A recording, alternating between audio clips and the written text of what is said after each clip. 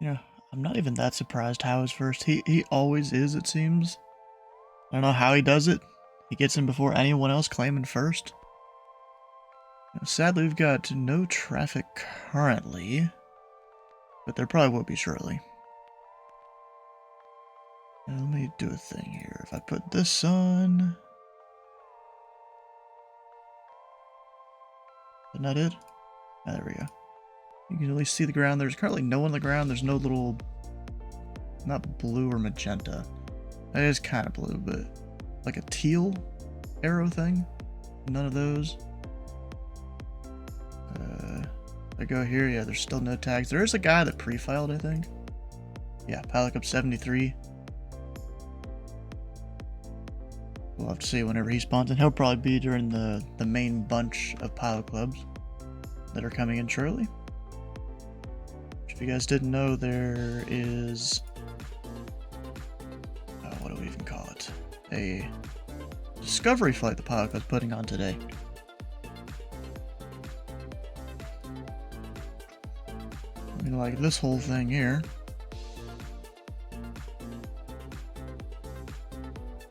So they're going from Memphis International to Nashville. If I have one of those two routes, you know, that also says non-RNAV there, but if you're also a prop, we're going to stick you on that. If you are flying this, I don't know how many of you guys are going to be flying this that are actually watching the stream. For the Elvis 4 departure, something that it seems a lot of people don't catch because they don't read the charts, is you expect vectors to join the transition radial, not just get direct east 1 or something like that. Which I think is what Pilot Cup 73 is doing. Yeah, he is. And this one is also doing, yep. That's kind of crazy how it's only a 1 mile difference between the two routes there. I mean, yes, Goetz is basically the same as Elvis 4 in terms of what direction they go out to the Tracon. Because we mostly focus on the border of the Tracon. So here you've got what we call a departure gate. It's basically 3 departures in one for this particular approach sector. You've got one gate, one gate, one gate, one gate. Now those are open all the time. But then there are also some others that are open at midnight, around the midnight era. Where do I turn it on? I never have to use it. Those, yeah. So then you add a few more late at night. I think it's 2 to 6 a.m. local or something like that. They get to use a few more departures. They also get to use a few more arrivals, which I don't... Do we have maps for those? Yeah, starred midnight. We don't have maps, but there's a few dots that'll appear and disappear. That's basically the 3 midnight arrivals. I don't know why they flip-flop the areas where they can go in and out or something. I don't know. It's weird to me, to be honest, how it's like that. Dylan, how you doing? I guess we need to start bingo here. You know what I'm gonna do? I'm not gonna do the delivery ground tower stuff because someone will be here a little bit later to cover that. But the rest of it for Memphis will do.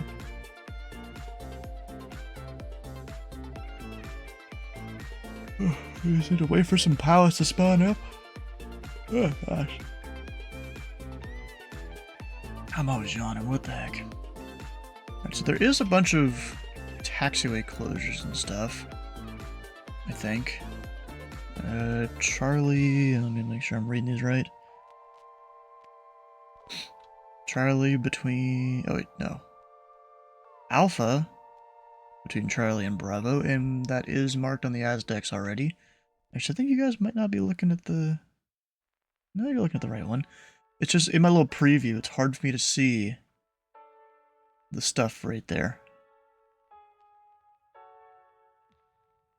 I've got Sierra closed between 2-7 and Bravo. Okay, that is marked on there. And I guess all the others aren't really taxiways. Oh. Frequency 125.8 out of service. That's, At least for Memphis, that's the main arrival frequency. Or at least virtual Memphis, I should say. It's probably an arrival frequency in real life, but eh.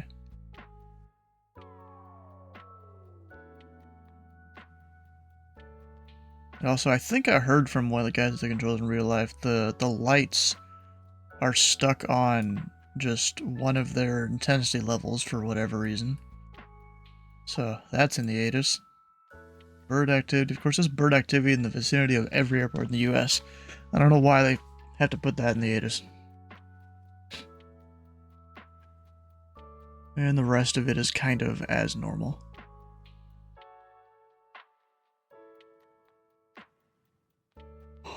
Oh, gosh. Always yawning. What the heck? Alright, so we currently have no one. I've got my 3 ATISes on, though. Memphis is currently in South Flow. Olive Branch is in South Flow. I'm actually not sure what I want to do at Millington. Good, it's an ASOS there, so I didn't really tell you the runways or anything. I've got... Oh, wind calm. What's the wind in Memphis, then? 150 at 5, okay. So South Flow at Memphis, we'll just keep it South Flow at Millington.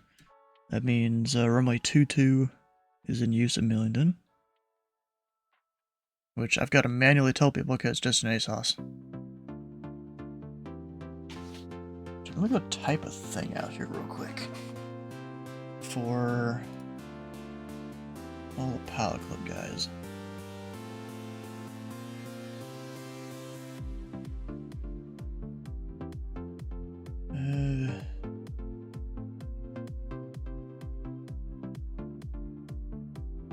Actually, I don't really need to. I think the guy that's going to be hosting this little thing is Kevin, I think? Yeah, Kevin. Apparently a CFI in real life, which is kind of cool. Also an S1 here in virtual Memphis.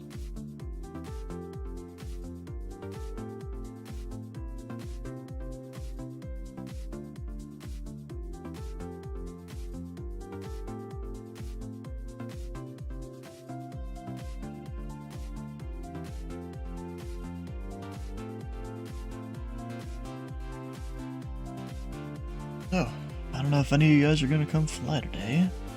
It'd be cool if you do. We currently have no arrivals. There was a few earlier, but they all landed, and all the departures. There's none on the ground currently. Except for our one pre-file, Pilot Club 73, and actually I'd give him a PDC. Actually he's a C310. I wouldn't usually receive a PDC, so we'll forego that. An E190, is that a normal plane to fly from Memphis to Amsterdam? Is it using like infinite fuel or something?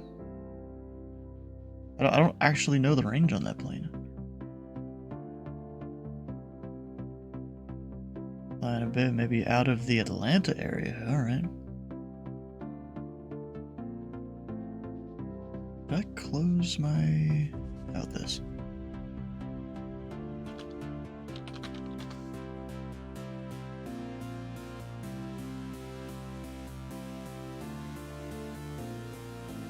Got... Oh, so that's cruise speed of a 7.3 basically. Time to climb to 350, 16 minutes. Dang. Actually not bad. Flight offline earlier, Buffalo to Atlanta.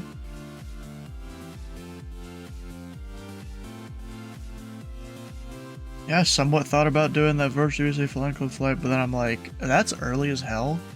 I really don't want to. You know?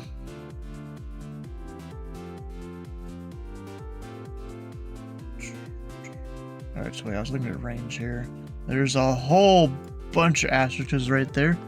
That's full packs, long range configuration with typical mission reserves. That's 2,450. And then if I draw a line here, which may not be exactly accurate, to somewhere over there. Yeah, that's a little, even considering the curvature of the Earth and stuff, I'd say that's still a little farther than that plane can fly. He's using infinite fuel. Going to Amsterdam. Like, even considering that this is a straight line, but then, yeah. I mean, to his current point, he should be hitting his minimum fuel where he is about now. If he hasn't already. It's 2,000. Oh no, he definitely would have already outranged it. He has no packs or cargo? Maybe. Probably has one hell of a tailwind, too.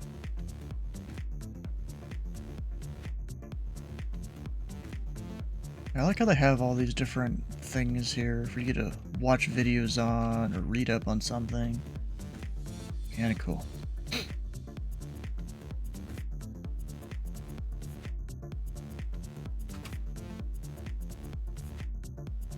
Also, supposedly tonight there's our Memphis center controller. I saw he's going to be streaming. Who's not even oh, that guy? Well, you're supposed to squawk 2,000 over the ocean. He doesn't have a right code at all. There is no correct code for him.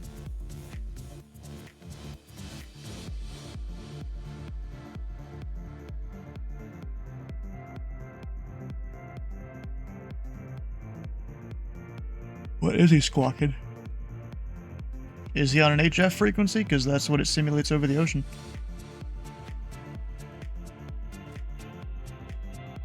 Yeah, HF frequency. Yeah, he's supposed to be squawking 2,000, but okay. I guess whatever.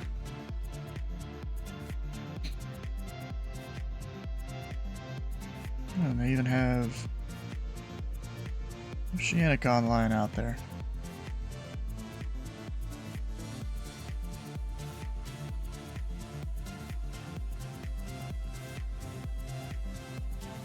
Or New York Oceanic, I should specify.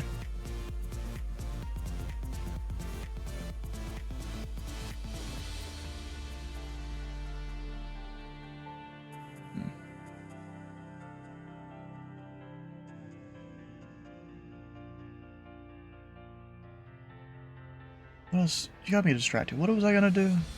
I was gonna do something and I forgot. Oh yeah, I know what I was doing. Going to find the guy that's gonna be streaming here shortly. Our Memphis center controller.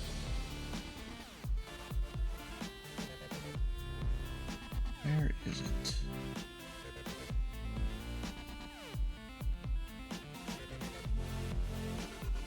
Oh. I don't see it. What the heck?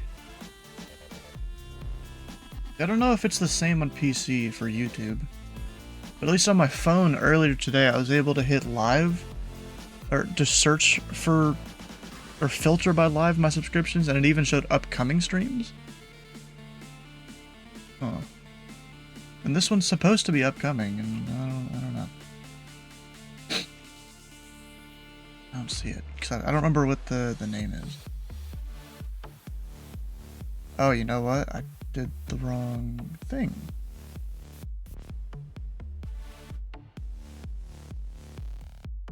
No, I can't even filter it at all on PC, I think.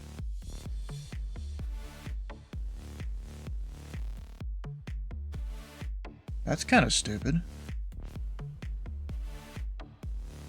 Okay, where is the upcoming thing?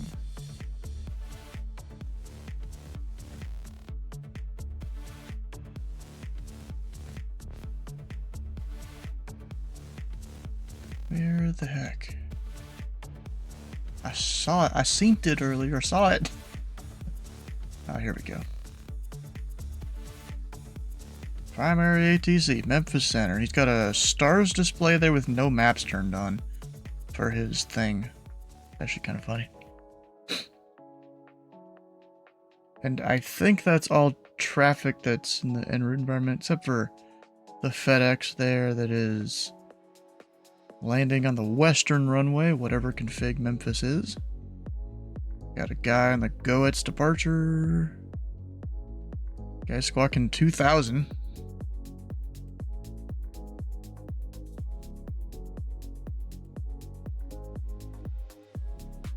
Text only guy.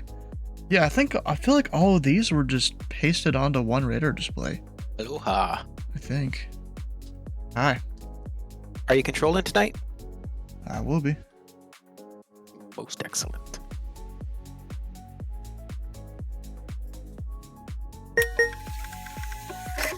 I already got your flight plan. Haven't filed it yet. 753. You sure? I see Pilot Cup 73 in my strips. No, let me rephrase that. I haven't signed in yet. I have filed it. Oh, okay. Sir Stewart, yep. I thought with people, there being new people, more people would show up early. Yeah, I thought so too. To LBB. I forgot where that is, but it doesn't matter. He gets PDC.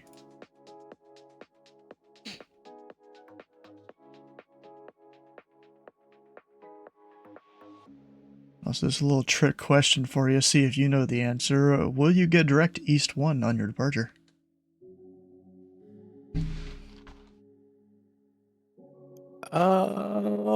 Let's see. We're taking off to the south. I'll give you a minute to read through brief the chart.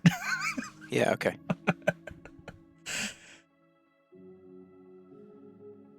There's just like this common thing that happens with this departure that, you know, I tell pilots to do it and they're like, huh? Because they don't read charts. So if I get 1-8 left or 1-8 center, it's going to be an immediate left turn 142. And then I'll get the vectors to the Ioni radial, which is 071. And if I'm going off of 1-8 right, it'll be at a turn, right turn 222, or as assigned, as always. Yeah. So they'll mostly give you a heading that points you in the direction of where you're going there. But yeah, you'll get a vector to join the 071 radial towards East 1. Oh, okay. That's what at East 1. I'm saying Ioni. Yeah, No, using what kind of charts are you using? Navigraph. It tells you all the pronunciation of them all. Fairly self-explanatory. That little bug. Hope you cut out there. I said it's down in that little box that I hadn't got to yet. Yeah.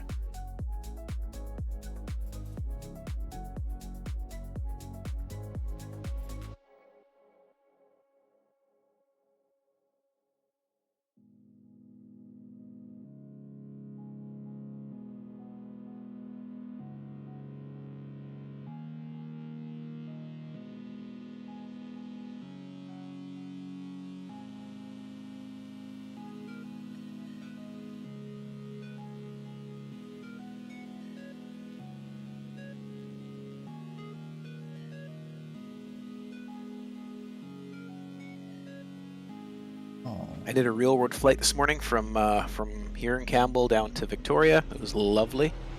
The ceilings were 2,000 feet. I was 1,500 all the way. Oof.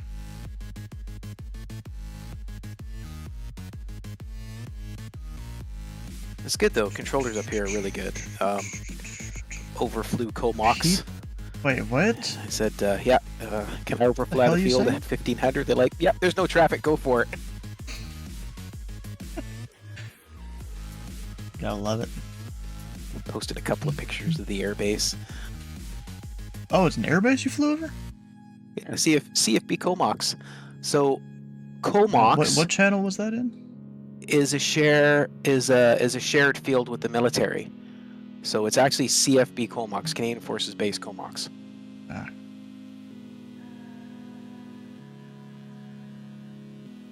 I put the pictures in the screenshots, real life. Oh yeah, I see it there. Some real flying pictures. User join my channel. Hi.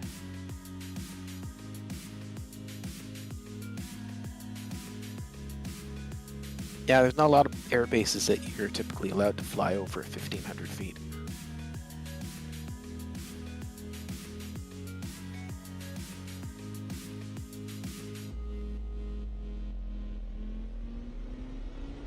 Hmm.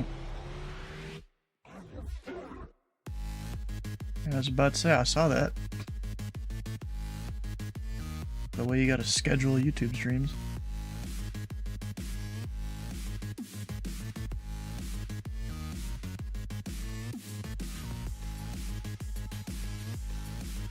We're getting a center.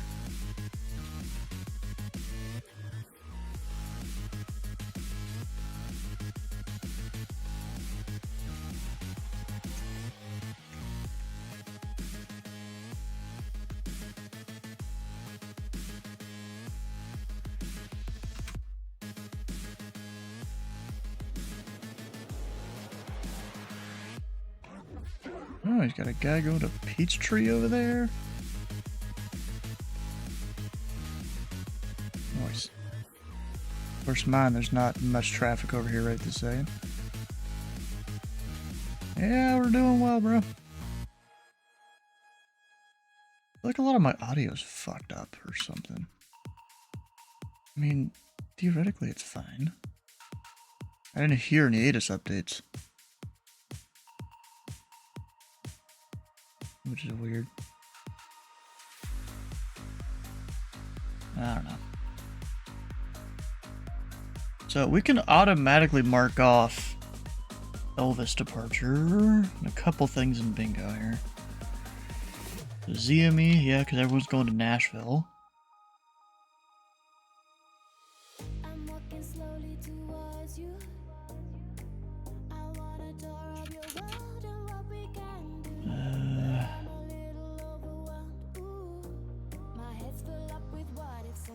Got Elvis. Yeah.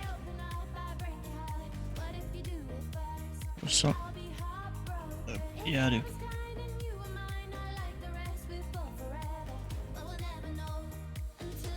Yeah, that's just how Twitch does. And then my bot that like auto puts out messages ever so often, I like custom coded that thing. Just because, you know, I used what's it called, Stream Elements for a while to do that. Guys? But then, yeah, I just Yeah, found good. it How's didn't you? have enough of the features for me. Not too bad. So like, you know, specifically time out certain things or have certain messages during certain times. And then also sometimes they would repeat the same message 2 or 3 times in a row, and I'm like, ah, screw that, I'll make my own thing. Took me a while to remember how to use C#, but I figured it out.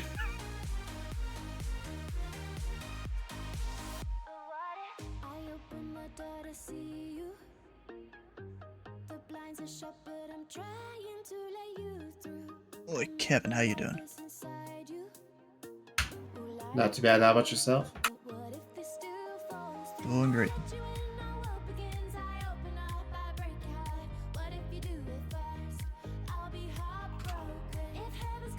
Bruh.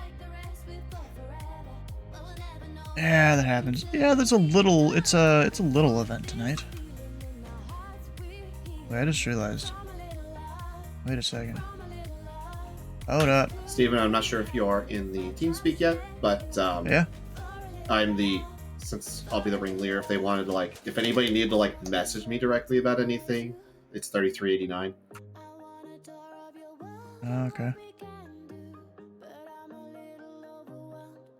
The TPC's kind of implied there, but you know what I mean.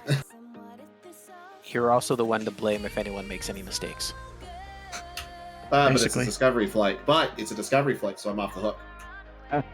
You're always on the hook as an So, instructor. if I have an aircraft depart and just start to turn immediately direct the airport, you're not in trouble for that? Not if they do it under their own fruition. I mean, like, they rotate, hit autopilot, and they immediately turn direct Nashville. If I tell them to not be, then it's kind of on them to... I can't fly their airplane for them. Does that make sense? I could be Yeah, in so if you want the to airplane, write I something can't down here, be the apparently if any of the Pilot Club guys, you got any feedback for him, Unless you're autopilot. Hello. send Well, a you can give them message a to good brief, Pilot Club and if they follow the 3389. He's good kind of the brief, guy then- that's then running they it. should do well. And that's my plan. That's my plan. I'm gonna kind of set up some OBS yeah, it's the stuff guy here. that's running the Discovery But flight. that's what I've kind of been here early, just to kind of get things set up with. But I still got to get my joystick Oh installed. yeah, I have a I found salty FedEx 747, that by the spawned way. at some of the Hey, man. remote parking spots down at the terminal. Don't fly the 747 tonight, please. I'm Your not vet's gonna. in I'm just first flying flight in my in free Germany. time Ah, right now. nice. I figured you don't want to deal with the queen of the skies right now. That or the A350. That thing decided to, with its autopilot on, once you're at cruise, it'll shut down all buttons and it'll just nosedive while doing circles. That will be a WASM crash, and I have not experienced a single one. I think I just did my 50th flight in it, Oh wow! and To I the have not. Eagles?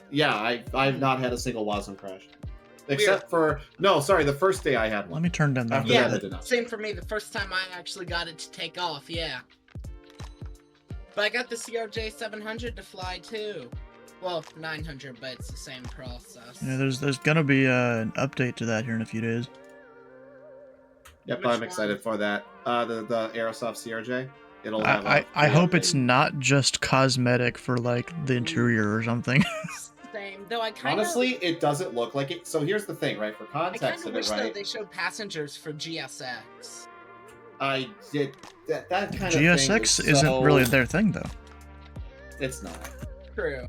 It's up to them whether they want Germany, to talk to Toronto, GSX to integrate it or not. That's the two-way street that has to happen. They can't just say, "Hey, we're gonna have it." They have to talk to GSX to get it integrated. So it's up to FS Dream Team whether or not that happens or not. But yeah, I've been flying that Aerosoft CRJ since FSX. So I had it in FSX prepared, and now I have it in South. Microsoft. It was like the first What payware about aircraft Midas? to come out for Microsoft. Oh, wow. Uh, 'Cause I was flying it today for Greenville, Spartansburg Airport, because I'm part of the Virtual American Airlines, and we had a flight go to there, which will give me 15,000 extra Canada. premium miles and 3 extra hours to get to Captain, which is 350 hours to fly the A350. Let's see here. It looks like there is OBS working. Hmm. I decided not to share my Few people. desktop audio because nobody wants to hear ATC twice. Oh. But I could kind of share everything this way. Smithy I Curse, how mostly you turn doing? off Welcome in. my audio, namely so that people don't have to listen to the very, very loud anti-ice from GSX.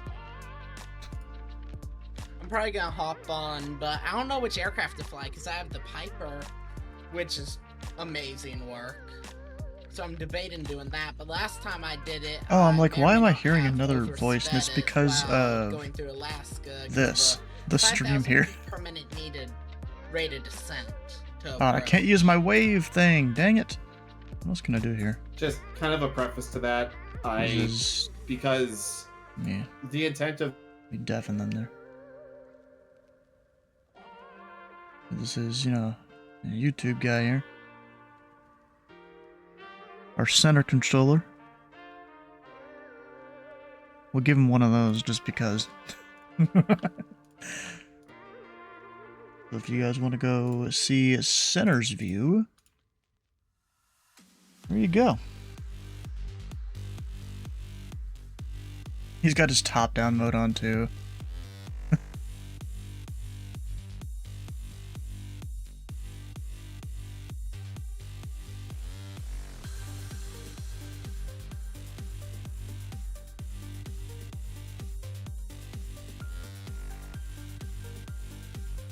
He's got his LOAs over there on the side already turned on. Just permanently on, I guess.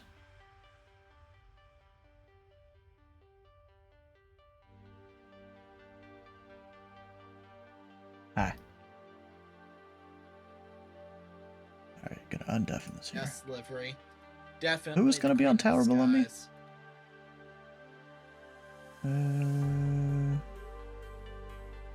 James grounded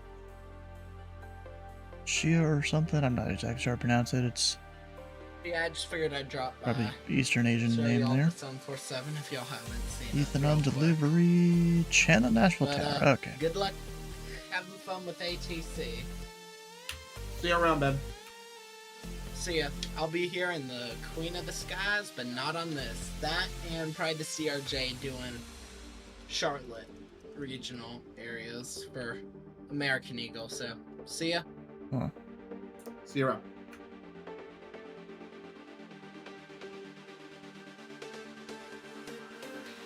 And if there's anyone who actually should be doing this flight, it's actually him.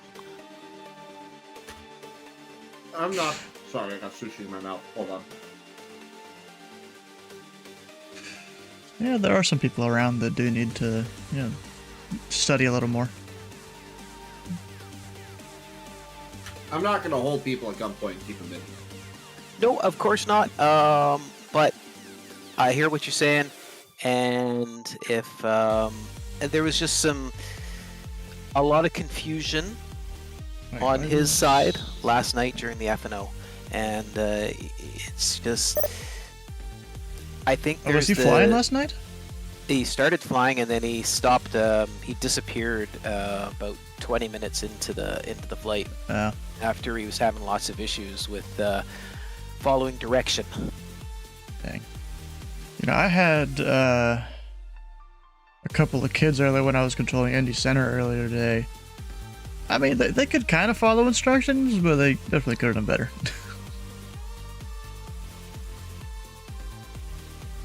That's true with everybody. It's the whole thing is, as long as there's like active improvement, like obviously with like the people here at the club, right? So my kind of philosophy with it is, as long as people like just keep gradually improving and they're actively like trying to be involved, I'm like, okay, fine, But there is something to say, like, if, like, you do have to draw the line somewhere, and to me, you're right, when, like, it starts to become a hindrance to an event. Especially with the amount of people we have in each event,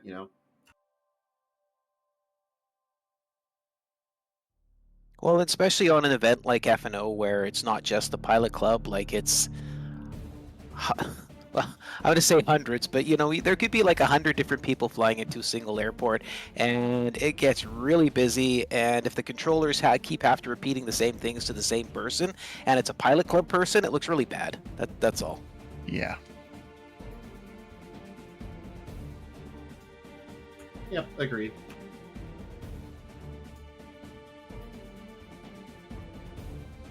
Well, I mean, in some cases, like when we did the Boston FNO, there was like 200 going into Logan. Well, hey Dylan, how are you? Well, I'm peachy. How about you? I'm good. I had a lovely flight down to Victoria today.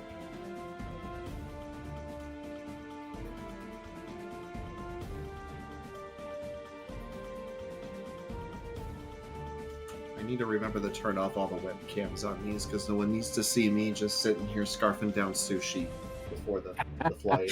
Is it fresh, or is it like store-bought? About as fresh as King Supers can get. I don't know. Is that a grocery store? It's like a Colorado Kroger. That's still not I still don't get that. Is it like a Fred Meyer? That's probably pretty close. Or is it more like the Joe's Traders, Trader Joe's? Medical call. No, it's worse than that. 116 with you. Oh dear, I can't do that type of 730 inbound. No, I mean, Memphis. this is okay. It's decently fresh. Like, it was made today. Like, they make it at like the counter in front of where you could buy I them. was like, Center's got a guy on Oh, guard. that's okay. It just depends on how fresh the fish is then.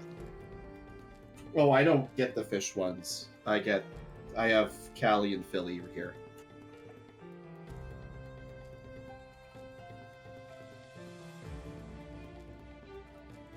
With the fake crab. Yep.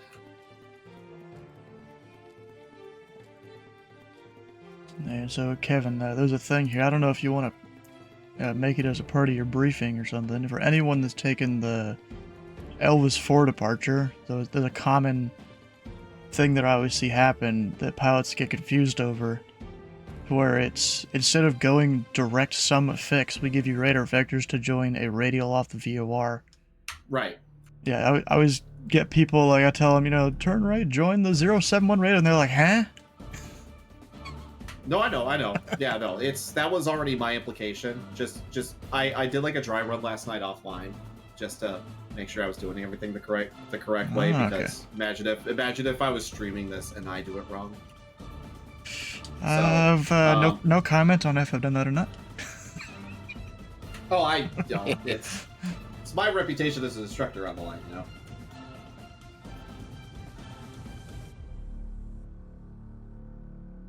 Not only that, but also as one of the instructors who teaches the other instructors. So Yeah.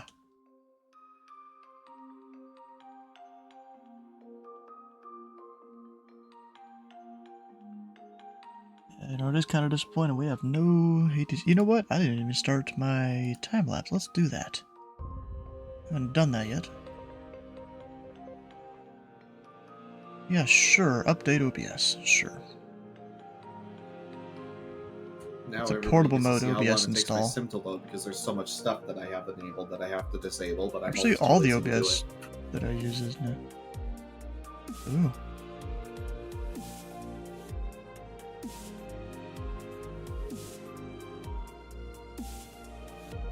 No, I'm gonna grab my clearance.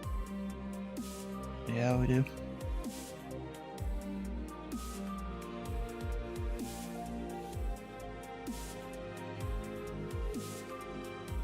Let's see here. Controllers list.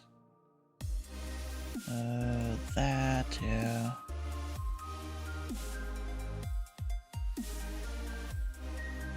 Average approach, good afternoon, Pilot Club 73 type Cessna 310. Looking at the pickup IFR to Nashville with information Alpha. Backup 73, Memphis departure. You're cleared to Nashville International Airport by the Elvis 4 departure. Radar vectors to the 071 radial, then as filed. Maintain a 3000. Expect 7000 0 minutes after departure. Departure this frequency. Squawk 4364. Alright, clear to Nashville via the Elvis 4 departure 071 radial. Maintain 3000, expect 7 after 10. Frequency is with you, and 4364 in the box, Pilot Club 73. Backup 73, read back correct.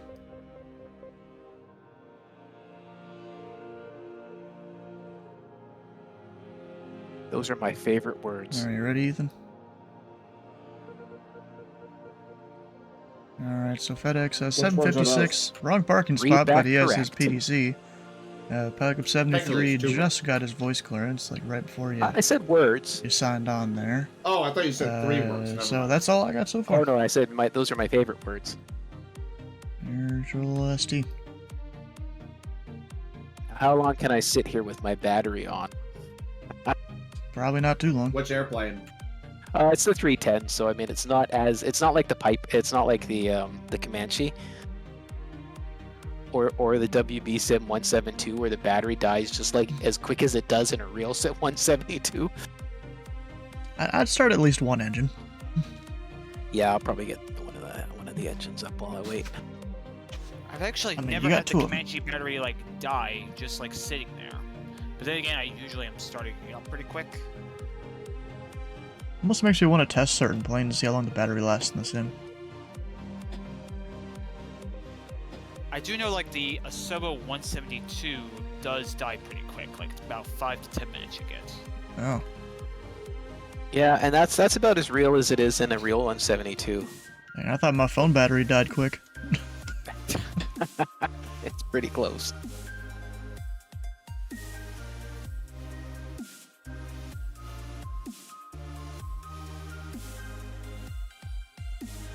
So 756.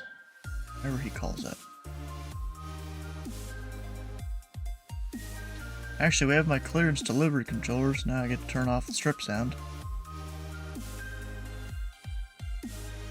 was thinking about configuring my audio so we can have some music on while we were waiting, but Bruh. that was going to be too complicated, and I couldn't be Trying to bothered. reach you Nice classy regarding boarding music. your Raytheon Stars Radar I don't extended know, just something. warranty.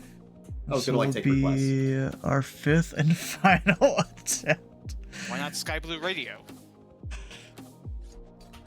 I my own personal preference, but I don't like their taste in music, so.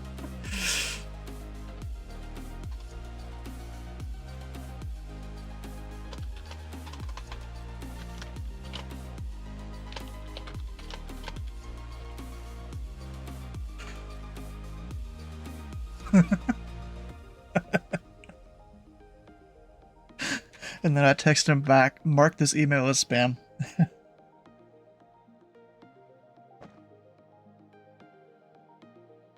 Kenny. Welcome in.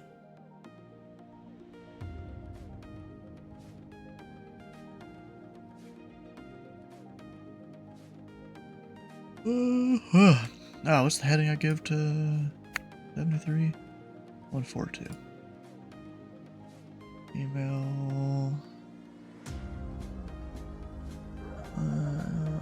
Marked. Just need to make sure. Is my screen facing the right direction when you go to the webcam thing? Yeah, it'll look backwards in your preview, I'm pretty sure. That's what I thought it was. I couldn't remember because I haven't done this in a little bit.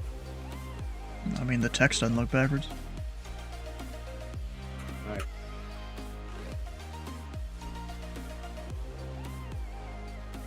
Also, why not just share, like, your full screen or something instead of an OBS cam? It's just... This is just a lot more lightweight on my computer. I guess. Discord uses up so many resources to do screen share. Let me check mine real quick. OBS uses a lot less. OBS Wow, just has that's, a lot better encoding.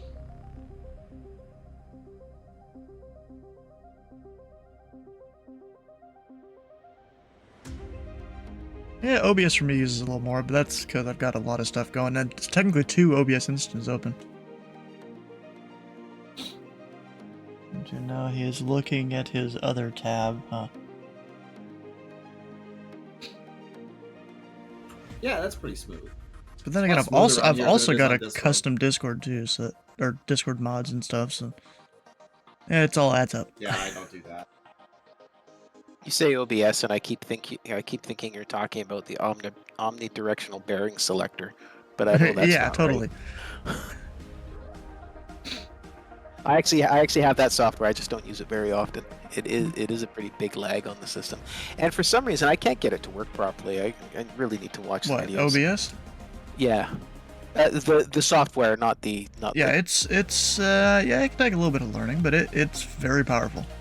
Best recording software you can have, and it's free. Yeah, and that's why I got it, because I wanted to do some recording, but I tried doing it in VR, and I tried doing it in VR in 2024, and it was just nasty. So Depends on how you set your settings and stuff. And I think that's what I need to do, is I need to do a deep dive, and when I have a little more So time. set the encoder. So I'm assuming you have a NVIDIA GPU. Set the encoder to NVENC. One of the what, big sorry? things That's the to trick. set the Yeah, encoder to NVENC, because I actually learned this recently. Even though I was already using NVENC anyways, the actual like GPU computing Memphis cores. departure. Good evening. FedEx 756 Heavy at stand Romeo 1 Tree, requesting IFR clearance to Lubbock International Airport with Alpha. FedEx 756 Memphis departure. You should have received a PDC. Check your back pocket. I'm not gonna have my webcam on the whole time, but Stuart, I'm just gonna show Wilco. you what the sushi looks like. Oh, hang on. Alright, so with the... What was I talking about? Oh yeah, the NVENC encoder thing. That's like a hardware thing on NVIDIA GPUs that's separate from your normal computing. So, like, using that shouldn't affect what you're actually doing too much, except if you're like VRAM limited or something. Oh, okay. I shouldn't be VRAM limited. I got 64 gig of RAM, so. That's RAM, not VRAM. Oh yeah, I got a 4090. Sorry, with I think it's 24 gig.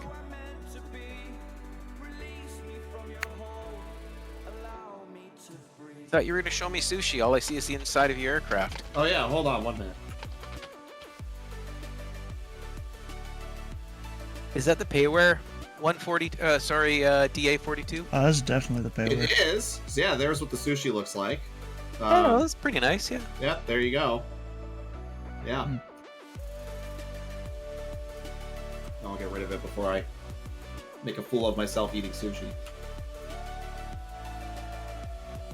How is That's- that DA4? How is that DA42? I was actually a beta tester for this, and also a subject matter expert when they were initially developing this for X-Plane. I'd say it's pretty close. I did my commercial multi in the DA42. Particularly, this is the 6, so it's got the Ostros on it. Honestly, it's pretty good. It's not bad. Interesting.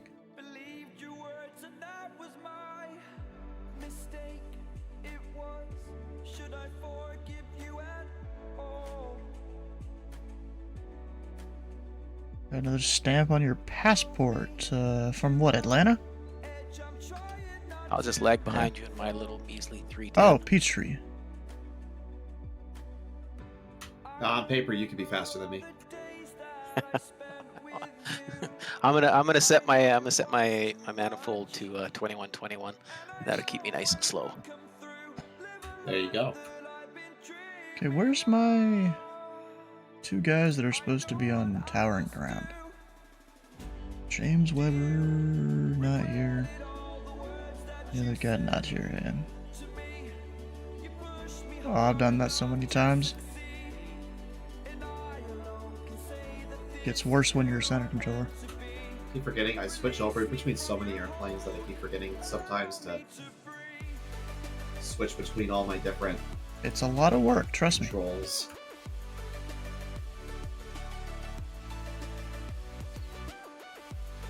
Bro, you know, I've worked center a decent amount now, and it's... There's some times there's a where I'm going rule in 30 here minutes, against an hour straight of consuming just talking to aircraft, a- doing nothing else. Choice of adult beverage on webcam at the Pilot Club.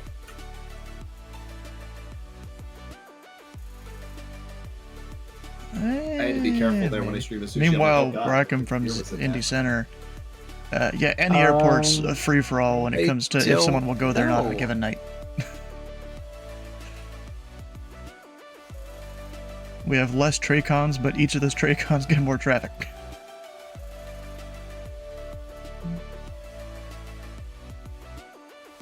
Oof.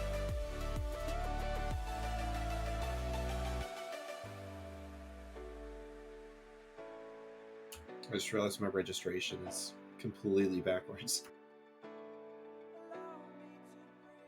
There's no way to change the customizing of the airplane while in session in 2020 for some reason.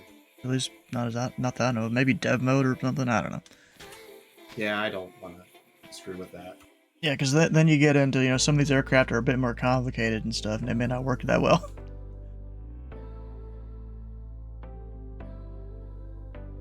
I'm just so used to, as a SimTech, having a lot more control over Alright, we're like the base south software and flow, everything like departing that, all 3 and that's why I was runways, used to landing the like FSX, outboards. P3D.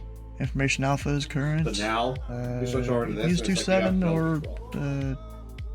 9 if you need it. Just let me know any questions. Air control.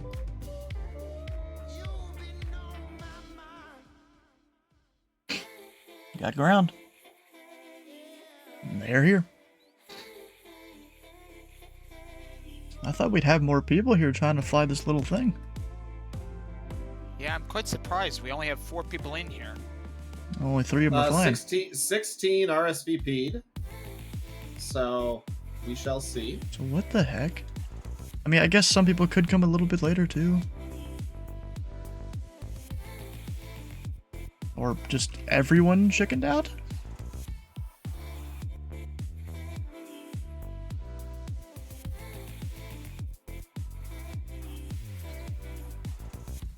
Or maybe with time change stuff, people thought it's an hour later?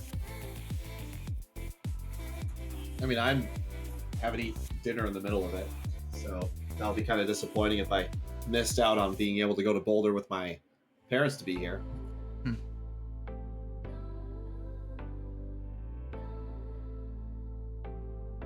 See, here's what you gotta do. You gotta get your parents involved into Flight Sim. Yeah, that's not gonna happen. There's zero chance of that happening.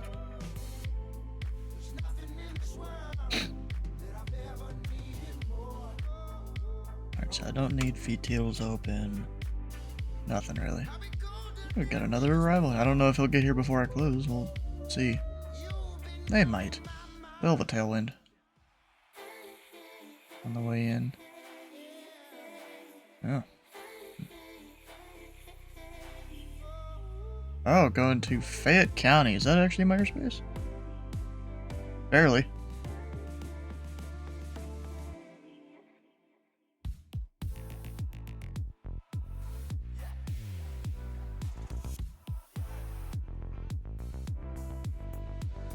Barely is. I think if you do the RNAV 19, that's probably handled by center for the most part, maybe? Or, oh no, actually it could be handled by me just depending on what you do exactly. And then I probably have to point out to center while you do your procedure turn. Between that, I'll M01. M01, what's that again? I've already forgot. Oh yeah, the one right over here. Be on VATS by in a minute. Why in a minute?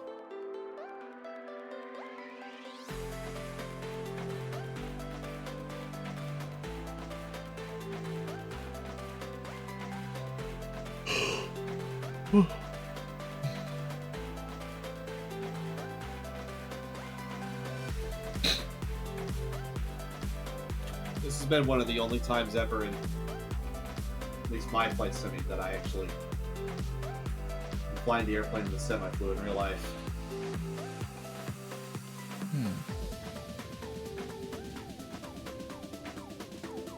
Not even the 172? The ones that I flew are not spec'd out this way. This TA-42 is. So corrected altitude. Same reg though too, and everything. Yeah, the 172s at my school are all like MN models. I think there's a couple of K models. What, you slowed down a one bunch P or model. something? And no glass cockpits. Why though?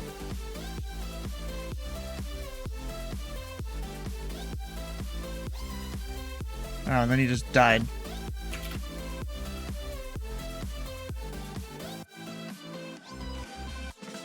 Why'd you enter a flat spin? Why?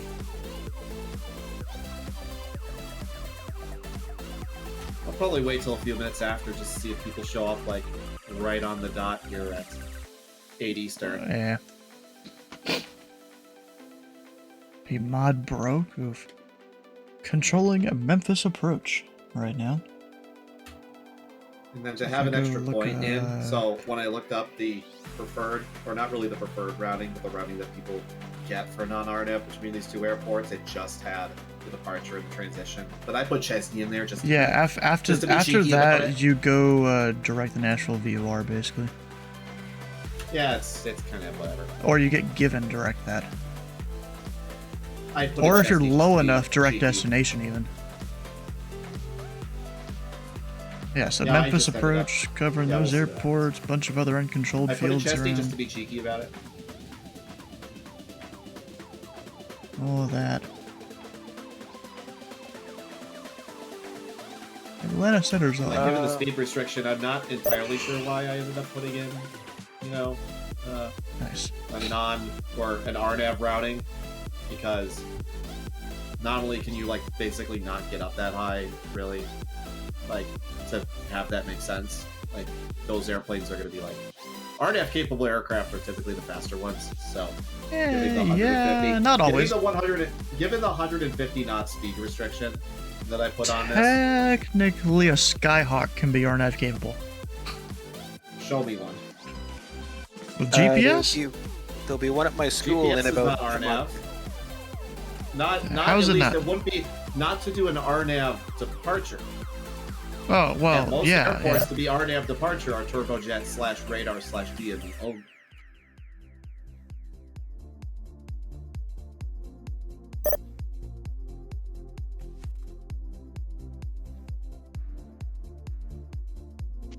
You gonna give me 1-8 right or 1-8 center? It's not up to me. Oh, But most likely 1-8 center. okay, cool, thanks. You get the long 11,000-foot runway. Yeah, I'll take my time. Do a few touch and goes before you depart. Loss of engine power.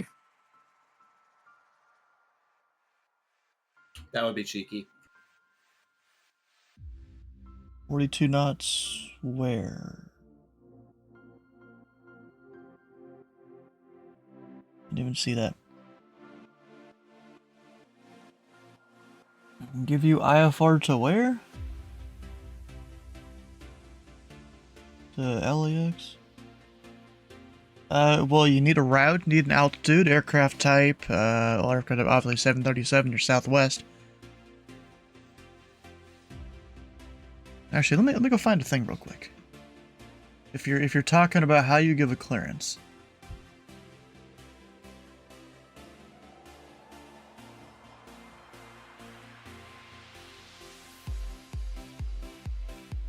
So there is this ratio. I wish I had a dark mode version of that. Basically, CRAFT is kind of the acronym you use. So clear to the Los Angeles International Airport. Let's just say one of the departures. Via the Summit 4 departure. I think it's 4. Foxham transition that as filed. Maintain 5,000. Expect. Let's just say you're going 36010 minutes after departure. Departure. What's my frequency? 125.8. Squawk 1234. Did I spell digit wrong in this? I think I did. Isn't there supposed to be another D in there, or am I wrong? I don't know. I made this thing in like 5 minutes, like 2 years ago. I'm gonna give people just like probably until like 5 after, I would say.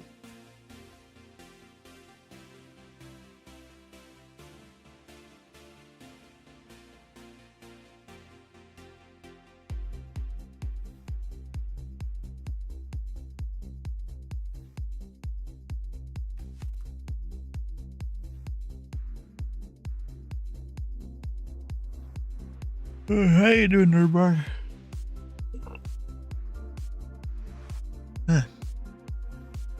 There's a Sky West on the ground. Oh, okay.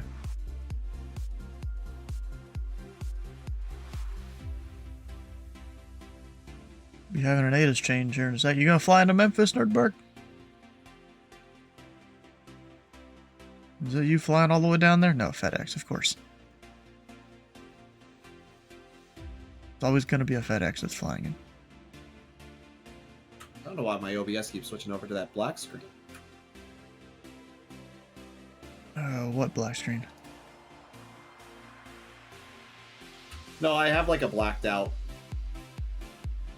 one. I might just delete it. Hold on a second. Might be a good idea.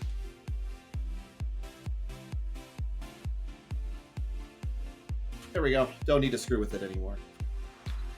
Just not in the mood tonight. Ah, darn. Yeah, yesterday I was flying, up or down the west coast.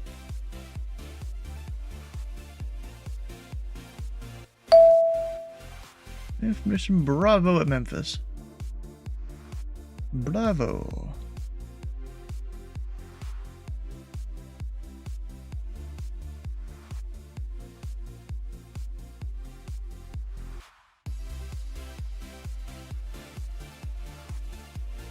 Should be doing his briefing here shortly, I guess.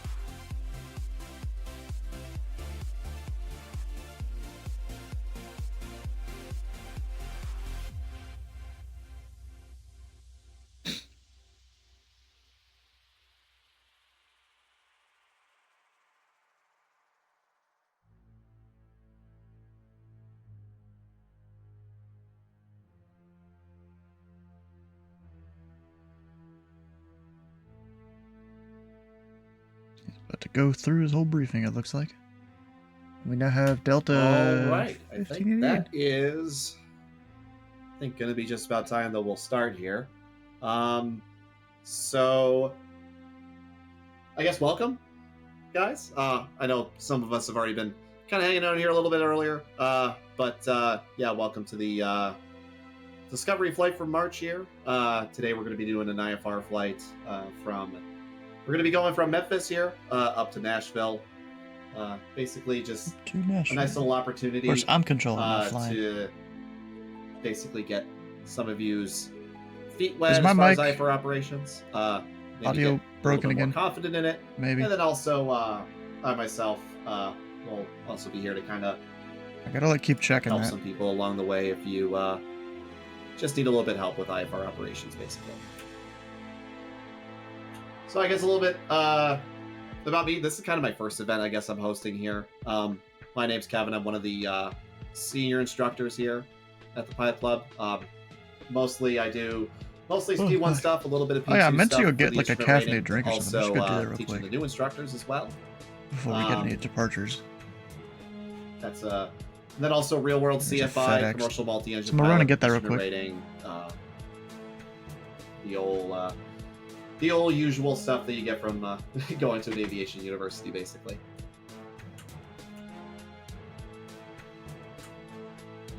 As far as everything else goes on the we're going to be basically doing the full, your normal point-to-point flight in IFR today. If you guys didn't read the briefing yet, I have it up right now on my webcam. So there were a few tutorial videos in there for you to start off with. That were going to involve IFR clearances, instrument approaches, that kind of good stuff. For you guys that know how to file IFR routing, I had the route in right here. Otherwise, here is what mine ends up looking like. So this is a really, really good example of what a light aircraft IFR flight tends to look like. You have your call sign up here, which is either your Pilot Club call sign in here. That's what I have in, as well as you're changing your flight rules from VFR to IFR in this case. Type of aircraft, making sure that is accurate. Wake turbulence. Most of our aircraft is going to be light. We're not. I know my aircraft personally right now is not nearly having enough to be medium, so that is light. For the equipment, if you do know the exact configuration of your aircraft, which I happen to because I've flown this aircraft in real life, so I had everything already figured out. As far as those capabilities, basically ATC just needs to know what kind of capabilities you are in the IFR environment so they know what kind of routing they can give you, what kind of approaches they can give you, and then airway restrictions, altitude restrictions. Things of that nature are things that are going to have to be put into that routing.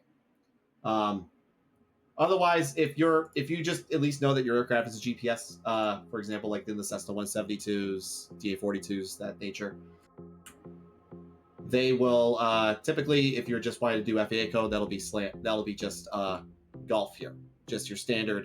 They call it like GNSS in the ICAO, just GPS capable for FAA purposes. And then next to it, you can skip this if you're just using the FAA equipment code, but over here you also have your transponder code. Then departure airport, obviously today Memphis. We were supposed to depart at 01, well I guess I need to make an edit to that. There we go. 00 Zulu was going to be the departure time. I picked by altitude of 9,000. It's your even odd based on your direction, but instead of in VFR where you have to add 500 to it, in this case you just use thousands. And then we have cruising speed. You can either get that in a handbook, or most of the time there's typical speeds that these aircraft are capable of. I know for a fact this aircraft is 135 knots. The 172, for example, is Who did? 100 knots, 105, 110 knots. Same thing with like Piper Archers, Warriors, that kind of nature. Those will be like 100 and 110 knots. Then obviously arrival airport.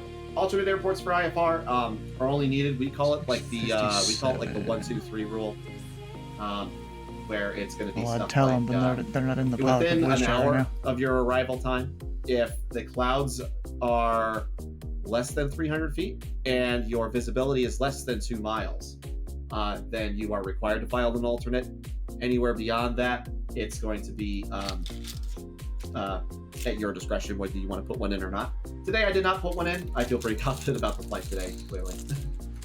And route time is just given based on your normal cross-country flight planning, whether that's through SimBrief or SkyVector or any other resource that you want to use for that. And then fuel endurance is just going to be your total fuel divided by your fuel flow. Routing is a little bit different in IFR. So if looks like I'm about to have a departure here in a second. They gave us this nice little rundown here as far as what the overall area looks like on an IFR chart. You see there's a lot less detail on it. We had, coming out of here, because it's such a busy airport, we have the Elvis 4 departure, which is your standard departure out of this airport when you're not a jet, basically. And then it's based off of that, it's just a direction of flight, which in this case we're going east, so it's the east one. Memphis departure, FedEx 756 Heavy, holding short at Mike Niner, ready for departure. Oh, I forgot. I've got to give him a thing. Gosh. FedEx 756 Memphis departure. The winds are 120 at 5. RNAV to Cheeto, runway 18 right, clear for takeoff. Runway 18 right, clear for takeoff. FedEx 756 Heavy, thank you. And FedEx 756, confirm RNAV to Cheeto. It should be the first or second waypoint in your FMC. RNAV to Cheeto, A firm. Your centers basically in that order as you climb up. And then backwards heading down, except for clearance delivery at the end, you do not need to talk to them again.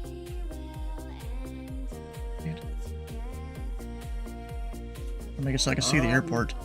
Everything else is going to be basically just on, for those of you who haven't done IFR yet, it'll be basically just a nice low stakes way of basically you guys getting into IFR flight in just a nice environment. I'm obviously here to kind of talk anybody through whatever they need to. Otherwise, for the most part, I'm hoping for it to be just kind of a nice chill flight. Does anybody have any questions about their IFR flying or anything else they need to do in their aircraft before they start up? I guess our tower never showed up or something.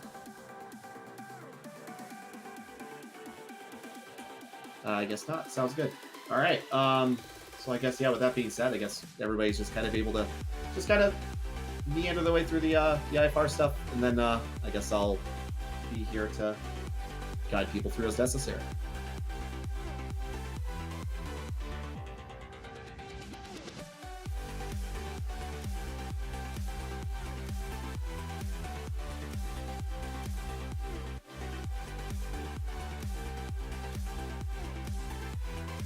Alright.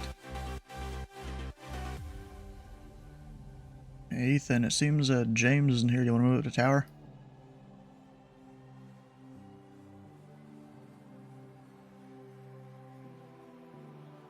Okay.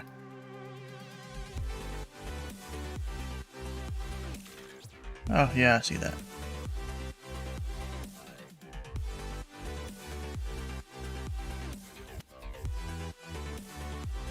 Yeah, FedEx 756 Heavy, radar contact, say altitude.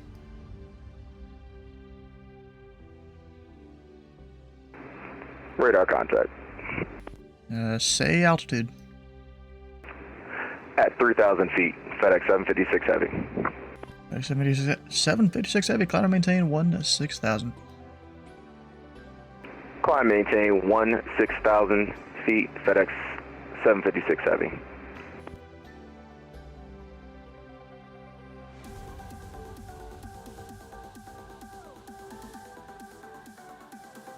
What about fact? Spring is coming, so we'll be spending more time outside, right? Maybe. Or just more time in the sim.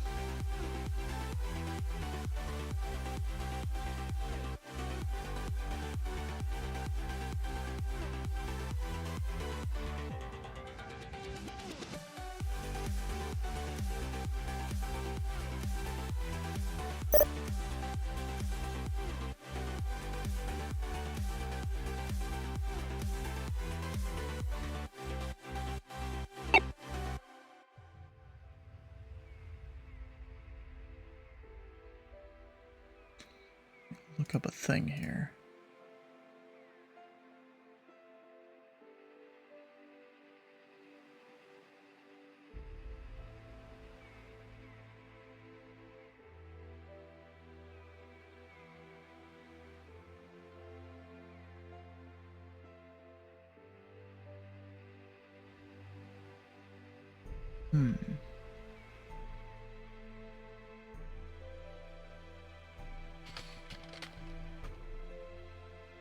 Oh, it's a guy from Nashville to Memphis. Okay.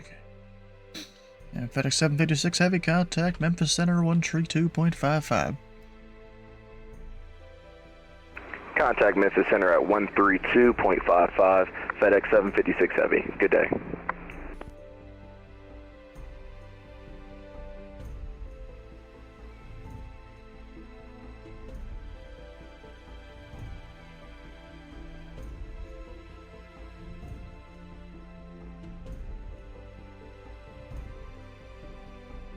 Alright, he's over to center. Next, looks like pilot up 73.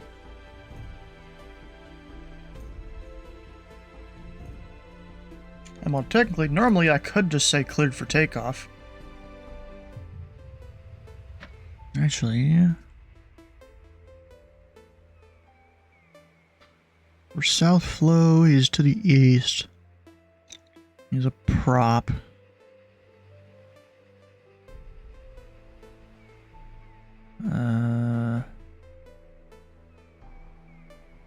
That heading doesn't seem right. I think my thing is incomplete. Alright, so we're going with the 142. Lights a large torch? Why?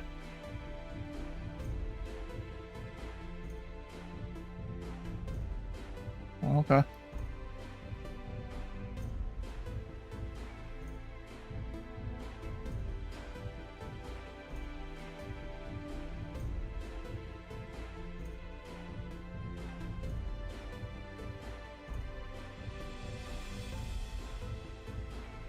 I mean, you could, or you stay below, whatever you want to do.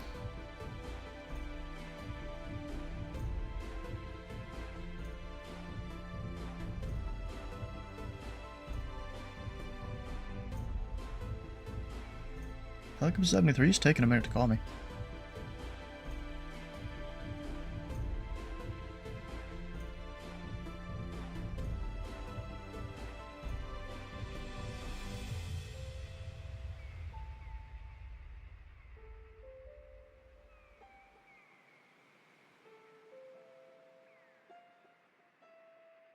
Now I've got two that are about to depart.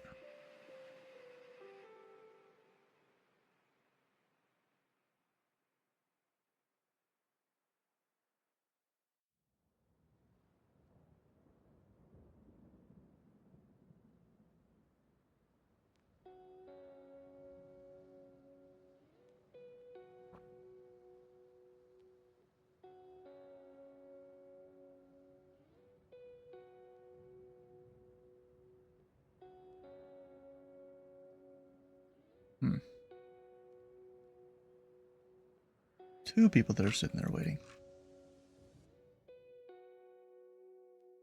That's his departure. Let's pilot club 73, holding short, 18 right. Ready to go. And back up 73, Memphis, departure. The winds are 120 at 5. Turn left heading 140. Runway 18 right, clear for takeoff. Left turn 140, clear for takeoff, 18 right, Pilot Club 73. Memphis departure, good evening, Pilot Club 3389, 18 center at Charlie 7, ready for departure. And back up 3389, Memphis, departure. Runway 18 center, line up and wait. The wind's 120 at 5, and traffic will be departing runway 18 right, crossing over the departure area. Copy all, line up and wait, 18 center, Pilot Club 3389.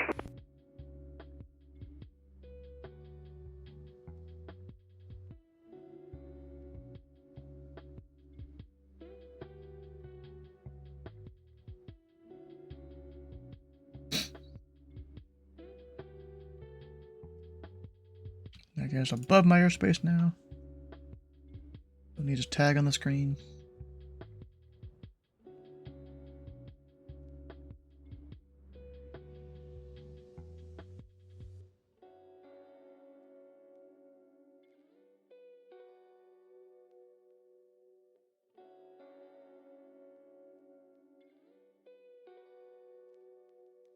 I mean, isn't a prop required to use that departure?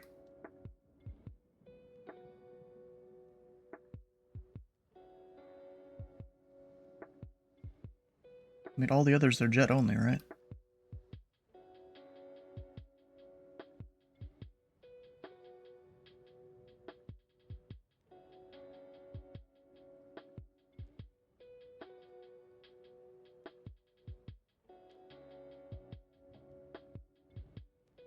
And there's 73 on the screen.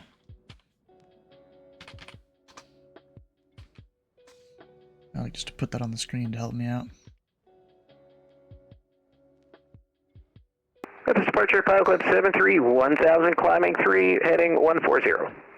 Like 73, Memphis departure, radar contact, climb and maintain 7000. Climb maintain 7000, Pilot Club 73. And now I've got to give them, you know, good enough spacing and stuff. Technically, I should have departed the guy in the east complex first.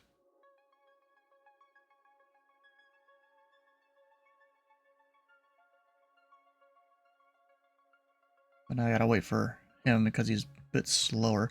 Actually, I could give runway heading to 3389. That would help a little bit.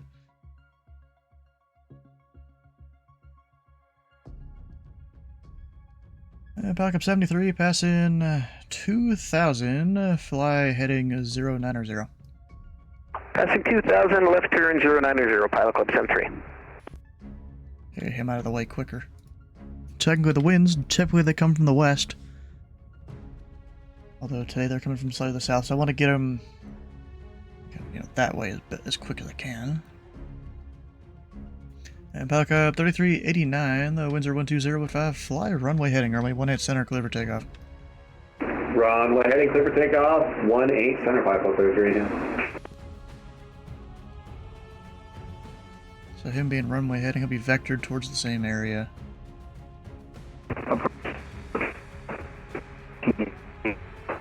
Like 9 or 18 right.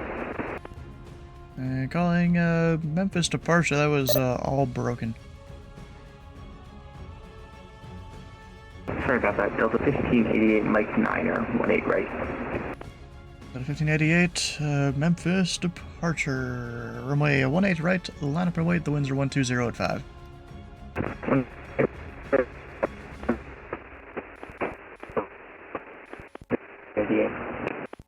And your mic broke up a crap ton there, just to confirm, line up and wait.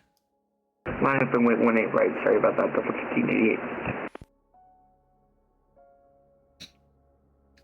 If I give him, you know, the 050, yeah. And Palcab 73, fly heading 050, join the 071 radial. 050 to join the 071 radio, Pilot Club 73. Palcab 3389, or radar contact, say altitude. Yeah, leaving 1,200 now, climbing 3,000, Pilot Club 3389. 3389, climb and maintain 9,000. Climb maintain 9,000, Pilot Club 3389.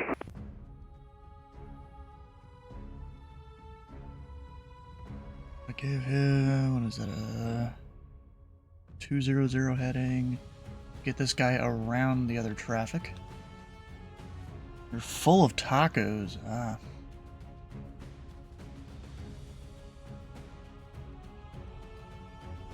And Delta 1588, traffic just off the departure on runway 18 center is a diamond. They'll be turning eastbound shortly. Turn right heading 200, runway 18 right, clear for takeoff.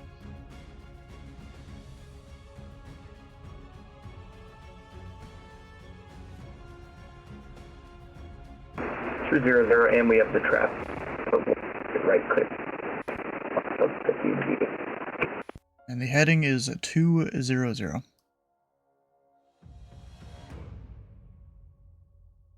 Heading 200 to 58. Go for Memphis approach.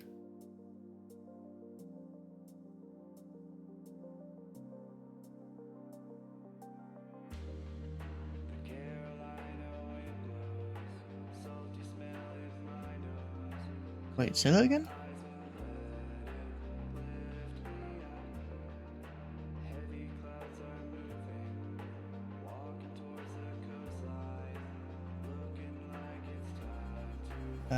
I mean... yeah, Wilder 1 is kind of meant for props.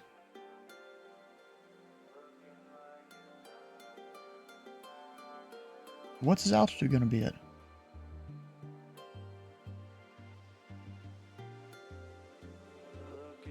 I mean, that's kind of up to center, really. He's the one vectoring him into my airspace. And Pelican 3389, fly heading 080. Heading 080, 3389. Yeah, technically, yeah. Yep, Delta 1588 heavy, radar cannot taxi altitude.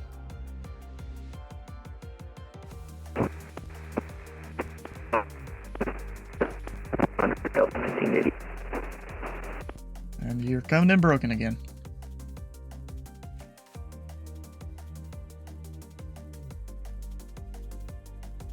$2,000, Delta 88. Delta 1588 heavy, climb and maintain 6000, and expect encore shortly.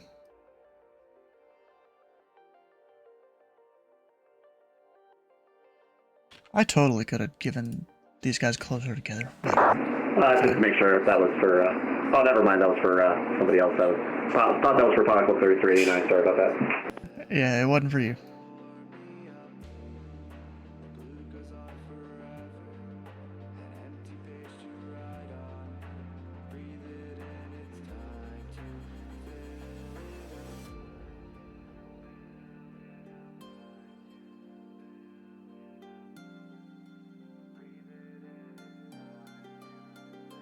Palcop 3389, fly heading 040, join the 071 radial.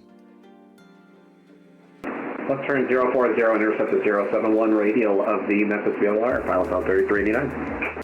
Delta 1588, clear direct Leo.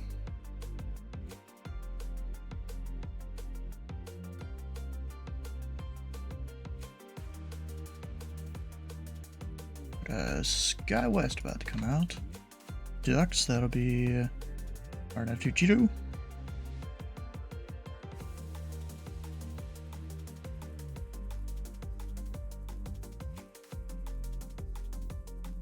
Delta 1588 heavy, turn left heading 090 when able, clear direct Leo.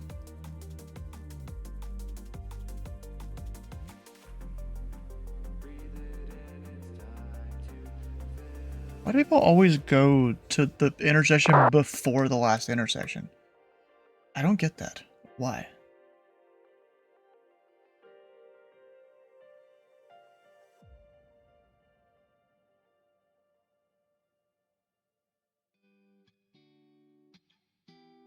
He's definitely lagging a little bit.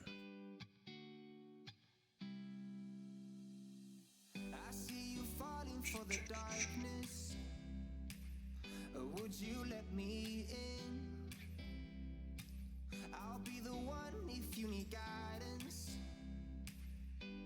If you can't breathe. Got at least 2 more pilot clubs on the ground. Thought there'd be more for this. especially how many expressed interest. Memphis departure, Skywest 245 is ready to go, 18 center. Goes 245, Memphis departure. Winds are 120 at 5, RNAV to Cheeto, runway 18 center at Charlie 6, clear for takeoff. Runway 18 center at Charlie 6, RNF Cheeto, 18 center, clear for takeoff. Skywest 245.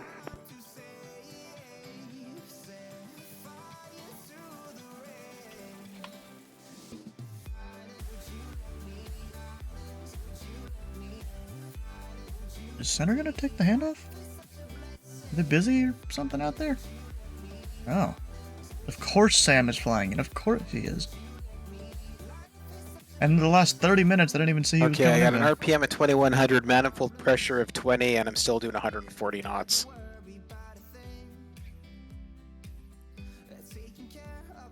Holy cow. Yeah, that, like I told you, right to jail. It's a little faster than I thought. Maybe I should have taken the Arrow 4. You take whatever you want. Masters, good evening. At taxi 73 to Charlie, have with information Bravo request. Honestly, at this point, yeah. Calling Memphis departure, give Memphis ground a call, 121.9er.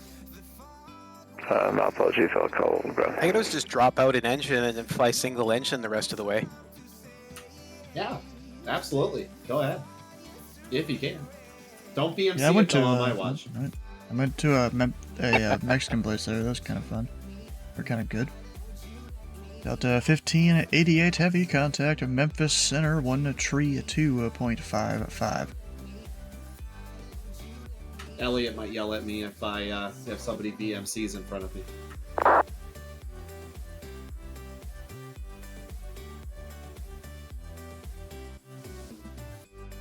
But no, Elliot won't yell at anybody.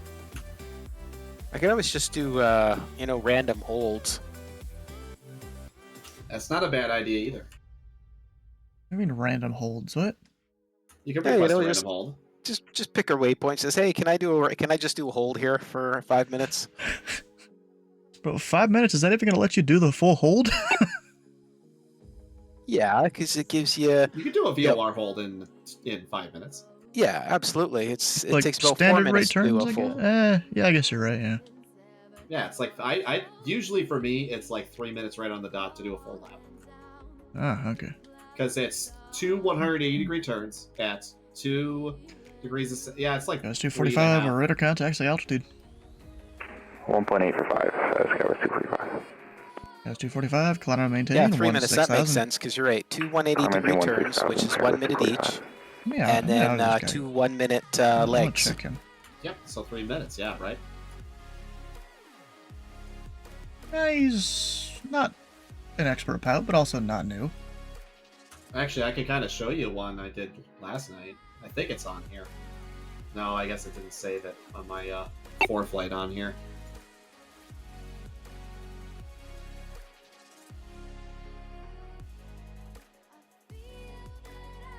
This guy was Yeah, it's a shame. 245, contact Memphis Center 132.55. Yeah, there you go. There's a good one. Skywest 245.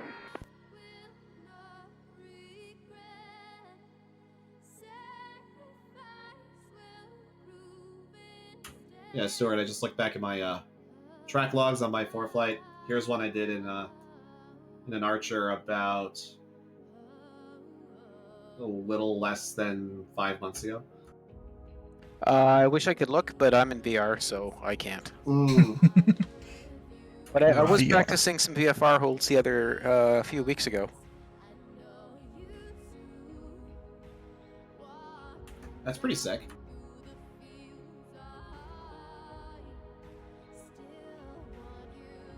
Maybe he's not smoking much. Charlie shouldn't have taxied him. And if you just look at the top down of 4 flight, all the precautionary approaches yesterday looks like I was doing a bunch of VFR holds.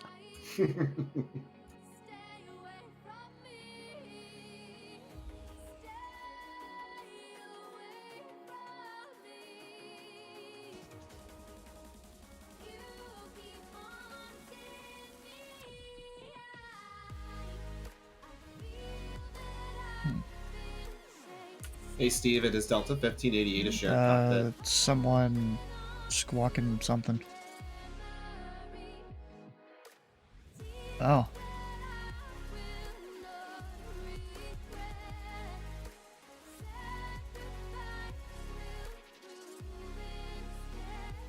It makes me wonder if that approach controller had the guy squawk emergency or if he did it on his own. I'm gonna go ask him.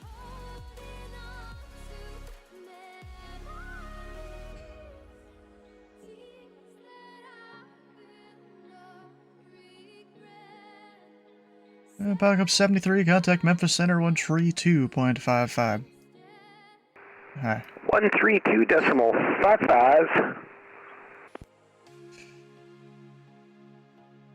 Hey Jim, you know how you got that guy squawking emergency? Are you talking to him?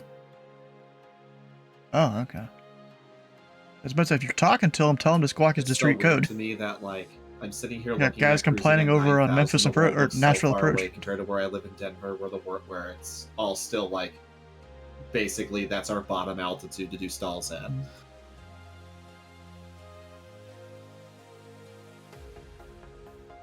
So apparently the Louisville approach guy isn't even talking to that Southwest jet.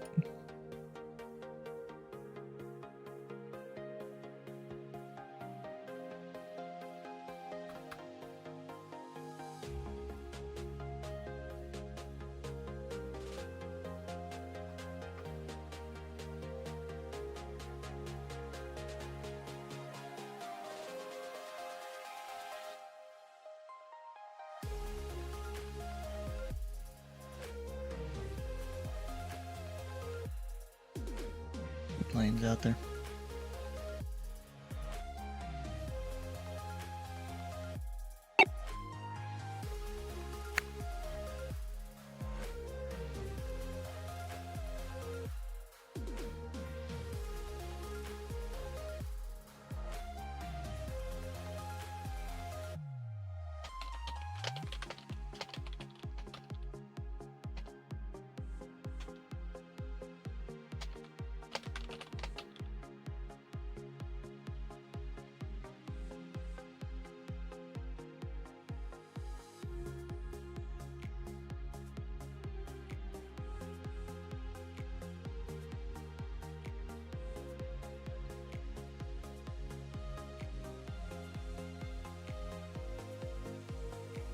Is your guy just doing whatever over there?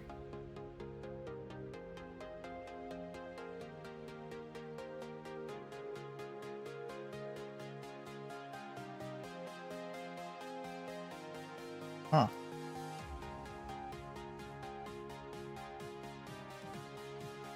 You should wonder if he just wanted to divert because you're online. He didn't want to talk to a center controller or something.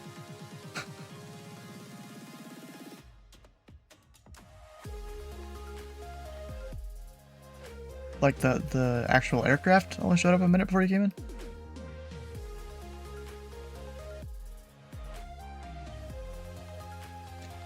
Pilot Cup 3389, contact Memphis Center 132.55. Order Memphis 3255, Pilot Club 3389, see you next time.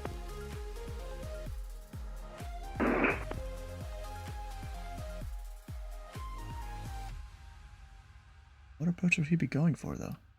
Oh, he turned around.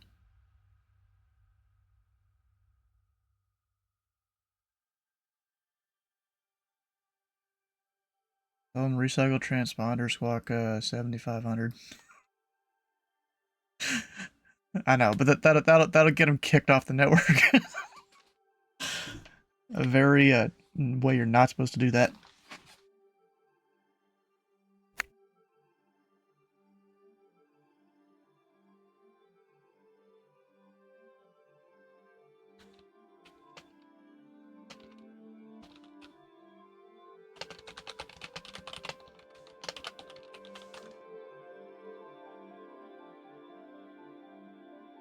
Ground's also taking a minute to be able to switch.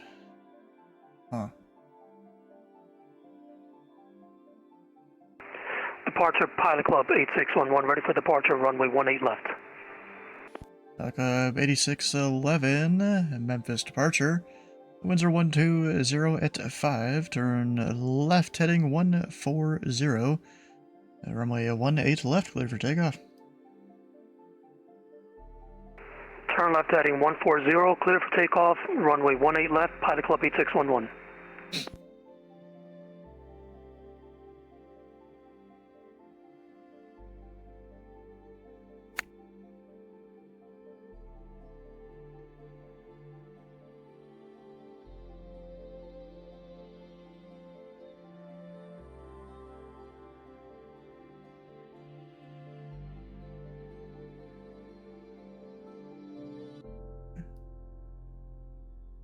Yeah, Darren, are you just taking your time when it comes to switching people to my frequency?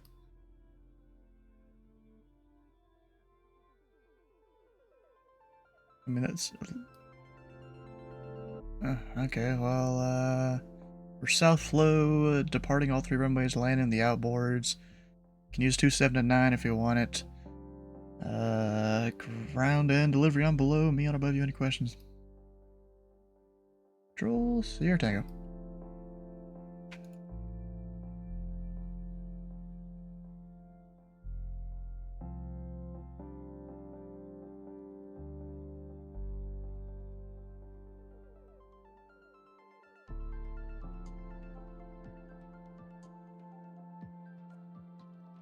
Alright, now we got a tower controller.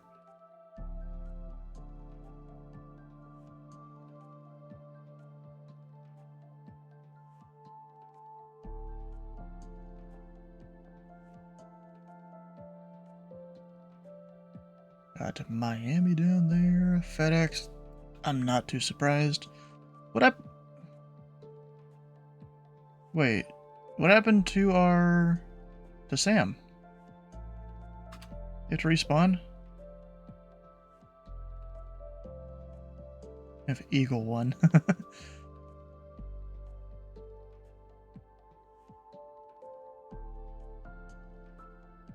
There's a chance I might go move over to Indy Center here in a bit. We'll see. Depends on how much traffic we see. 8611 radar contact, say altitude. Say again for Pilot Club 8611. Radar contact, say altitude. Pilot Club 8611 is passing 1,400 feet, climbing 3,000 feet. And Pilot Club 8611, climb and maintain 1,000. Climb and maintain 1,000, Pilot Club 8611. And Pilot Club 8611, confirm flying the 140 heading. Confirming 140 heading. Pilot Club 8611. Because typically you turn towards that heading about 400 feet AGL or so.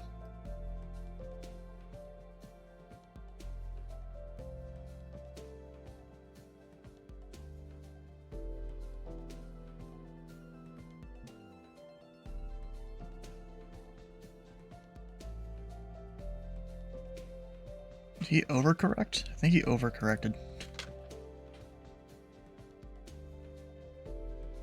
And, yeah, he did. Now he's going back. Hey, Stuart, it looks like I'm catching up to you. Sorry, I was listening to the Edis. What was that? Looks like I'm catching up to you. I could pick up speed. Oh, I know you can. Yeah, you got a few knots on him. I'm gonna go 22 and 22, On the way to and Memphis then in the go L39. 150 Nice. knots. Don't know how much longer I'll be on here. We'll see. We'll see if I stay on here or not. That probably should be good.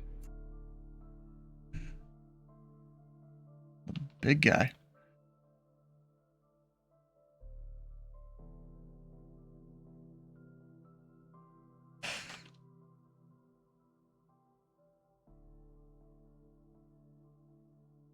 Pilot Club 8611, fly heading 050. Join the 071 radial from Memphis. Fly heading 050 for Pilot Club 8611. Join radius from Memphis.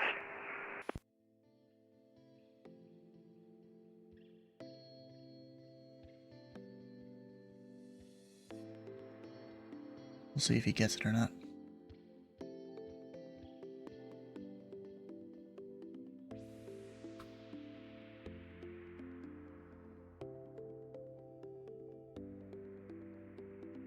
Ah.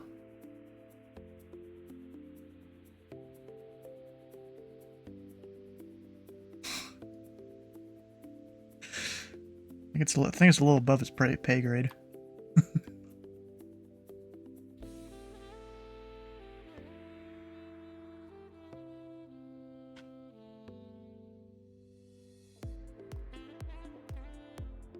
You can go work Nashville flight data. Make sure all the flight plans are at least correct.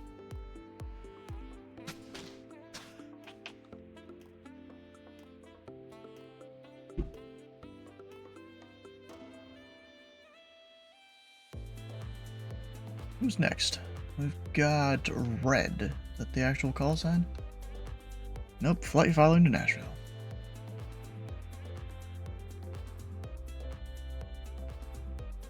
How you doing, Dennis? Where are you coming from? Ah, there you are. You keep flying that same slant nothing? Did they just hit spacebar in the box for your equipment suffix? Or something? Huh. You put slant golf? Well, it's slant nothing. Like, there's a slant in there and just nothing. It'll do that sometimes.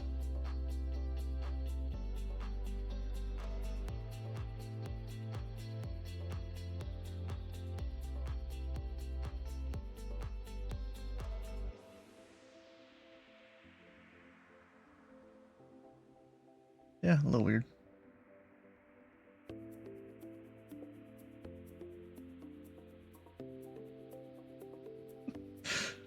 Oh, bro, this is kind of funny. The bunch of guys convinced the Memphis ATM to work Nashville clearance.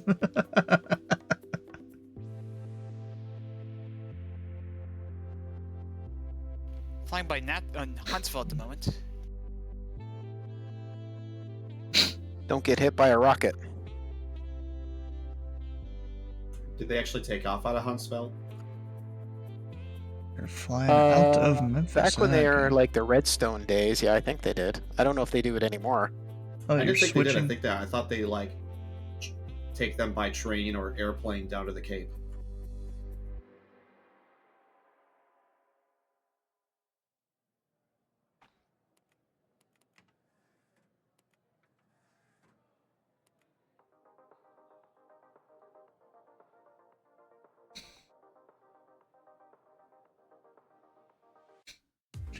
Yeah, technically he gets 3.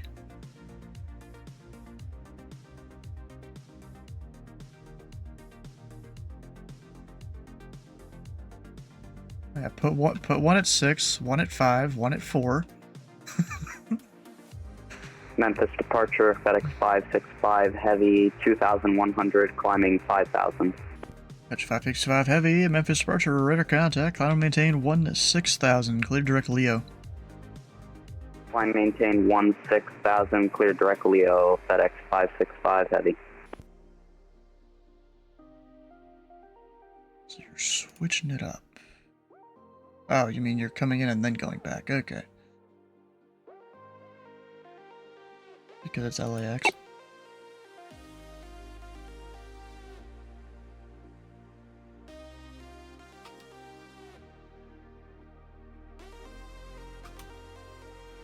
Wouldn't expect much less when it's staffed.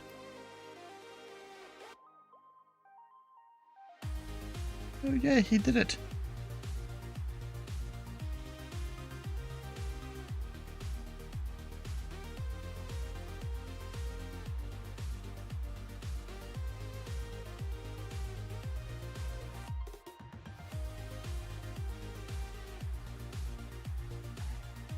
And FedEx 565 Heavy, contact Memphis Center 132.55. Contact Memphis Center 132.55, FedEx 565 Heavy. See ya. I'll give this guy that 220 heading there. Okay. Memphis Center, Red X 7 1100 to 2500.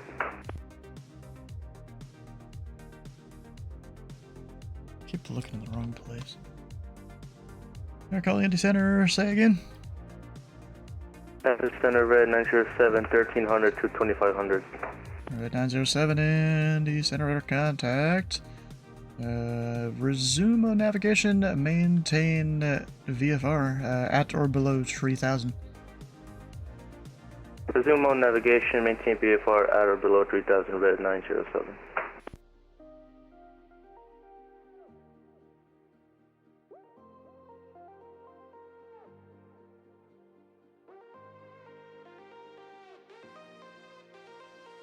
I should have let him keep going out and then turn, but whatever. I mean, when it doesn't save.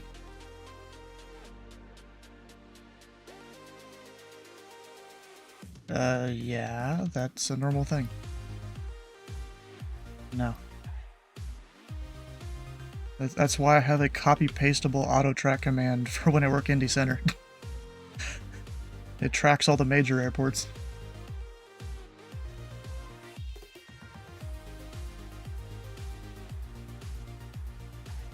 That guy sounds like he has a dog in the in his ear, like breathing into his microphone. Probably does. It sounded like just like a large dog breathing.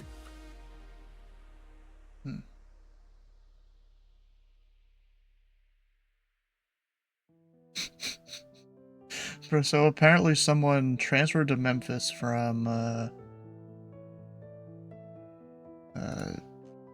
they call it the Oceana area, so I guess that's, you know, somewhere around in this area.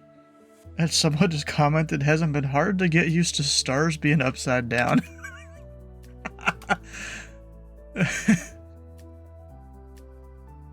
Even though I'm pretty sure they just transferred. It's not like they recently did. They somewhat recently did.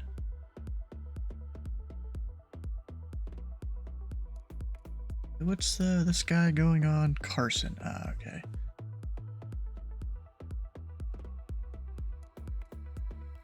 I'm gonna keep him at 3000 until this departure goes over or climbs up enough.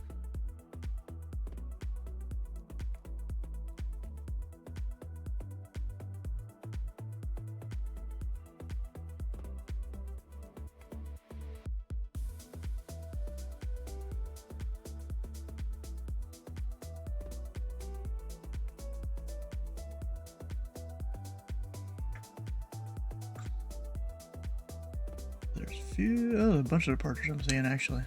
And a bunch of dots on the screen up there on the ASDEX. I don't even know what the ASDEX stands for. I don't know. Yeah, Red 907, altitude restrictions canceled. Yeah, it's... Altitude restriction is canceled, thank you, Red 907. He's a skyhawk. He ain't gonna climb fast.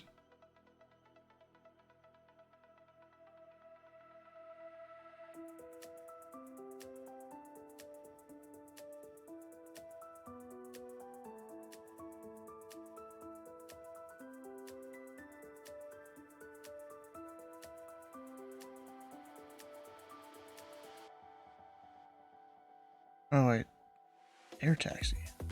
Yeah, that's just departing. Oh, okay. 7-3 Juliet Charlie. For some reason, there's letters in there. I can understand if there's like one letter, it's like an A or just something easy on the end. But when you get multiple letters, what? Memphis departure taxi 73 to Charlie Heavy airborne passing 2000 feet. Air taxi 73 Juliet Charlie Heavy. Memphis departure radar contact. Climb and maintain 16,000. Climb and maintain 16,000. Air taxi 73 to Charlie Heavy.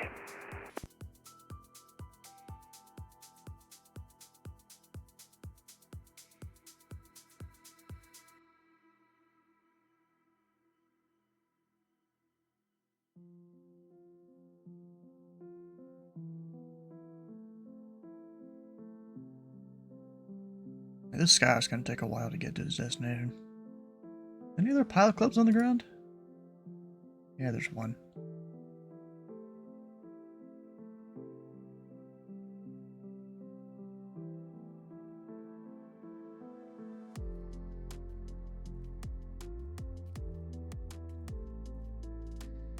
Air taxi, 73 Juliet Charlie, clear direct Lizy. Alright, Lizy, Air Taxi 732 Charlie. This guy is about to exit airspace, I'll just minimize the tag, it's fine. I bet he's going direct to Nashville, probably.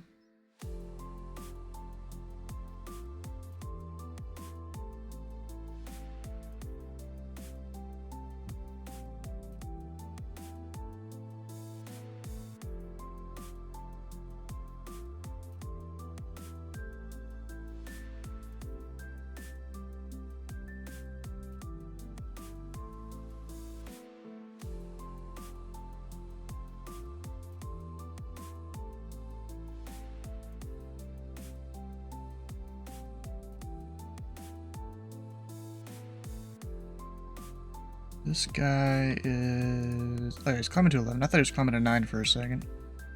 I was like, wait a second. What?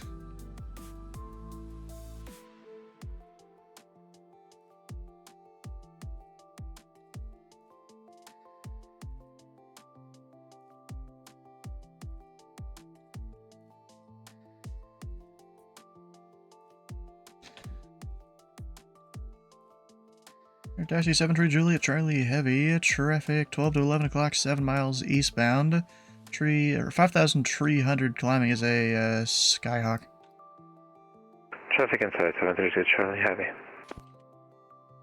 And red 907, traffic 3 to 4 o'clock, 6 miles northeastbound. Climbing through 6,000 is a Boeing 777, caution brake turbulence. Traffic inside red 907.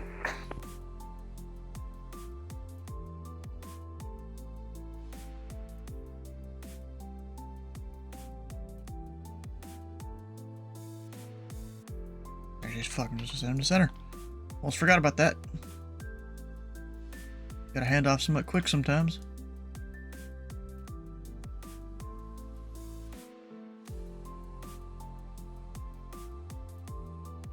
Actually, FedEx 109, is that Sam? No, it's not. I do recognize that name, though. Probably because Louisville Home Airport. That would make a lot of sense.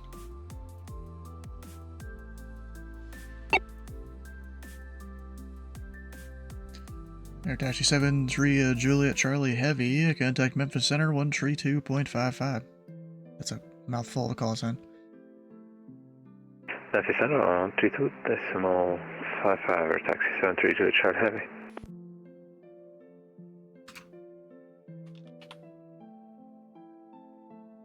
Right, he's going somewhere else.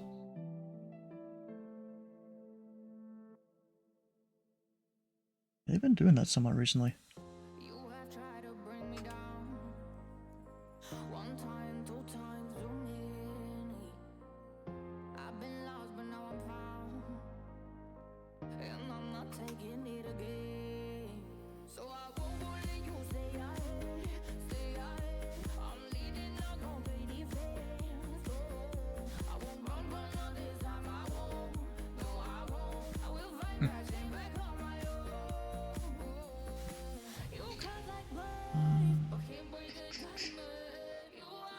Got the traffic point out.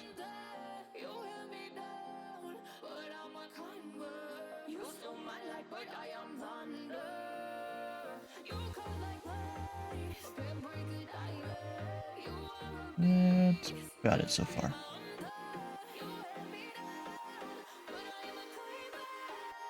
The thing is, if I go over to Memphis and the bingo, you just can't even get a bunch of this stuff.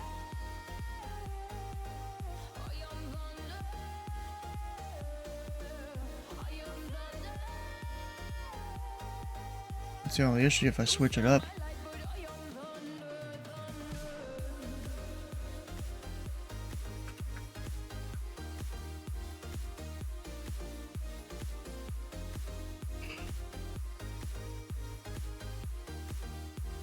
Oh, he switched the slack off thing. Or fixed it, I guess. Oh, multiple people coming in.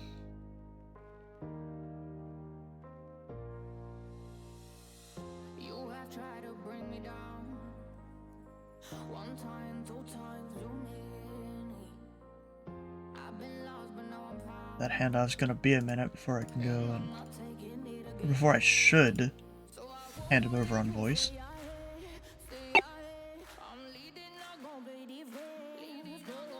Not crazy though, a Skyhawk up at 11,000. You don't see that every day.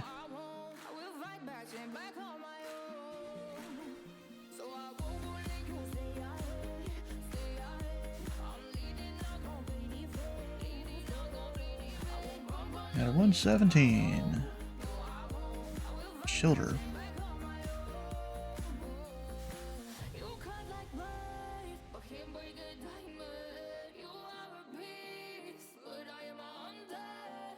Yay.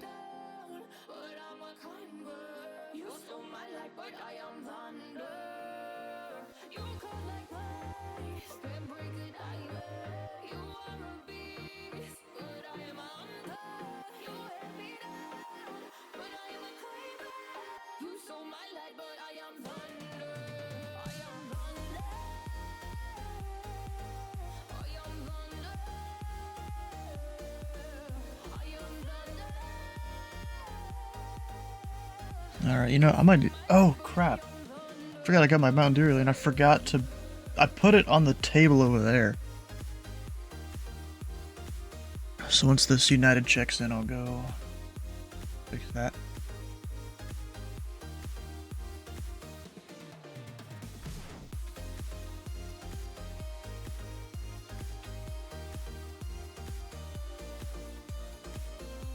Departure 9117 with you, coming up on 4,700.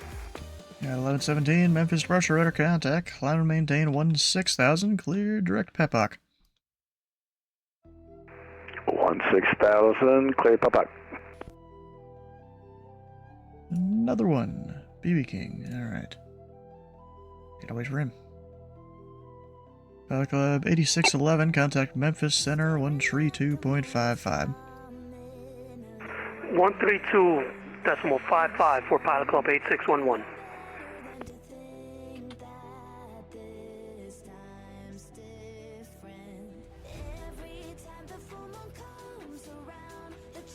Make sure that United Delta 1604 Memphis Sounds departure, like everybody's flights are going 3,000 for 5,000. 1604 Memphis departure, radar contact, climb and maintain 16,000. going well. Clear direct Leo. Good. Up to 16,000 direct to Leo. What are you flying in? I'm sorry, say again? Oh, I was just curious what you were flying in. I'm flying a DA-62 from Peachtree to Fayette County. Oh yeah, I see you down here. Awesome, cool. Alright, let me go get this drink here.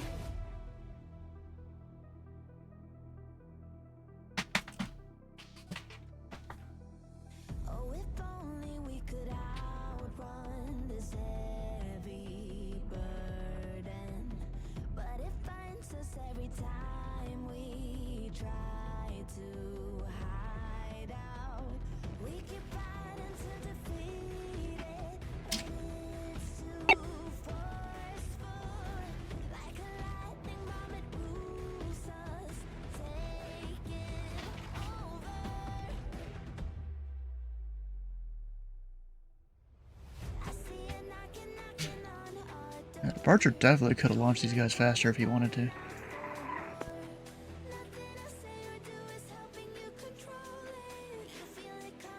Delta 1604, contact Memphis Center 132.55. Switching to Memphis Center, Delta 1604, 132.55. Memphis Center, Delta 67, calling via set passing 2,000. JetBlue 637 Memphis departure. Climb and maintain 16,000. With a direct Pepoc. Pepoc 67. Yeah, climbing via SID, that's not a thing here. For whatever reason. I don't think there is any restrictions, really. Besides the top altitude, which we just give maintain 5. Wait, what? UO Cowboy Control just fired up the range. Climb via something. No, not really. There's really no altitude restrictions on these, I don't think. Probably the wrong airport. So that guy, he is on the Childer.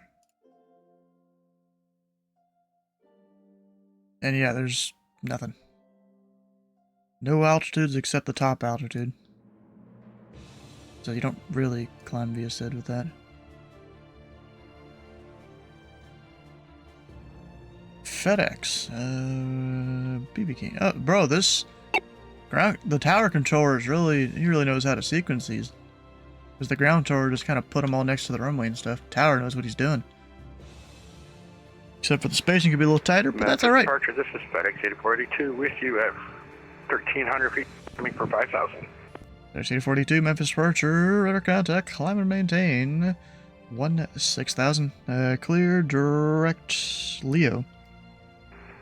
Climb and maintain 16,000, clear direct Leo for FedEx 8482. JetBlue 637, contact Memphis Center 132.55. 3255, JetBlue 57.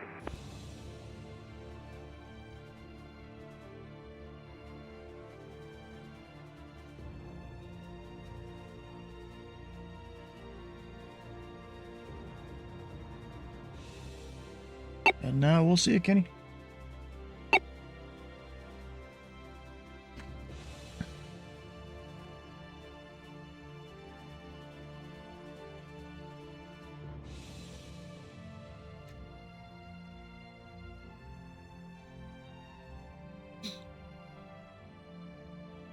FedEx 8482, contact Memphis Center 132.55. Over to 32.55 for FedEx 8482. You have a good evening. Technically, I shouldn't pass them off to the closer to 10, right? Let me check a thing here. Departures.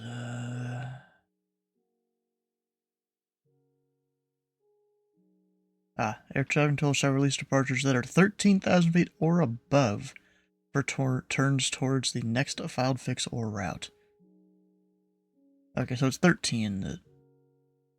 Yeah. You also want them handed off a little earlier. I just hand them off immediately. Or as soon as they're radar contacted and stuff. 109 is calling from W, but he's on the ground at Memphis? Huh. Oh, shit. Oh, yeah, yeah, he probably filed the wrong thing or something. I don't know.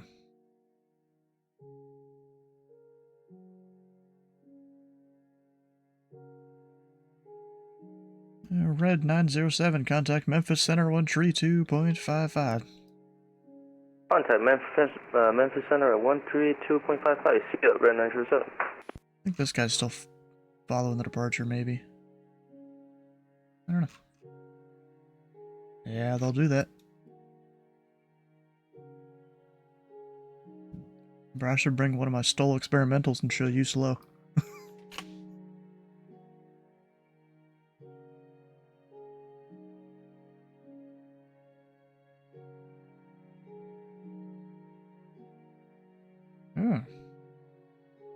An American.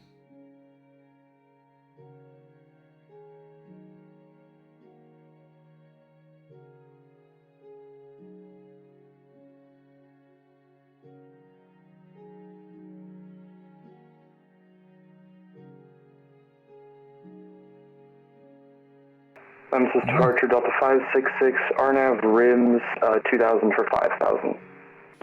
Delta 566, Memphis departure, your radar contact, and confirm your altitude.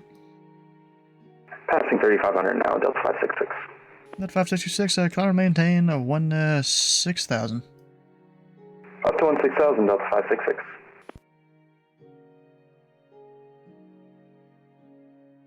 Memphis departure, FedEx 502, heavy, climbing through 4,000. FedEx 502, heavy, Memphis departure, radar contact, climb and maintain 16,000. 16,000, FedEx 502. You're at 117, are you still on this frequency? Yeah, 117 still with you. Oh, okay. United 117, contact Memphis Center 132.55. Heading over. Have a good night. Thanks. 117. Yeah, I noticed he's still at 16, and I'm like, wait a second. FedEx 502, turn right, direct Leo. Right, direct Leo, FedEx 502. Delta 566, contact Memphis Center 132.55. Center 13255 for Delta 566, thanks so much.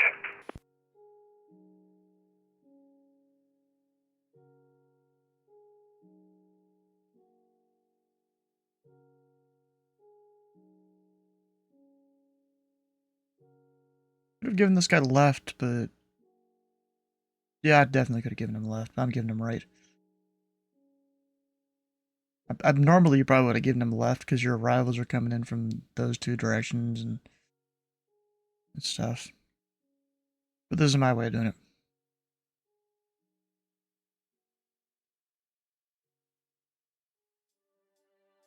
it. Delta 566, clear direct Lizy.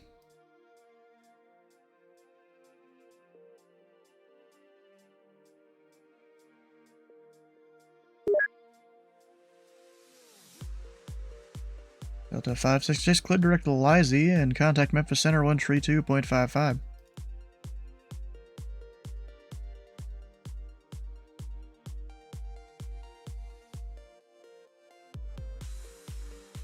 Delta 566, Indy Center, or Memphis departure.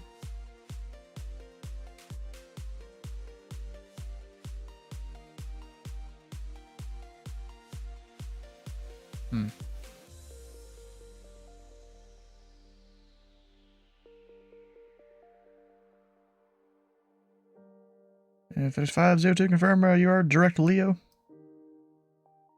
Sorry about that. We had a bit of a little mishap with the FMC. Sorry about that. FedEx 502. We're direct Leo now.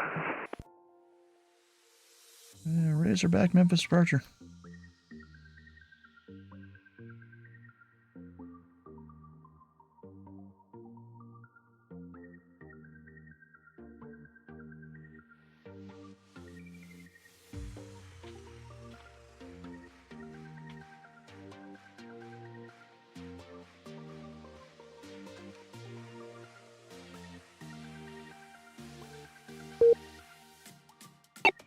Yeah, that's for Memphis departure. Do you have Delta 566? He hasn't answered me when I told him to switch.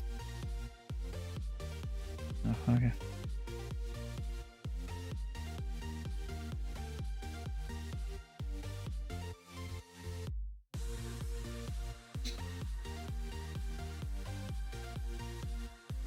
FedEx 502, heavy contact Memphis Center 132.55.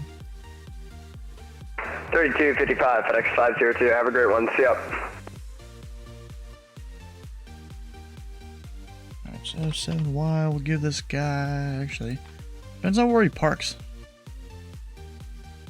Most likely the east side.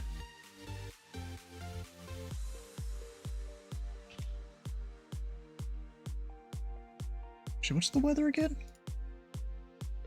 Oh, he's getting a visual.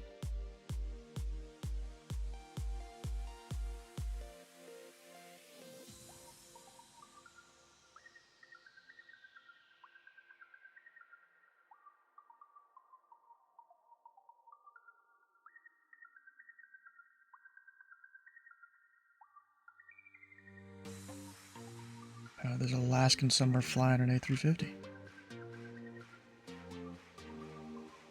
Go check up on Memphis Center. This guy. Oh, he doesn't lock his display like I do.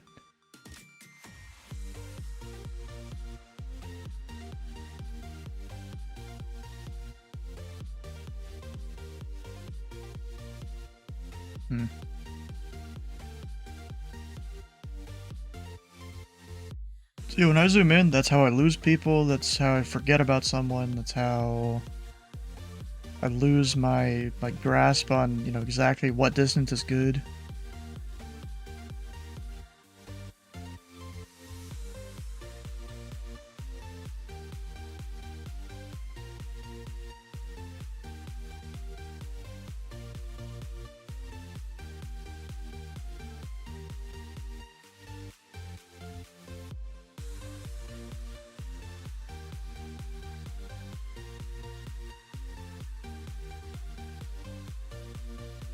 that's zooming around. Also, I have no idea if those are long lines there. Okay, I wasn't even paying that much attention, to be honest. I'm more just getting dizzy from watching you zoom in and out and move around your screen. Yeah, I keep my center display locked. Yeah, no. Yeah, it helps me keep, a reference as to what's working and all that. 129 Lima, Memphis approach. The altimeter 3002, information Charlie is current. Where do you park? 3002 and 7. Do you park Millionaire or Signature? Or somewhere else? I think I stepped on you. Millionaire, Signature, or somewhere else? Signature. And remember, 29 Lima, expect the visual approach from runway 18 right. Visual approach 18 right, number 139 Lima.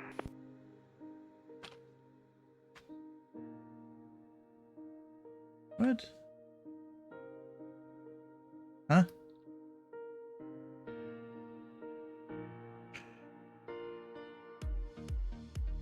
Sure. It helps me determine what runway to give him.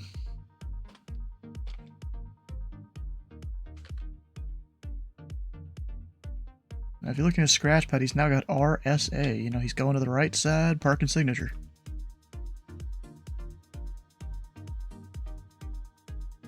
Memphis.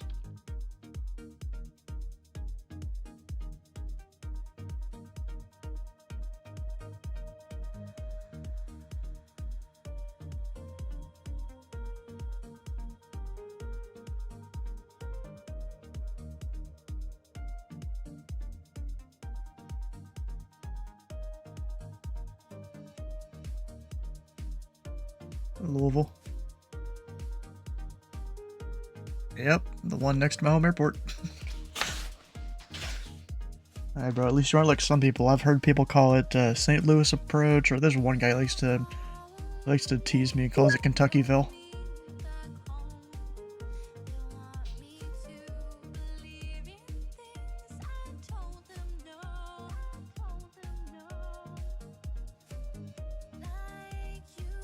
It's Frankfurt. And the airport's capital city.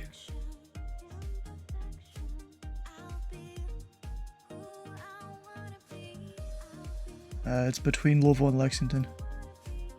Between the two biggest cities. Yes, I'm pretty Memphis sure. approach, hello, good evening. Flexjet 93 on the VAS 3 out of flight level 19.8 with Charlie. Flight 93, Memphis approach, the altimeter 3002. Where do you park? Well, you're headed to Signature for Flexjet 93. Flight 93, expect the visual approach, runway 18 right. Respect the visual 18 right, Flexjet 93 Tango.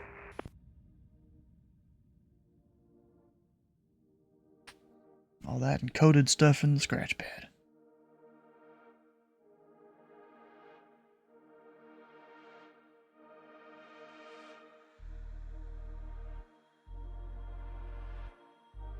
Oh, speaking of Memphis the approach, good evening. Piaggio 531 Romeo Charlie is on the ground at Millington with information Juliet, our Charlie, and we'd like to pick up IFR clearance to Fulton, right? I think.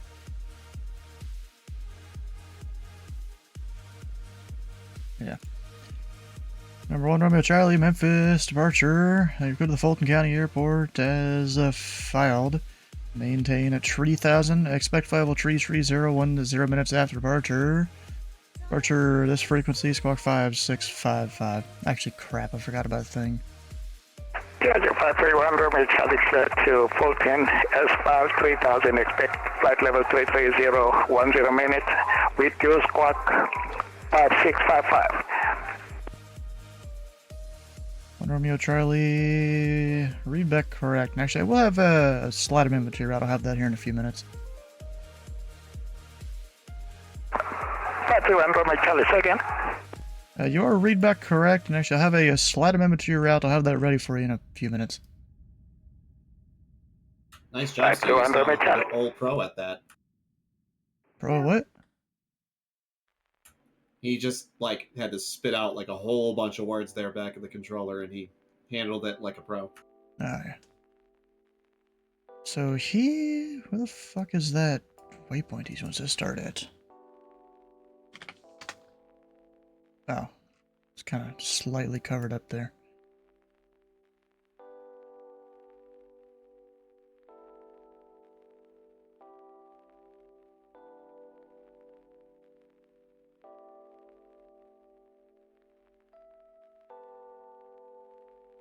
Let's go with... is that gonna look good?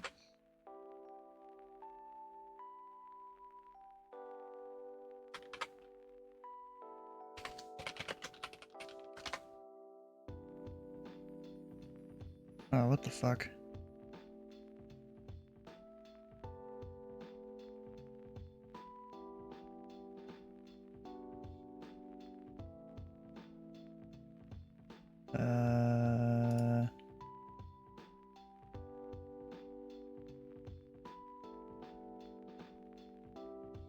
I think that VOR doesn't exist anymore that he's trying to go towards.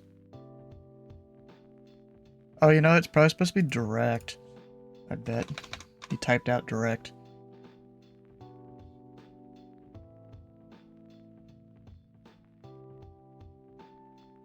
Remember, tree 9 limit is to maintain tree 1000. 3000 and 139 Lima.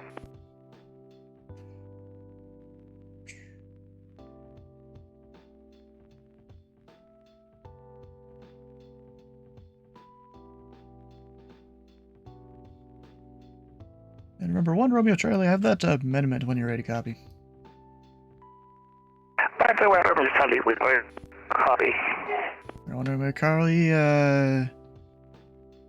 you can expect to radar vectors to the 098 radio from the Memphis VOR to East Tree, then after East Tree, direct Devac then as filed.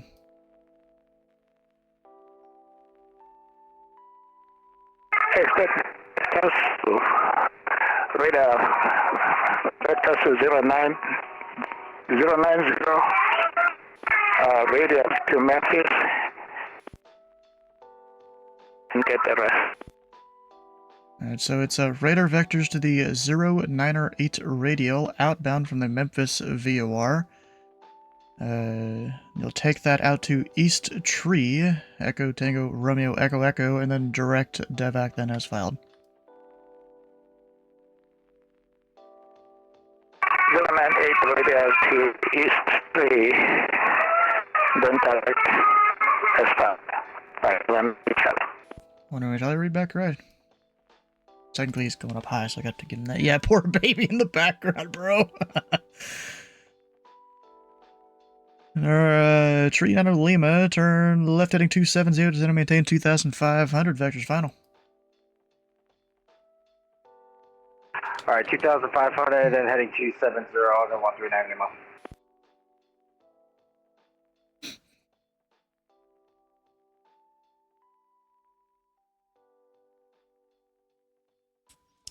Yeah, poor baby, bro.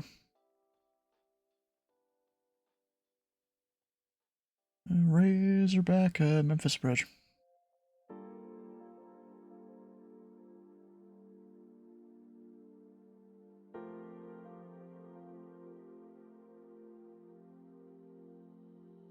Actually, disregard that, Razorback. I just looked up our thing, our LOA, and always control for turns and descent upon community. Okay, never mind. I don't even need to ask him. I already get control. I want to out in Lima, the Memphis airport. 9 to 10 o'clock, 10 miles reported inside. Inside on 139 Lima.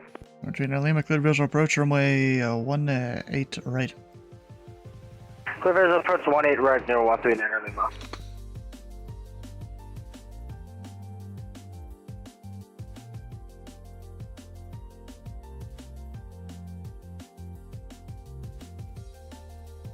Actually, is he streaming right now? I'm gonna check.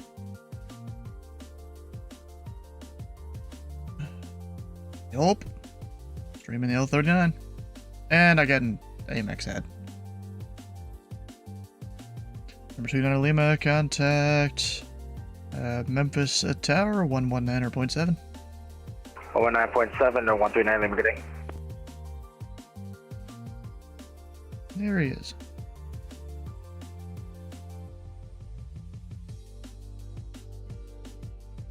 Or, you know, good old Hawaiian boy.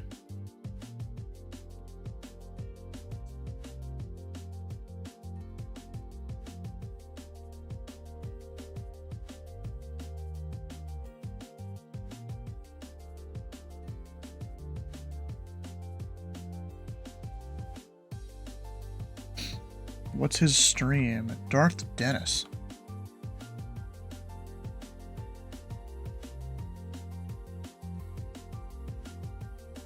I can go find my own chat there.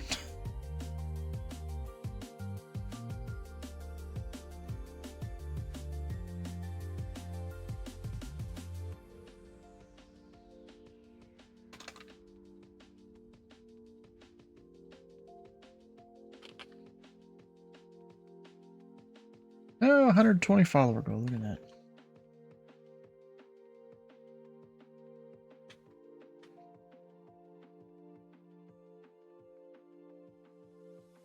I like our tower. I'm 100 feet.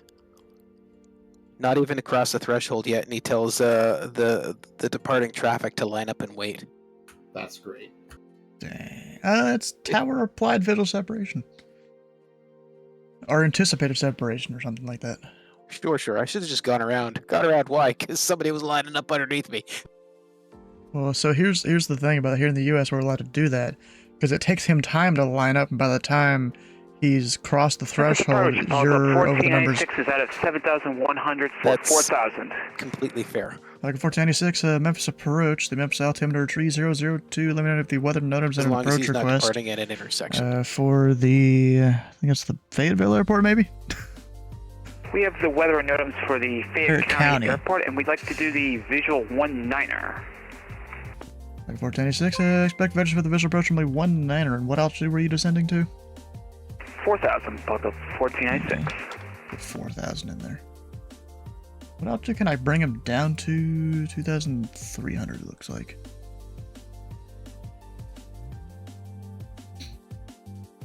Like 1496, descend, pilot's discretion, maintain 2,300.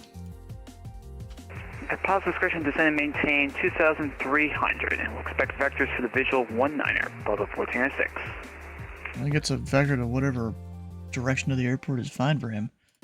I'm gonna say that I can't give to a specific I'm trying runway. to slowly Real salty, welcome in. get myself to do more CAPI approaches. Then and small approach Vector aircraft, 93, you have the fuel in sight. just to have that. Flushed at 93, traffic on about a 2-mile final is a Albatross. Do you have them in sight? When I did my Got that traffic reading, in sight, I Flush realized it was 93. all Cat A Flush stuff. 93, So maintain doing visual all your separation, good approaches visual real approach, slowly runway at 90 knots, but then 18 I've had right. airports where they're like, can we just get you You your best maintain the forward visual speed, separation, please, during clear this for approach? 18 right approach. I don't know Vector about 93, that. take off.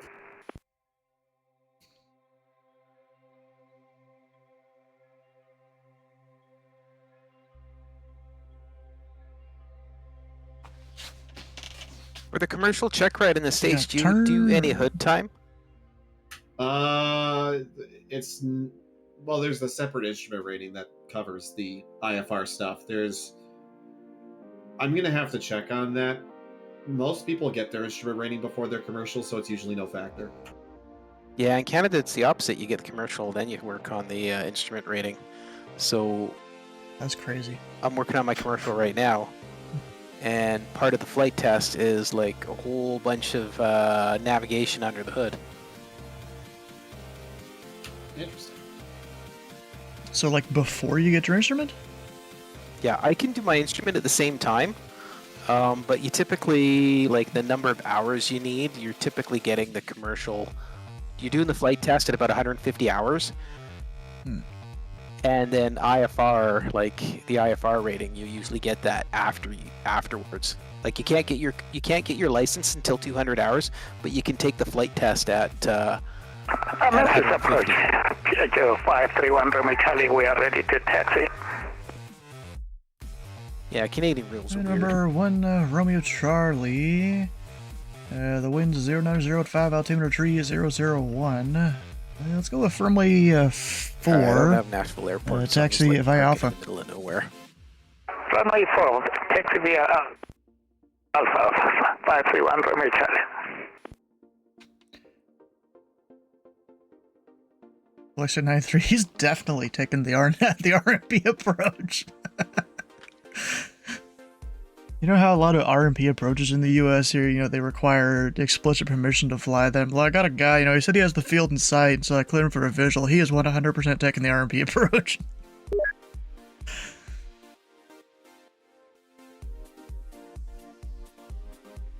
I mean, as long as he keeps the field in sight, he's fine. Flesh at 93, contact Memphis Tower 119.7. 19, sir. Flex at 93. See you soon. You just touch your glasses away as you gave me approach vectors. Man,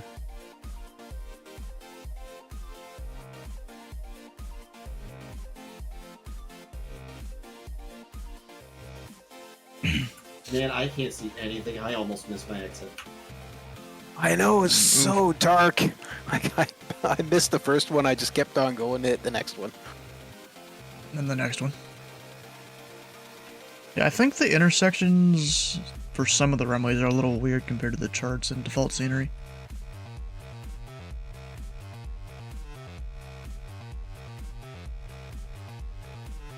Memphis approach, Apocalypse 1496, beginning descent to 2,300.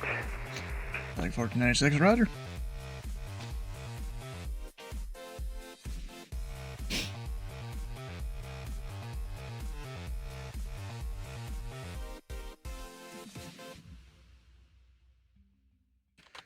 And we'll get in there.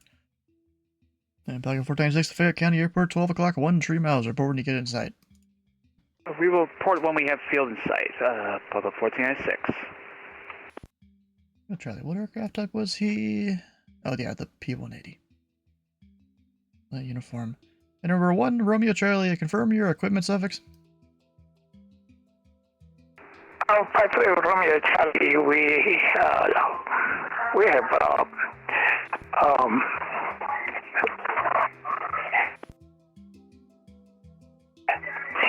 Charlie.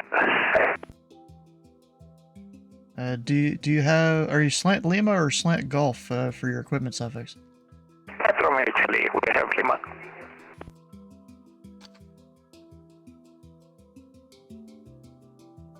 And number 1, Romeo Charlie, are you ready to go? I need a minute to run up. We will be ready in a minute. Oh, I thought it said turboprop, maybe not. Okay. Scandinavian. What is Summit? Memphis departure, Scandinavian 135 Heavy, passing flight level 1500. It's not bad model matching for you. Scandinavian 135 Heavy, Memphis departure, radar contact, climb and maintain, 16000, clear direct stiv. 16000 direct stiff for Scandinavian 135 Heavy. Oh, I can't even see you. Oh, model matching is. Oh, there you are. 1496 to 10 pilots, discretion, maintain 2000. Yeah, I know the 310 looks nothing like a Baron, sorry. It's still a light twin, so. That's fair. Yeah, you look like a DA62. Yeah, that would make sense. Memphis approach, Eagle 1 with you inbound for runway 18 right. Most people come in on their Eagle 1, Memphis stuff. approach, the They altimeter still run at a 3002, and where are you parking? Here, so. Unfortunately, I'm still in the air. So I literally have nothing. Yes, but where are you parking when you get to the airport? Oh, stand by. At the very least, you parked at the right spot. Eagle 1. I like charts. Ain't it a beaut? And Memphis approach, Apocalypse 1496 has the Fayette County Airport in sight. 1496, good visual approach to the Fayette County Lining it Airport. up. Report traffic cancellation in the air on the ground. This frequency, free to change approved. Clear the visual into Fayette County, and we would like to cancel IFR at this time. 496, IFR cancellation received. Squawk and maintain VFR, free to change approved. Climb and maintain VFR frequency change approved for Apollo 1496. Sit! Memphis approach, Eagle 1. We're looking for, That was nice to have I full guess coverage. we'll take South Parking Elliot 12, told me a nearby few days 36 ago left that on November. we were supposed to have full coverage, so that's pretty awesome. He's left on. That is pretty good. Yeah, November. happy that it was Okay. all the way. Eagle 1, expect the visual approach runway 18 right. Visual Right, approach thank you for very much for the flight. 18 I'm gonna right, Eagle bounce. 1. We'll Thank you. see you next time. Sounds good, Stu. Yep, sounds good. Take care, man. Have a good night. Uh-oh, that guy just completely dropped off the face of the earth right there. I think because he was handed off. It does that. He'll be coasting on center screen. Oh, that looks really good. Look, what the heck? I mean, that's... What plane is that even? I'm not even sure what plane that is.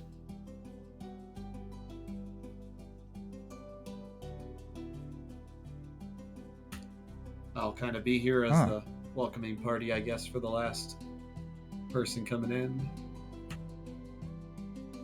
Alright.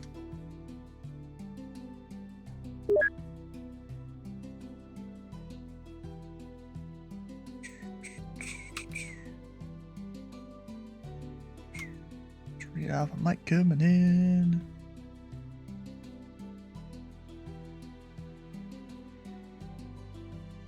A lot of people in here.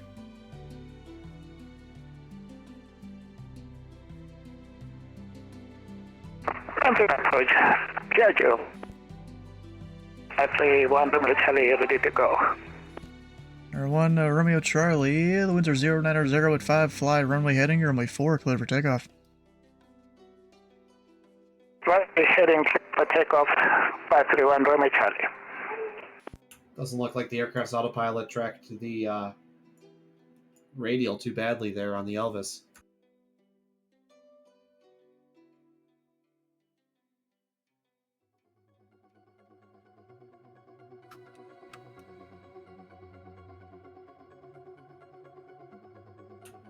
I see what you mean, Steven. That does actually kind of bring up an interesting point. I'd say VOR navigation is one of those skills that's probably the most lax skill on VATSIM. Is Yes. like VOR navigation for sure. That is a big sticking point. Exactly. I mean, then again, a lot of procedures nowadays, they're losing the VORs. And that's what makes the Elvis, and that's why doing this particular pair is really, really good, because the non-RNAV SID here has you do VOR navigation. So it's a really, really good learning opportunity. Yeah, I know there was at least one of the pilot co-pilots. They were a little confused when I, vectored him to join the 071 radial. It's bound to happen. Yeah, it happens. It happens. It looks like we got one more just now departing Memphis. Good evening, Walker 4842, 14,500 descending. Oh yeah, it's too late. Cool. Order 4842, Memphis approach. The altimeter 3002, expect the visual approach runway 18 left. 02, expect visual wide left, Walker 4842.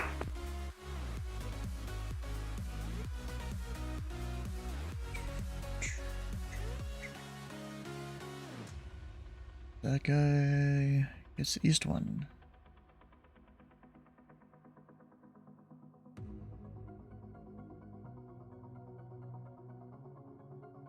Yeah, for the P4 course, part of that I'm trying to do is a nice point-to-point flight.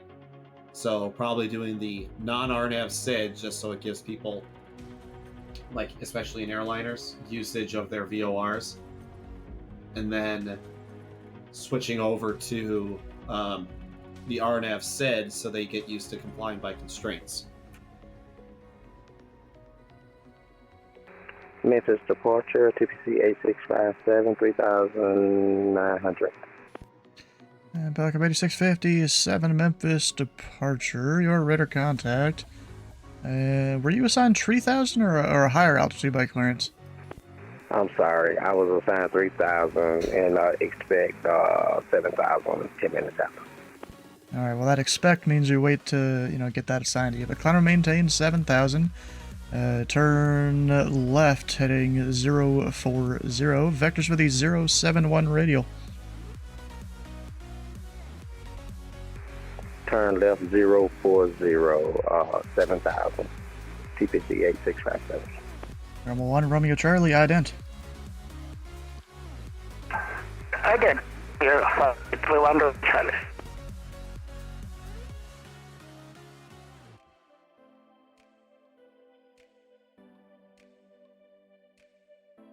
How many people are in this TeamSpeak?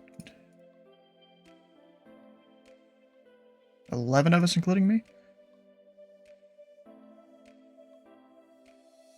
And number 1, Romeo Charlie, in case you didn't hear me there, ident. The one Romeo Charlie, I think then we'll for it.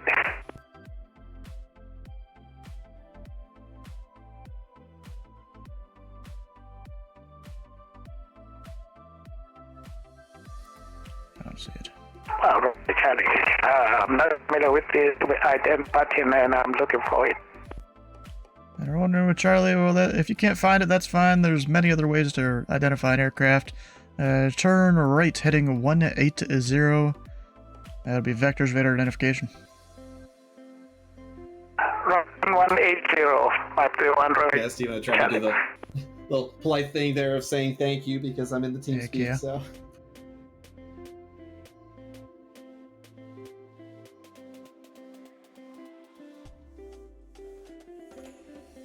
Walker 28 to 42, you know, fly heading especially for events 240, like this, descend and good maintain to have 4,000, communication vectors back and approach. forth, so. 240, 4000, Walker 4042. In spite of the comparatively low numbers compared to other events we've had, so. He paused. Froze, probably.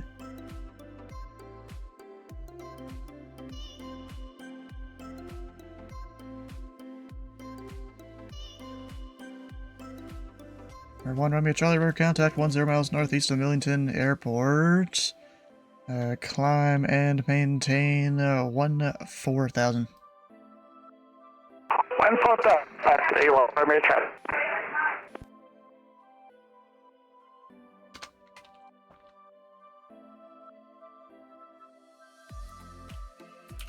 Walker 5842, traffic 1 o'clock, 1 miles southbound.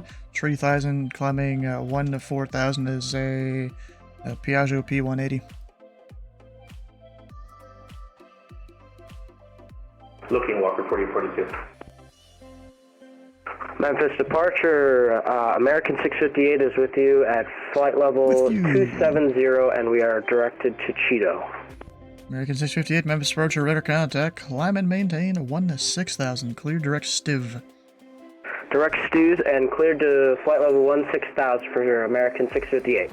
Flight level 16,000. Gosh.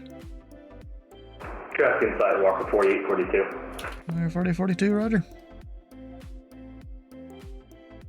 Eagle 1, descend and maintain 2,000. Eagle 1 going to 2,000.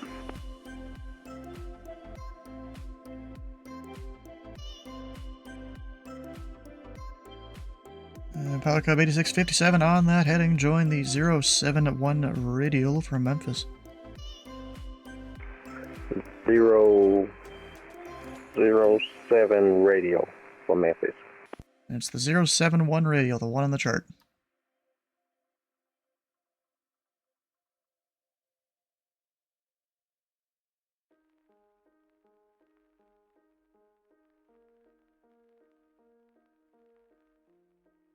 Your numbers are contact Houston Space Center, UHF.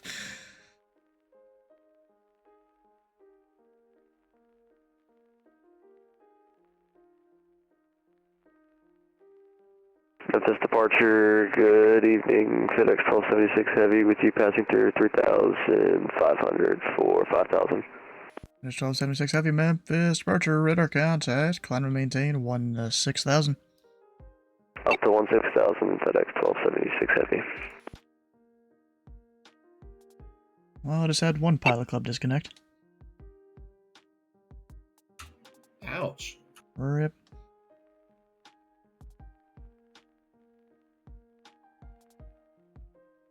Oh yeah, I just saw who it was.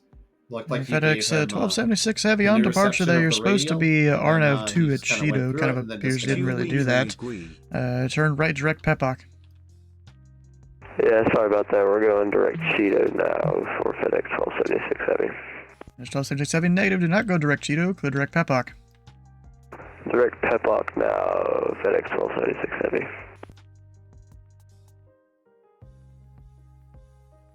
Razorback Memphis departure. Ah, okay. Eagle 1, turn right heading 100, vectors final. 00, Eagle 1. American 658, contact Memphis Center 132.55, and they may be AFK for a minute, so just be patient. Sounds good for American 658. Over to Memphis Center 132.55 for American 658. Thanks. There was a little bit of an event.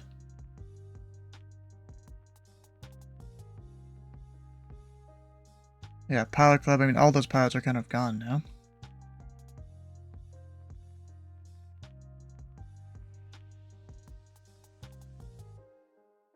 Can I give him that 150? Yeah. Eagle 1 flighting 150, descend and maintain 2000. 150, descend and maintain 2000, Eagle 1.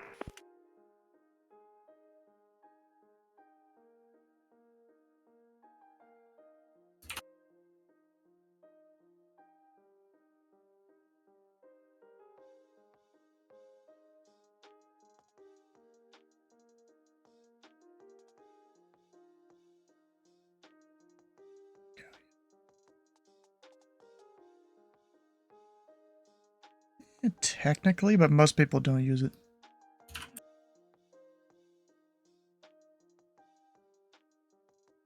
Marker 4842, descend and maintain 3000. 3000, walk 4842, field in sight. Nah, that's just his call sign. So it's technically a military call sign, but he's flying it like it's not military. Whatever.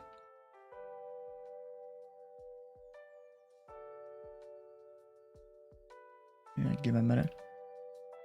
FedEx 1276 heavy, contact Memphis Center 132.55, and they might be AFK, so give him a minute. Coaching a student that has. Alright, over to Memphis Center 132.55, and we'll give them a little bit. FedEx 1276 Heavy. Have a good night. I was hoping he'd be done with it. Eagle 1, the Memphis airport, 1 o'clock, 11 miles reported in sight. Timing was only slightly Airport off. on site, Eagle. Eagle 1, clear visual approach, runway 18 right. Clear for visual approach, 18 right, Eagle 1, thank you.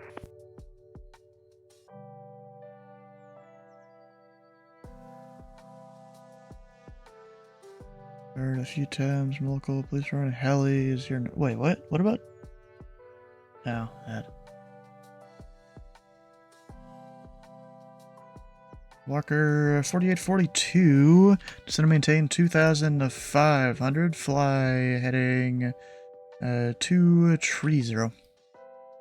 230, 2500, Walker 4842. And number 1, runway Charlie, fly heading 130, join the 098 radial. 130, join now. 0985 Romeo Charlie. Eagle 1, contact Memphis Tower 119.7. Oh, 9.7, thank you for CTM is delivery at Nashville.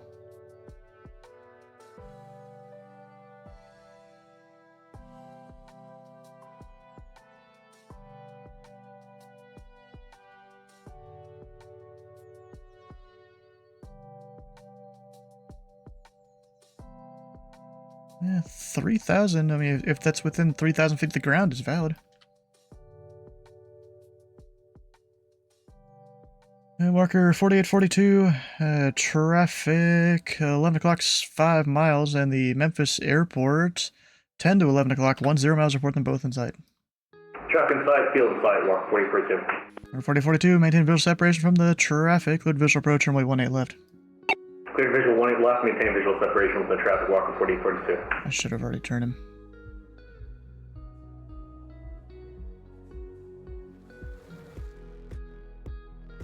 What do you mean? There's only 5.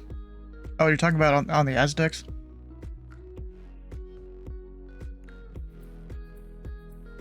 Well, that's the Aztecs. Number 1, Romeo Charlie, contact Memphis Center 132.55. 132.55, 31 Romeo Charlie. Thanks for the help. Walker 4842, contact Memphis Tower 119.7. 19-7, Walker 4842, I want to leave me.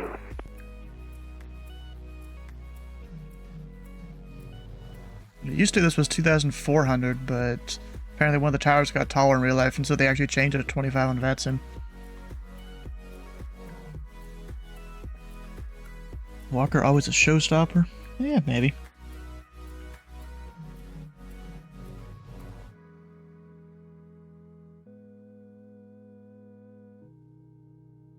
That's why you don't do that.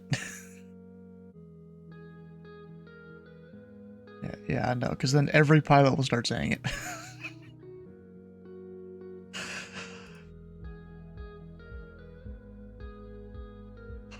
Oh, that is devilish.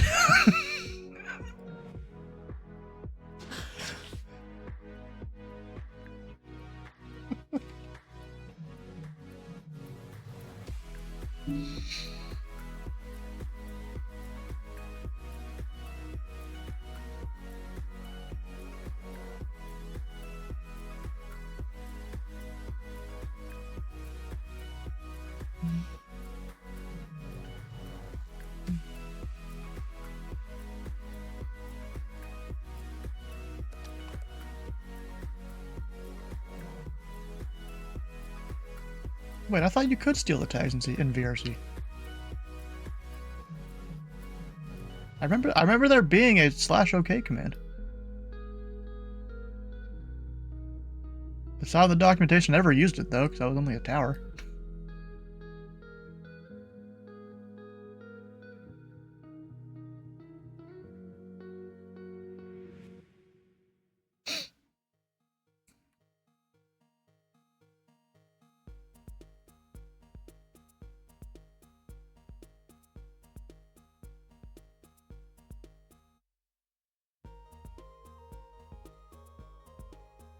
Departure afternoon, UPS 1 some whiskey, just passing 800 feet, sit ribs.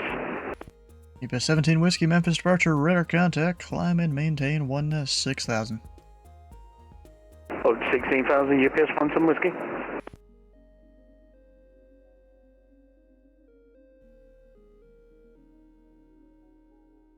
And displaying all these lines. There's a lot of lines, yes, there is. So I guess we could start with, let's see here. Start with some of the simpler to understand ones. Got this. Is that Memphis departure you need? Alright, go ahead.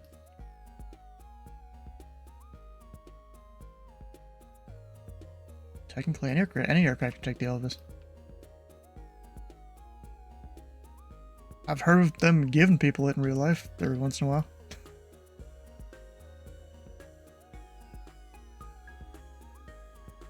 UPS 17 Whiskey Heavy, clear, direct, Lizy. Clear, direct, Lizy, UPS 1 some whiskey. Alright, so yeah, there's this here. These are every 5 miles. It's called range rings, and you can set them to all sorts of different distances. Like here's 20, 10, 5, 2 miles, all centered on the airport. Yeah, you want to learn how to control and VATSIM, then you go to streams, and it's so scary. So here's the thing: you don't start out as a radar controller. You're far from it. But if you want to learn to fly in the U.S. or control in the U.S. or Canada, we've got kind of links for that there. UPS 17 Whiskey Heavy, contact Memphis Center 132.55. 3255, UPS 1 some whiskey, cheers, mate. Alright, then if I go do this, that thing that's flashing, that's minimum vectoring altitudes, basically the lowest altitude we can give a plane in those areas. I've got... those are different departure gates around the Memphis area. We've got some of the waypoint, or at least depictions of where the waypoints are for the arrivals. right there. I don't need that. We've got some of the departure waypoints that aircraft should be using, unless I give them direct certain places. Right there. Right there is the Bravo, Class Bravo airspace around Memphis International. Actually, let me get rid of that. We've got up there the Class Delta for Millington Airport. There's also a final approach course for it there. You got Olive Branch down there.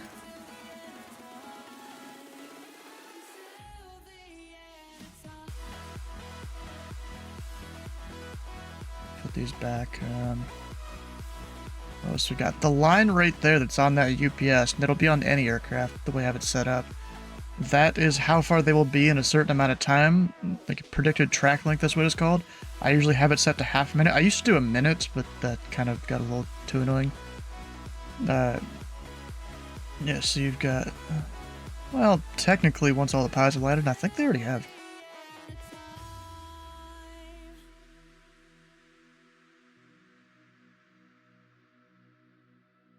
Okay.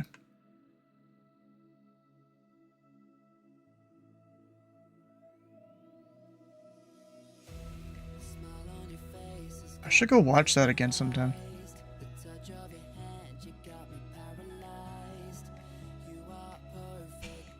I'm gonna use to ship radar, which is kind of the same. Kinda. Let's see, there is all sorts of things I can put, like, up here. Most of it doesn't mean crap.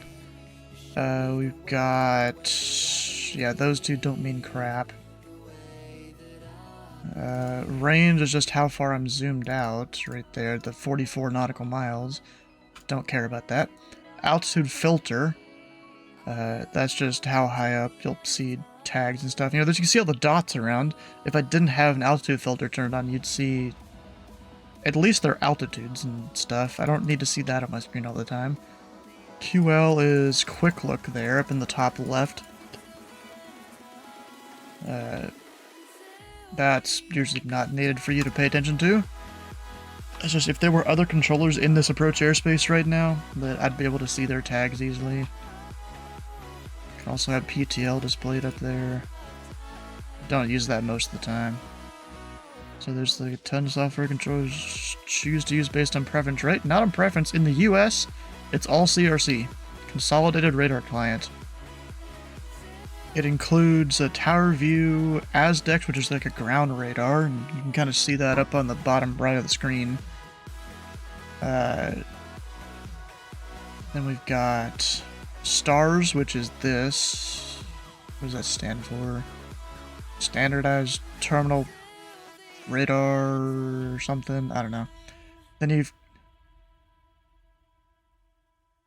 what happens if I just woke up?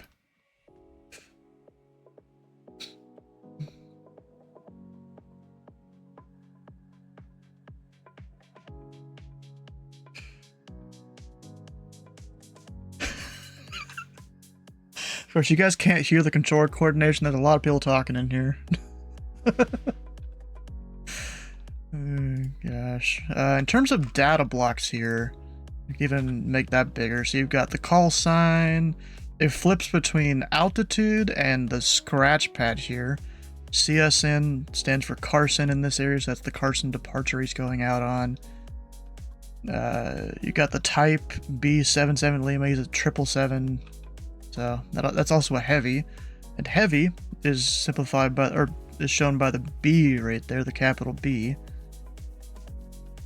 He's going 420 knots ground speed right now. It's pretty quick. And I think that's about... oh, we can also... I can't do it right now. He's not a track tag. Actually, let me do a thing. Can I do that? There we go.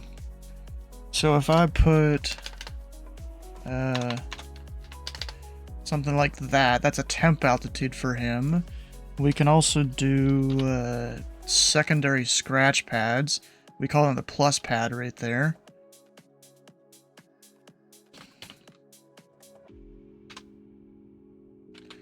Then there's also the normal scratch pad we can do with it right there. All sorts of stuff we can do. Let me change my stuff back.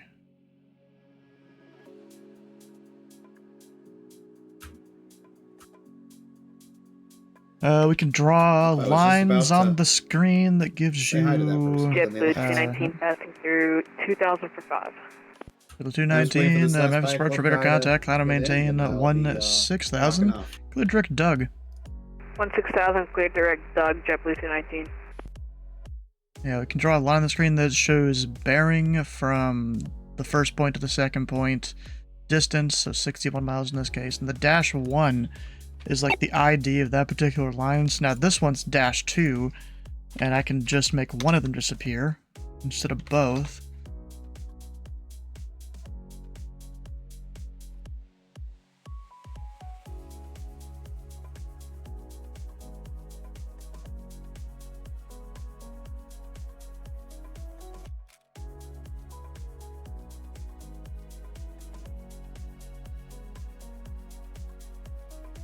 And we'll talk about more when this ad is done. It's about to start an ad.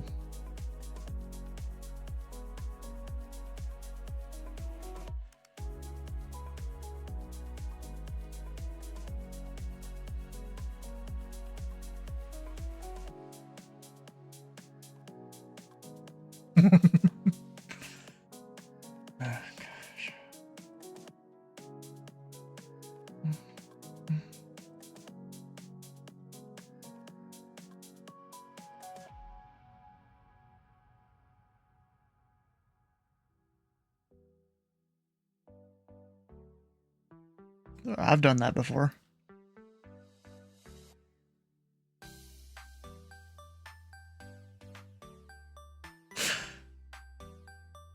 It almost sounded like the old the THX like logo on movies.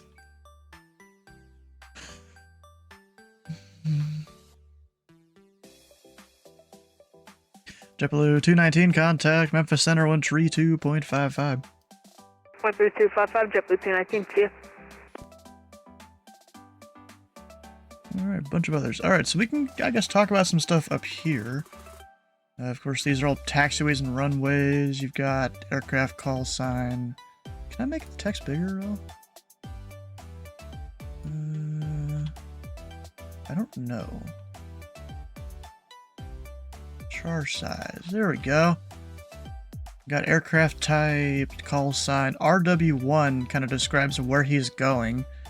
So RW1 would mean he's going out towards the Childer departure. You know, R meaning right, I think. Oh no, RNAV, that's it. RNAV. W meaning west. 1 is, you know, west 1 is kind of that departure. And, you know, if we go look back over here, West 1, West 2, West 3. All of those real useful.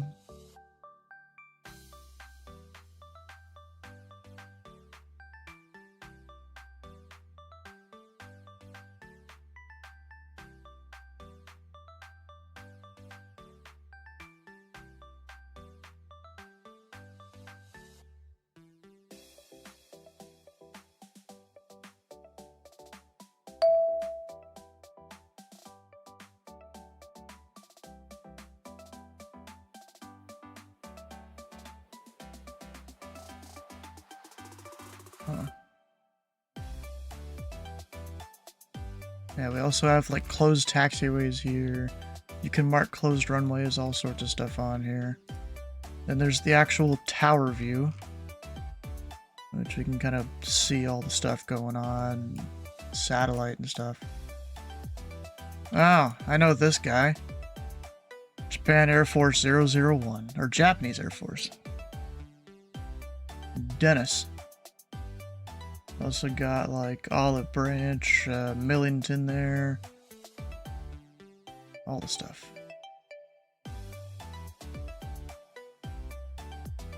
I'm not surprised.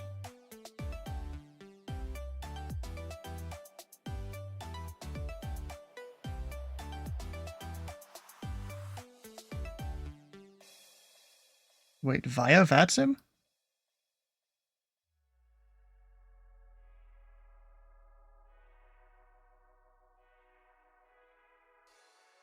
People in my ear, bro.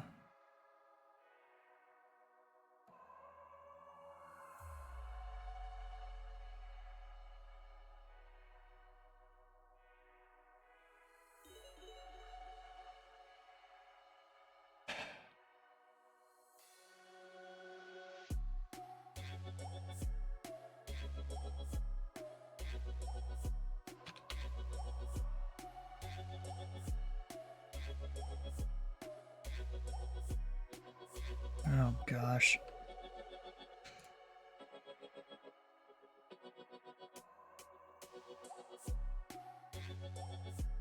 Oh my god, bro.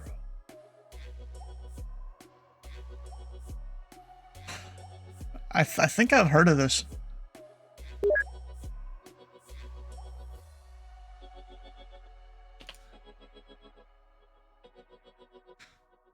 My god.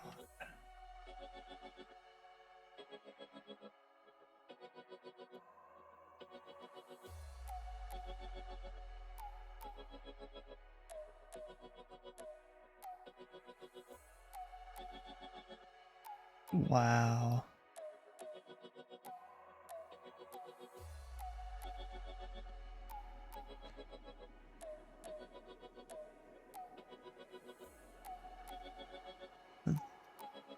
I didn't even realize Asher was the evaluate site. That makes a lot more sense. Just that, you know, he's around everywhere, it seems. Every event.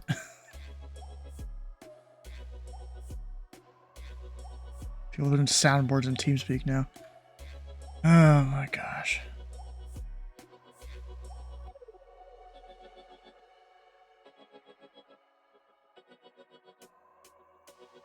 Memphis approach, KLM 51, good evening. I'm flight level 15, climbing flight level 50. KLM 751, Memphis departure. Your radar contact, altitude indicates 2,000. Climb and maintain 6000. Climb and maintain 6000, KLM 751.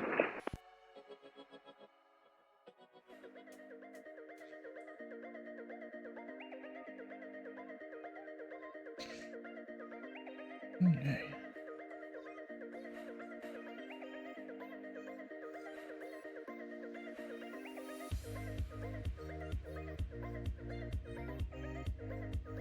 Hey, KLM 751 Heavy, clear direct Doug. Oh, definitely. Clear direct to where? I couldn't understand it. If you could repeat it for me. Direct Doug. It's the second to last waypoint on the Go-West departure. Direct Doug, current 5751, thank you.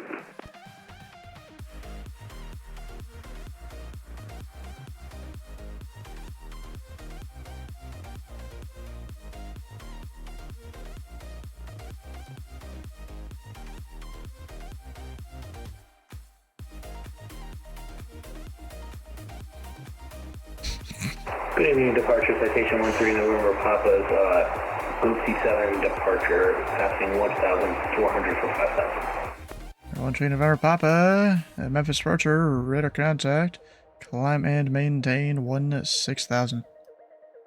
Climb maintain 16,000 November Papa. KLM 751 Heavy contact, Memphis Center 132.55. I think Memphis Center 132.55. Thank you, bye-bye. He ain't direct Doug.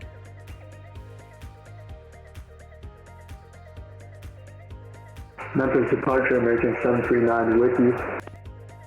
American 739, Memphis departure, say altitude. Climbing to 40 for 50. American 739, climb and maintain 6000. 16,000, American 739.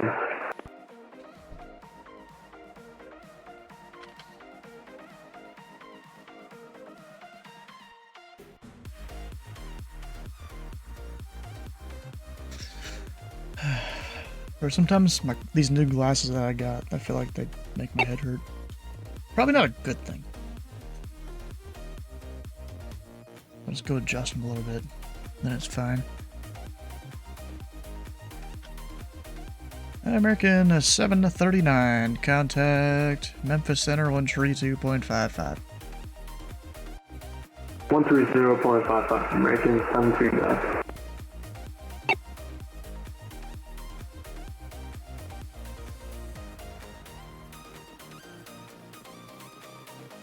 November, Tree, November, Papa, clear direct Doug.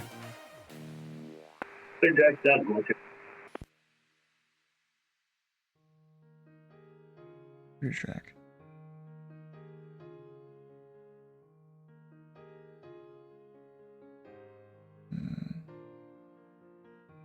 Oof.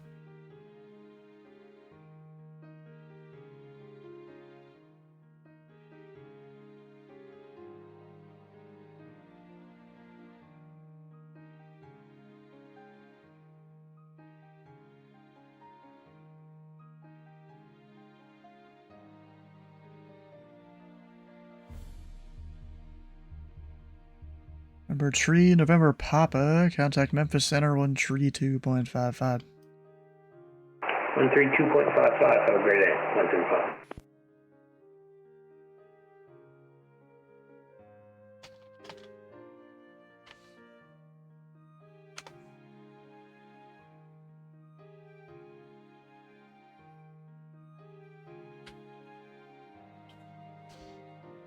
You're still awake?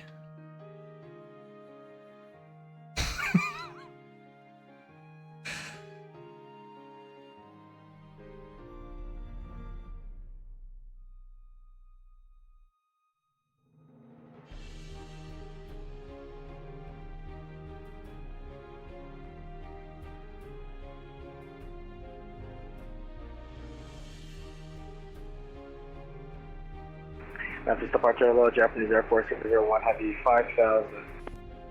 Memphis Air Force 1 Heavy, Memphis departure, radar contact, climb and maintain 6000. 16,000 Japanese Air Force 1 Heavy. Here it comes, yep. Memphis approach clear track 350 is with you at 4,600. Clear track 350 Memphis, approach the altimeter 3003, maintain VFR, and you are cleared to the Memphis class Bravo. Tier 3 and cleared through the class Bravo for clear track 350. Someone didn't put the K in there.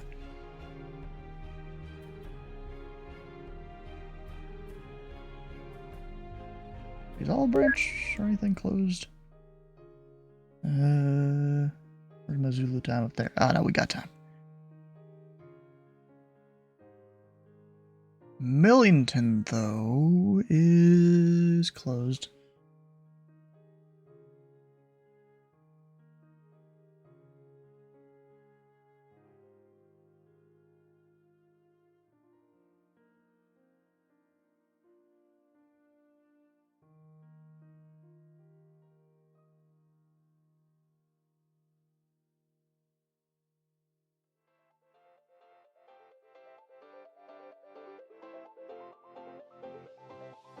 Memphis approach, Delta 715's on the Holbrook 18.8, information Delta. 715, Memphis approach, the altimeter 300, tree, expect the visual approach from like 18 right. Visual 18 right, Delta 715, sounds good.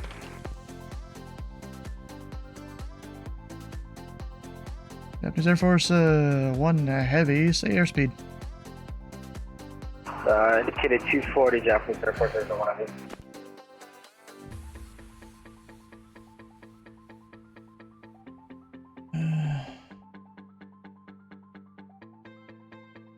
Alright, Japanese Air Force 1 Heavy, climb and maintain 14,000. 4,000 Japanese Air Force 1 Heavy.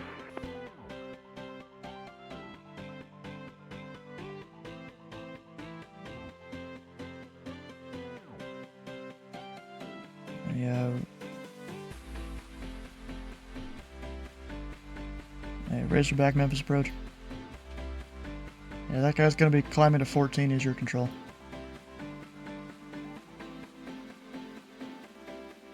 ST. There's Air Force 1 Heavy contact, Memphis Center 132.55. 132.55, Japanese Air Force 1 Heavy. See you later.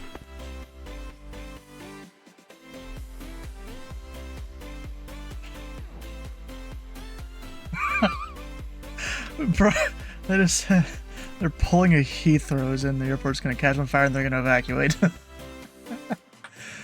God.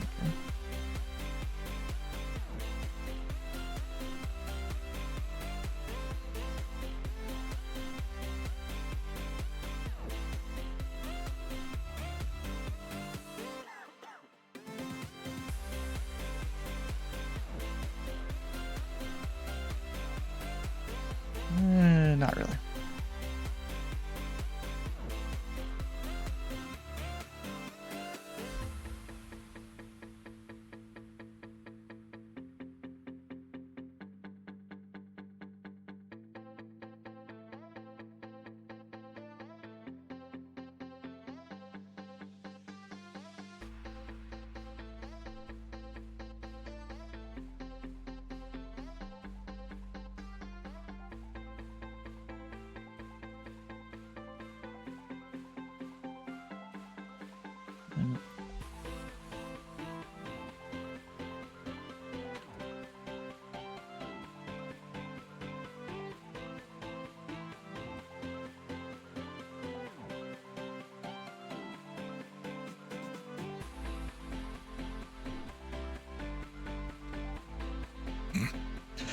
That's great.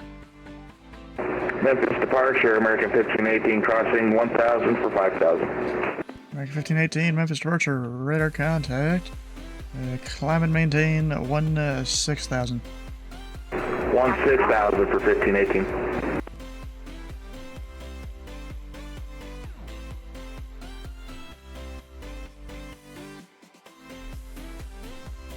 What?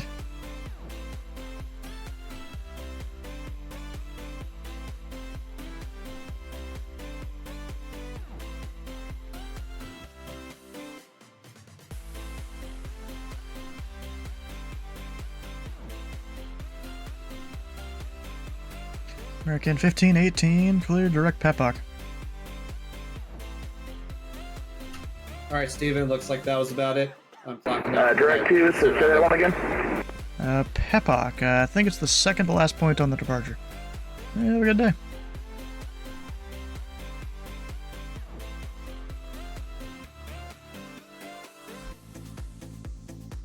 Direct Pepoc for American 1518.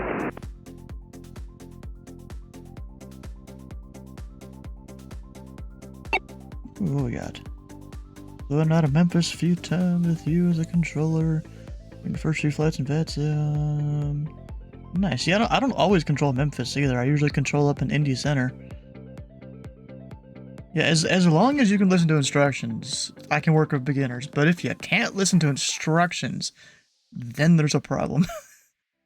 Like, if I tell you to turn left heading 180, and you take 20 seconds to turn left heading 180, and, like, you don't do it even close to right, then there's a problem.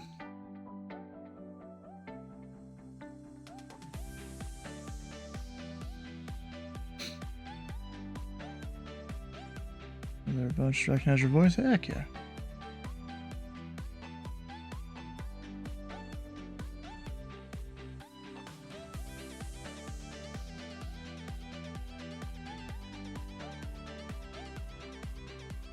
Retreating to Papa. If you're still on this frequency, contact Memphis Center 132.55. Okay, nothing. Memphis departure, Southwest 343, 1.3 for 5,000. Southwest 343, Memphis departure, radar contact. Climb and maintain 7,000. Climb and maintain 7,000, Southwest 343. Giving him 7,000 because there's this guy here.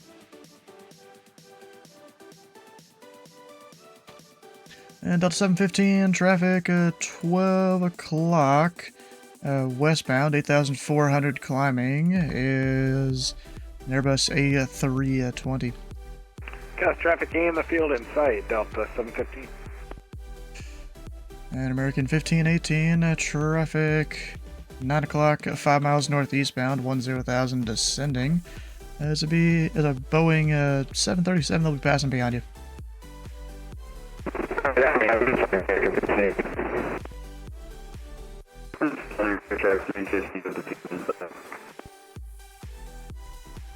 Alright, the last person calling, I think it was the American. Say again, you're pretty broken.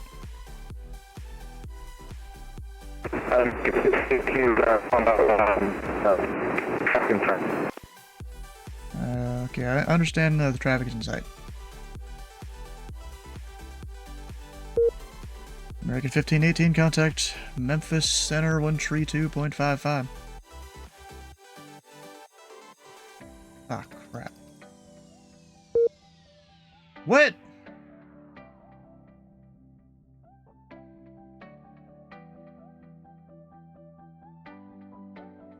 Bullshit.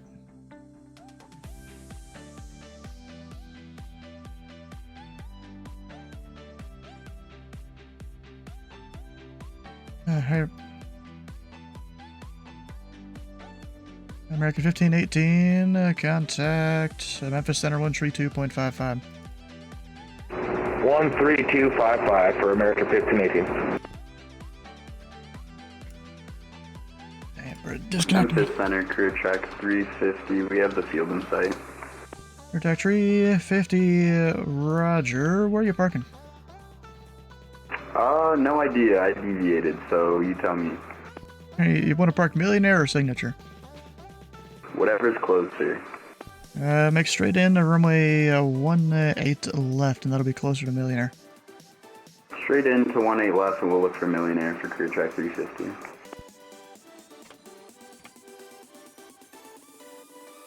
Or actually, quick correction, that's Wilson Air, not Millionaire.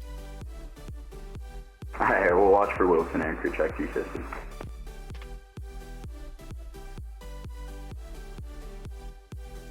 Memphis departure, good evening. FedEx 148 Heavy with you leveling off at 5,000.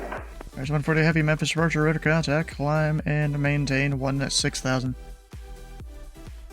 Maintain 16,000, FedEx 148. Southwest 343, climb and maintain 16,000. Climb maintain 16,000, Southwest 343.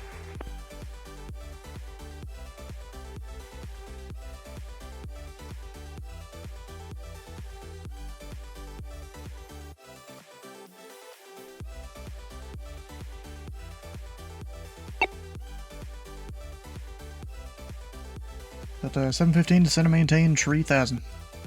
Down to 3,000, Delta 750.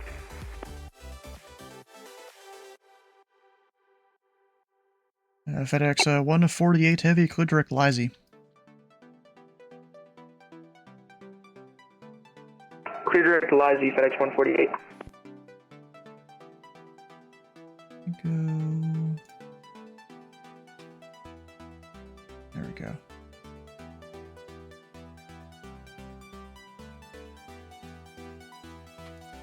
Southwest 343, contact Memphis Center 132.55. Over to Center 32.55, Southwest 343. See ya. Crew track 350, contact Memphis Tower 119.7. 119.7, crew track 350.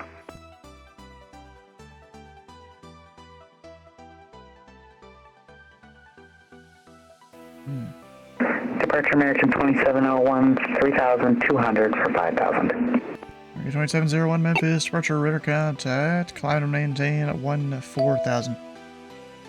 Up to 14,000 American 2701. American 2701, what heading were you given by tower?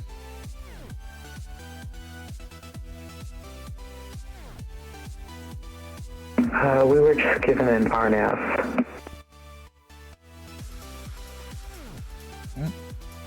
Hell. Hey, James. Did you give American a heading or an RNAV too?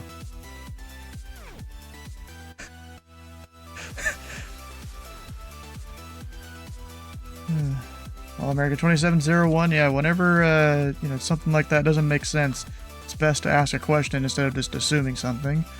Turn left 10 degrees vectors for your climb. Left 10 degrees, American 2701. Delta 751, turn right heading 120 vectors final. Set for Delta 715. Delta 715, right turn 120 vectors final. 120 heading Delta 715. That's 148 Heavy, contact Memphis Center 132.55. I'm set around 132.55, FedEx 148, bye-bye.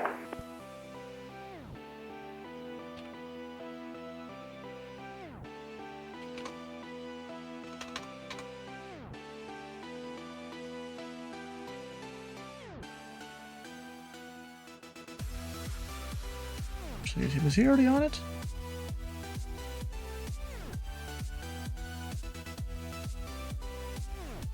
I mean, really, I should have given him even better heading than that.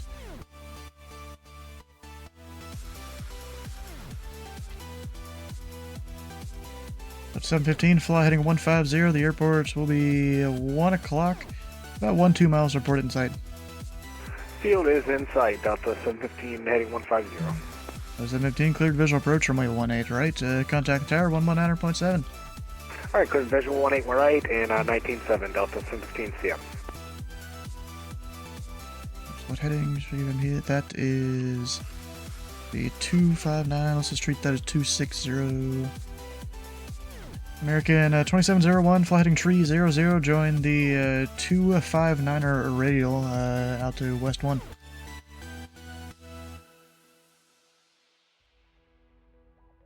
Yes, ATC can, but they didn't. Heading 300, join the radial West 1, American 2701. They gave this guy Arnev to, what would it be, Cheeto, and yet that doesn't make sense for his departure, and he didn't question it. So, therein lies the issue. Multiple parties at fault, him and the tower controller.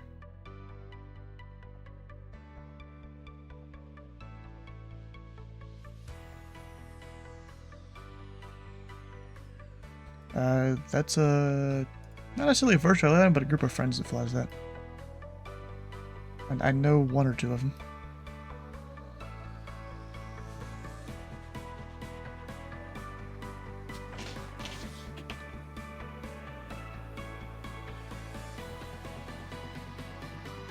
Names he missed.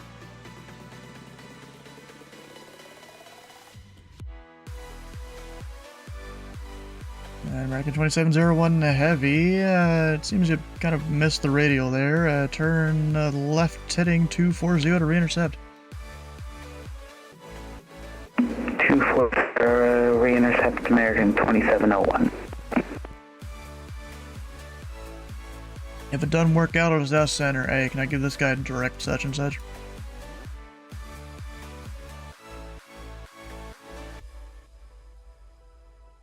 Actually, do I even know who that one is? Oh, yes, I do. Ash, yeah.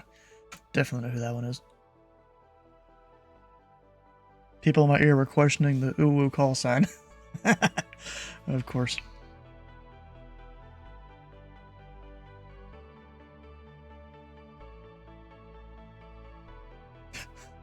The guy on Nashville clearance sounds so tired. He's like, he's yawning. Nashville delivery.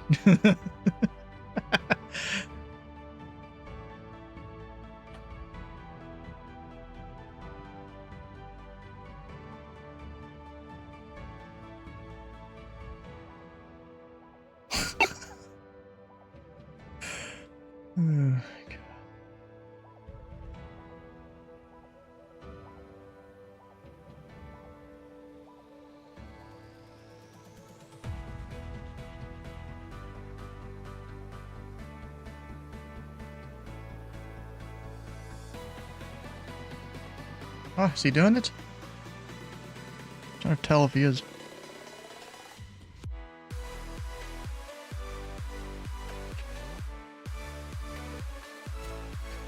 American 2701, contact Memphis Center 132.55. We'll just call it close enough. 32.55, thank you, good night, American 2701.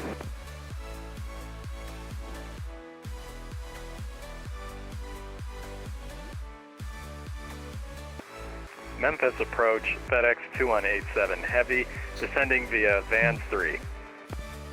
There's 2187 Heavy, Memphis approach, the altimeter 300 tree, say altitude. Altitude is 15,000 feet. And I assume it's 15,500? That is correct. Alright, FedEx 2187, I'm gonna be honest, for a second I thought you were just gonna say altitude, which is a funny thing some pilots sometimes do, but expect the visual approach runway 18 left. Expect the visual approach runway 18 left, FedEx 2187 Heavy.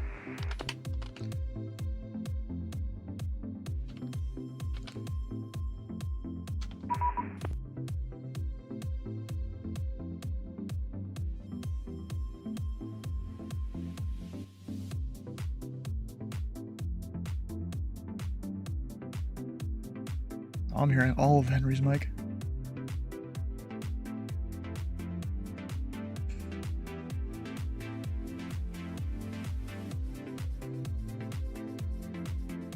No idea what a radial is. Just do what Simbrave tells me. Well, you should read your charts first of all. So the Elvis 4 departure, down here, expect radar vectors to join assigned transition radial, crash in the transition fix, continue on current heading, expect vectors from Memphis Center to join filed route. So we vector you to the 259 radial out towards West 1 from the Memphis VOR. You tune in 117.5 on your radio navigation device, whatever they're actually called. I'm blanking on it right now. Put 259 in there for the radial, and then use radio nav instead of, or you could technically supplement it with GPS too, but you just gotta know how to do it all right.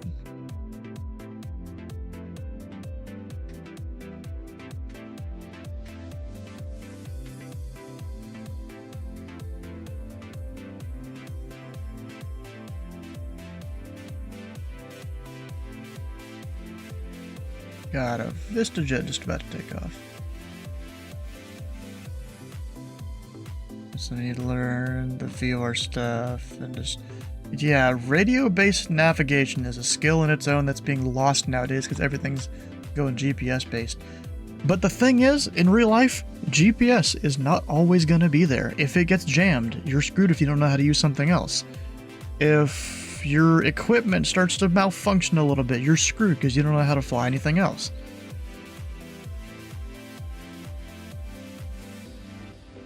Well, I mean, you can get vectors from ATC and stuff, but still.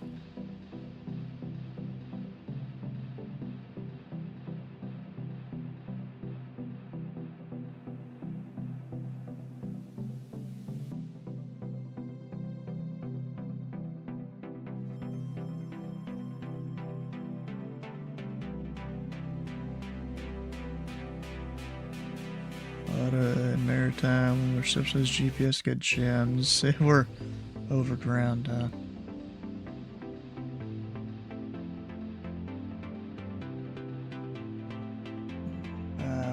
Memphis approach. Departure, VistaJet 11 with you to 5,000. VistaJet 11, Memphis departure, radar contact, climb and maintain 7,000. Time maintain 7,000, VistaJet 11. Alright, go for the brief.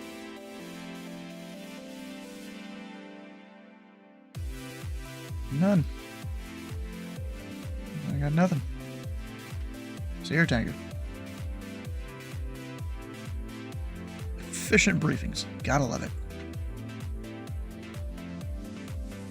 There you go. But it's only 10:30.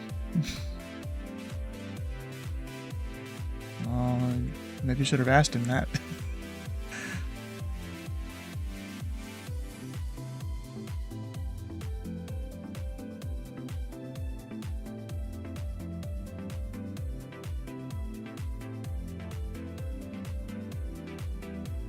There's someone who has 4,000 hours in flights with airliners.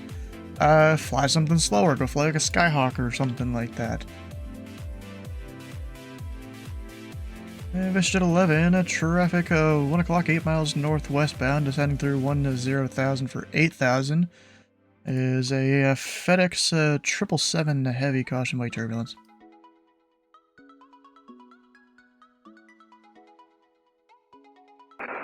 VistaJet 11, we got that traffic in sight. And FedEx 2187 heavy, traffic 11 o'clock, 4 miles eastbound, maintaining a 7,000, we passing below you. FedEx 2187 Heavy, I have that traffic in sight, 11 o'clock. Didn't ask if you had him in sight, but okay. I know a lot of pilots like to report him in sight. I mean, tuner stuff. Good. Slant Alpha Adventures probably has something. So he has this whole playlist. Maybe go look at that right there. Go look and see if there's something on it about radio net-based navigation. I'm not sure if there is. Let me check it actually.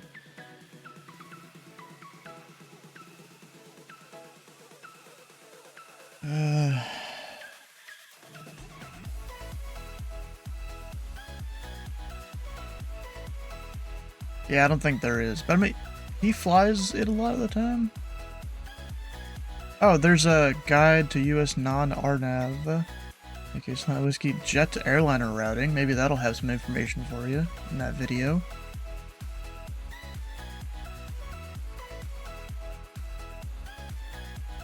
Vista Jet 11, climb and maintain 16,000. 16,000, Vista Jet 11.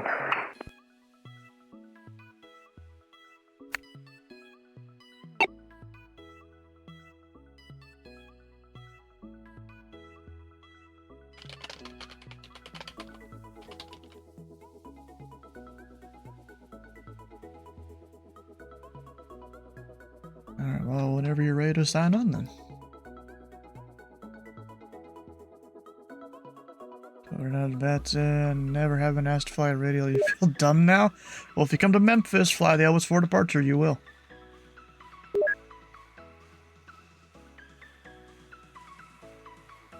And Vista 11, contact Memphis Center 132.55. 132.55, good day.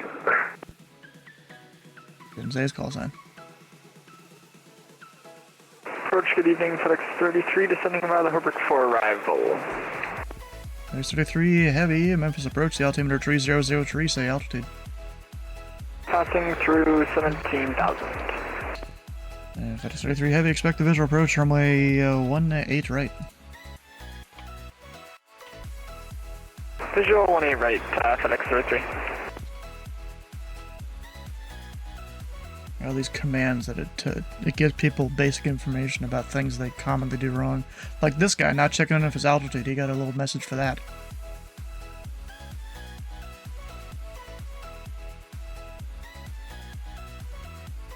FedEx 2187 heavy, descend and maintain 2,500. Descend and maintain 2,500, FedEx 2187 Heavy.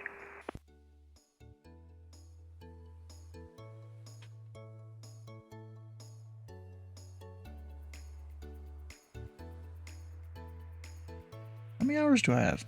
I know I have a decent amount now.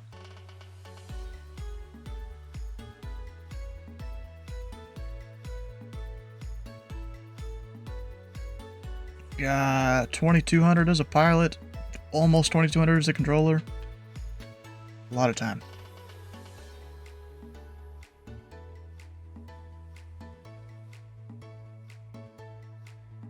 I've seen people with tens of thousands of hours though. Just as one or the other.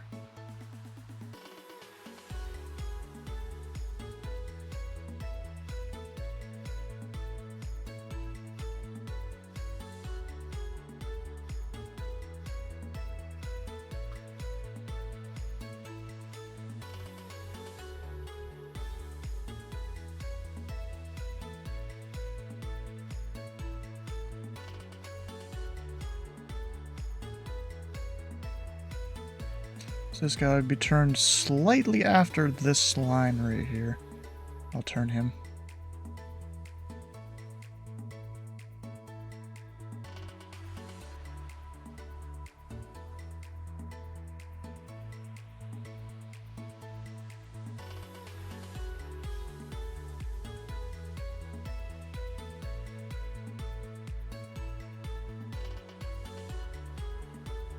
You know, I don't want to be too high or anything like that, or whatever, because then pilots get mad.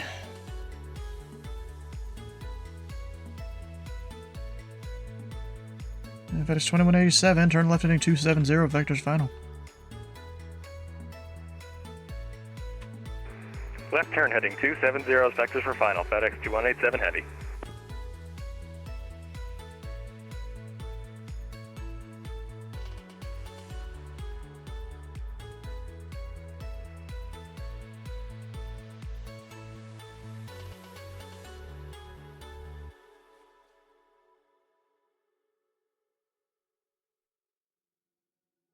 I definitely could have turned him earlier.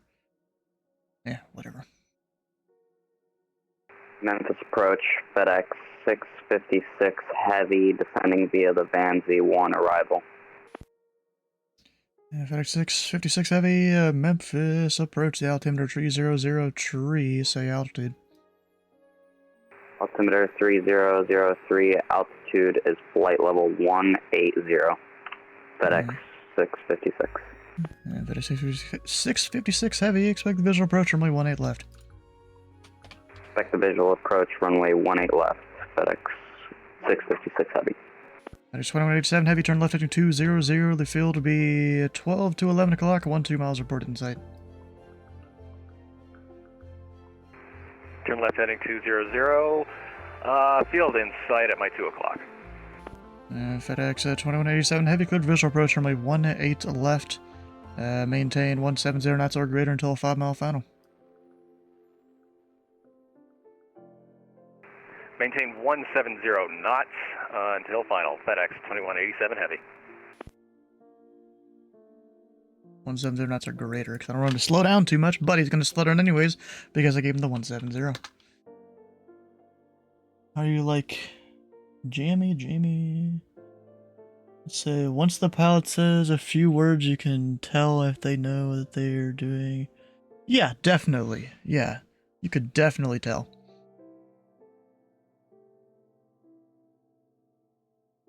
I think he stopped at 3005 when I gave him 2005. Whatever. London. Yeah, I don't watch him at all. Tried to once or twice. Not my thing.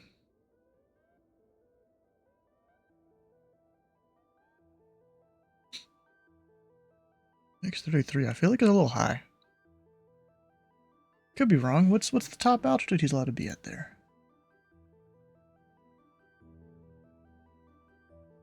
That's Hoburg.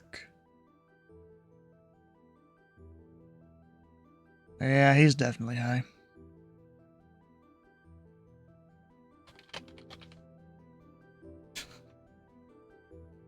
Supposed to be between 11 and 9 there, 12 and 10 back there. Yeah, I think he noticed, because he's now descending a little quicker. FedEx 2187 Heavy. The winds are 090 at 7, runway 18 left, cleared to land. Wind 090 at 7, clear to left, runway 18 left.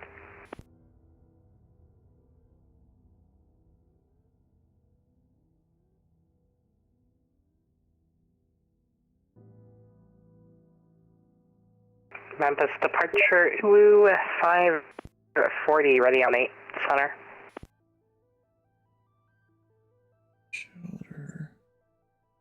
Ooh, 540, Memphis departure, the winds are 090 at 7, RNAV 2 at Cheeto, runway 18 center, cleared for takeoff. 18 center, cleared for takeoff, Ulu 540. And RNAV Cheeto. Almost missed it.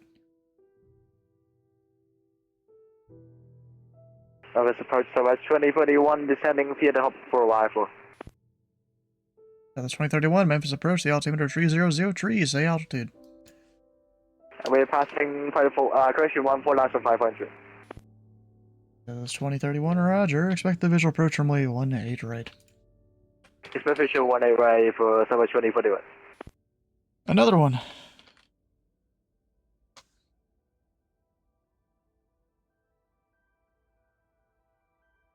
Another one that gets the beep beep beep in their controller client. With the message explaining what they did wrong. Don't miss your altitude? Yeah. If you want to see what this message looks like, well, that's a thing I was working on for a clicker game there. Of course, a script to click as fast as possible. Where is it? So, hello, in the future, please check in for your current altitude or flight level on initial contact with all controllers. Help us verify that the mode C function of your transponder is reporting correctly, although it is not necessary in every scenario. We are usually required to ask for it. If you do not provide it on your own, or if you do provide it on your own. And then thing in parentheses if, like, I sent him the message on accident.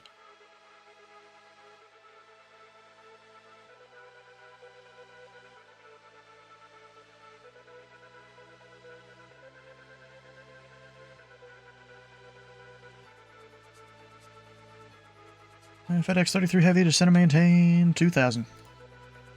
Down to 2000, FedEx 33 Heavy. Yeah, it's not getting mad at him or anything, it's just, hey, you can improve on this thing. Move 450, radar contacts the altitude. 2000, climbing 5000, 0450, 540. Move 450, climb and maintain 16,000, clear direct pep box. 16,000, clear direct pep box. Is that music or is that the engine in the background?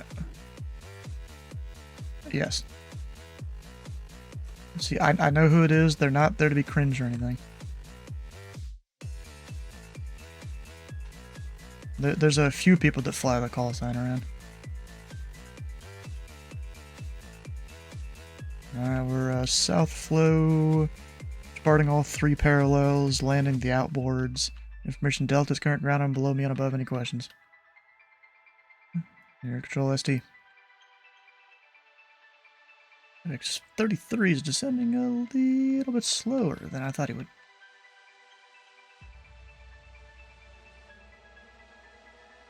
Look at that. Ooh, it can actually go direct in a timely manner. Nice. I don't need to worry about them getting too close to southwest because they decide to go out here and then out and then blah, blah, FedEx blah. 2187, clear runway. There's 2187. Cross runway tree 6 center at echo contact. Ground point and 9 are on the other side. Sorry, can you repeat that after 36 center? Cross runway tree 6 center at echo contact ground point 9 on the other side. Contact ground on the other side of runway 36 center via echo. FedEx 2187. Technically, I could have given him up north. Whatever. There's 33 heavy. A turn right heading 130 vectors final. Right, 130 vectors for final, FedEx 33 Heavy.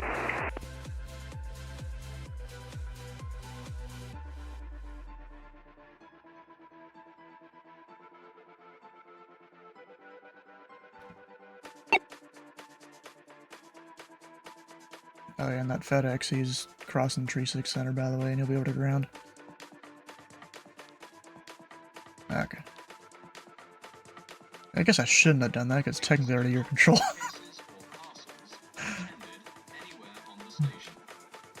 Yeah, that's what I was thinking anyways. There's 33 heavy, turn right heading 160, the field will be 1 o'clock, 16 miles reported in sight. That's fun, yeah, nice.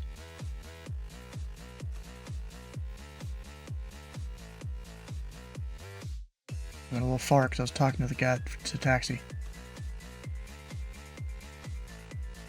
FedEx 33 heavy, fly heading 160, the field will be 1 o'clock, 15 miles reported in sight.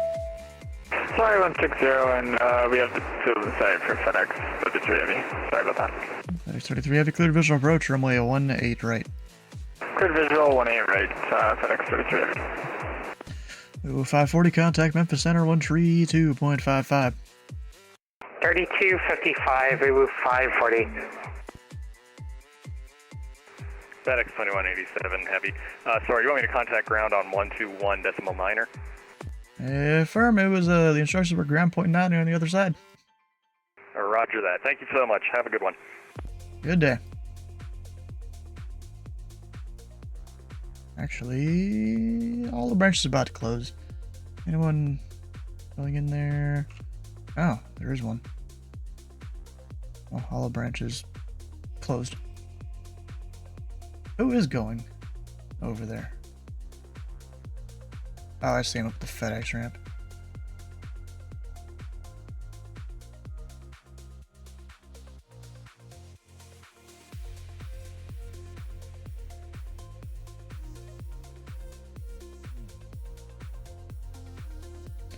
Yeah, as you can tell, Ash, I like to give all my shortcuts to, you know, basically every plane I can. Alright, what's this guy? Is he turning? Just no, maybe kinda, sorta? Yeah, he kind of is. Making sure he wasn't like direct an initial approach fix or something. Yeah, FedEx 656 heavy, descend and maintain 2,500.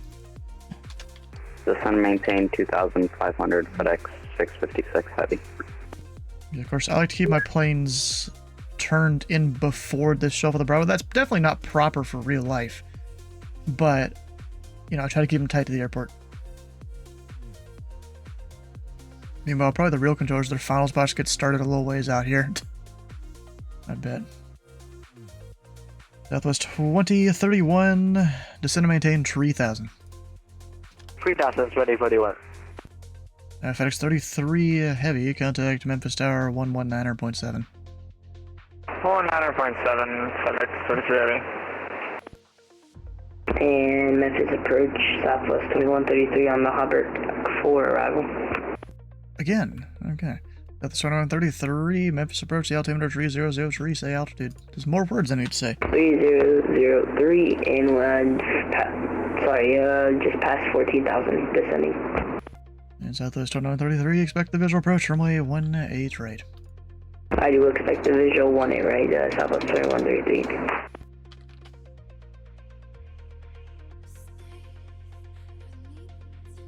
Like, look at this. I've had to send this to how many pilots? 1, 2, all the ones just now that came in. 3, 4.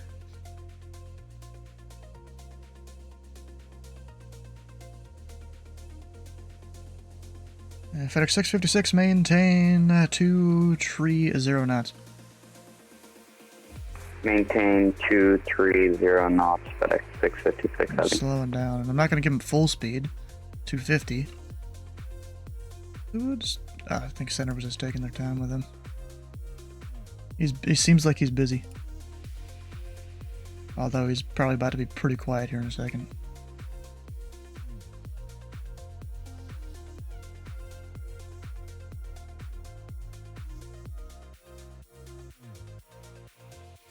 What am I going to turn in first? Possibly the Southwest. And then the FedEx. Because the Southwest is descending a little quicker.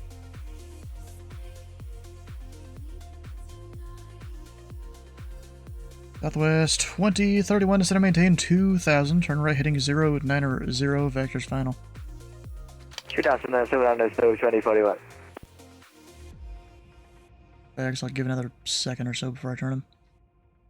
Because you're technically not supposed to have aircraft on opposing bases and stuff at the same altitude. I mean, they're 500 feet apart, but that's not legal separation.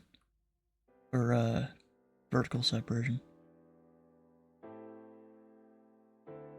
And FedEx 656 Heavy, turn left heading 270, maintain 210 knots, vectors final. Left 270, maintain 210 knots, FedEx 656 heavy. Of course, I still want to give them a chance to go join the localizer stuff outside the final approach fix. So unless someone really feels like they want to do a close approach or something, and I know they do, vector them semi-normally. And this guy is now left part of the Bravo. Yeah. It's fine. Or has he? Yeah, technically he's still in it. And Southwest 2031, turn right. Heading 150. The Memphis airport will be 11 o'clock, 11 miles reported in sight. Turn right heading 150 and airport in sight 2041. That's 2031, cleared to visual approach runway 18 right. Maintain 170 knots or greater until a 5-mile final. Clear visual on runway 17025 2041. Alright, FedEx 656, traffic 11 o'clock, 6 miles southeastbound, southwest at 2000, report them in sight. Traffic in sight, FedEx 656 heavy. 656 heavy, clear, maintain visual separation, turn left, heading 210, the field will be 11 o'clock, and 13 miles reported in sight. Turn left heading 210 and field in sight, FedEx 656 heavy. And FedEx 656 heavy, cleared visual approach, runway 18 left, speed your discretion. Cleared visual 18 left, speed our discretion, FedEx 656 heavy. Technically, the clearance of the approach gives him speed as discretion. Not all pilots know that, though.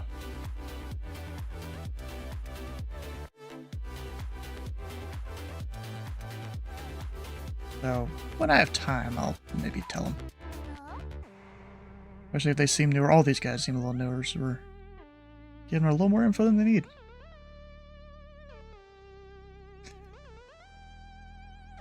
Should have told him to join the localizer.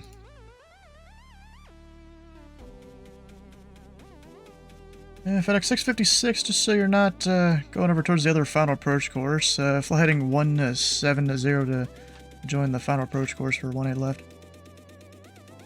170 joining the final approach course. Sorry about that, I got a little behind on the autopilot. FedEx 656 heavy.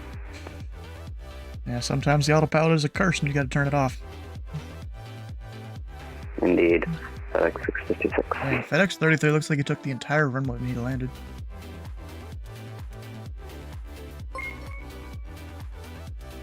Darth Dennis. Welcome in. Oh, you know what we should do? We should check on all of our bingo things. What all has happened? There was some flight following today. With you has happened. The flight level thing, yeah.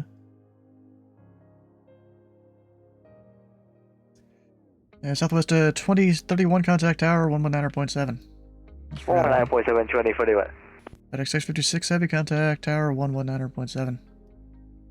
119.7, FedEx 656 heavy. See ya. Whoops, almost forgot about them.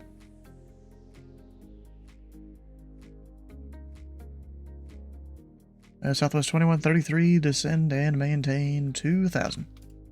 Alright, down to 2000, Southwest 2133.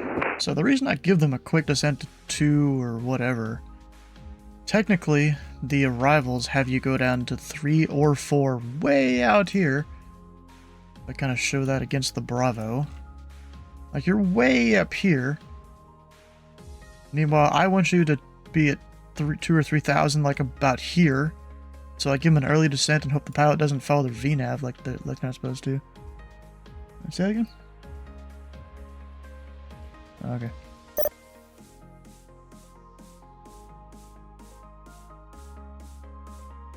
I always try my best here.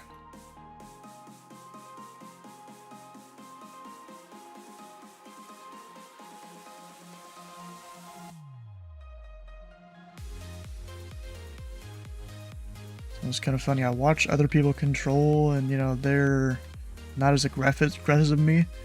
Meanwhile, the guy that trained me was even more aggressive.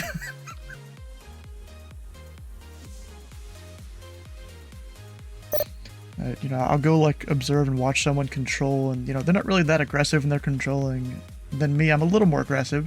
Then there's the guy that trained me, who is even more aggressive when it comes to his controlling. You know, keep aircraft close to the airport. You know, quick turns and stuff.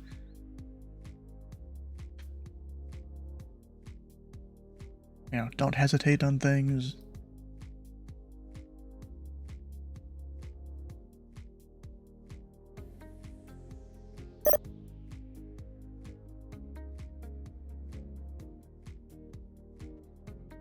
Zulu from your comms.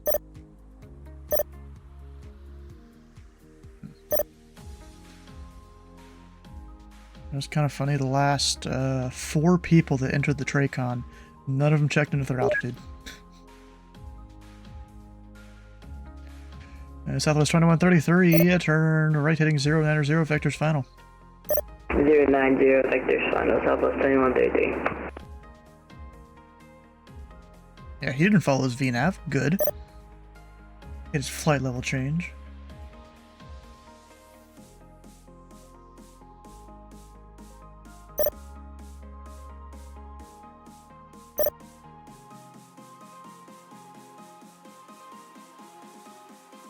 I think they give him the straight to 150. So that's 2133, turn right heading 150. The field will be 1 o'clock. And 1 tree miles reported in sight. Alright, 150, and we'll be looking Southwest 2133. Yeah, I could definitely start turning them earlier than what I do here. Memphis approach to 119, descending flight level, or descending via the Blues 4. Section 119, Memphis approach, the altimeter 300 tree. Say parking and your current altitude. Current altitude level 169, and then we like the FBO, so 119. Which FBO, the one in the east or the west? Whatever one's closer to the runway. Start 119, that we're landing on. They're both about equally as close. Sector 119 would suggest Wilson Air. Expect the visual approach. Runway 18 left. Visual approach 18 left, yeah, 119. I keep doing my center commands. And Southwest 2133, got the field on site. That's 2133, clear visual approach. Runway 18 right. Contact the tower 119.7. 119.7, clear visual, 18 right, Southwest 2133. Yeah, I kept wanting to do QS, the tilde thing. I forgot what it's called, and then type out some stuff. But no, that's not how we do a scratch pad in stars. But I've been doing center so much, I almost typed QS to put in a scratch pad.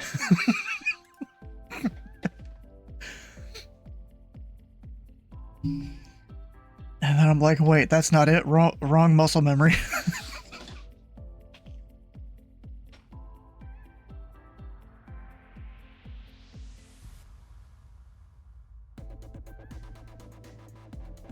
Approach 119, just want to confirm it's visual 18 left.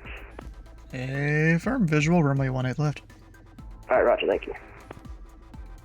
Anything else on the stuff here? We got this guy, got LAX.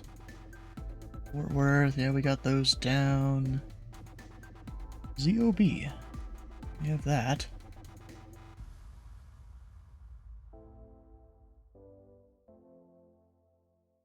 If they're all on top of each other right there.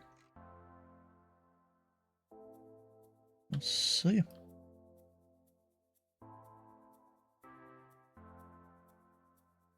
They're going San Jose, okay. What else do we got?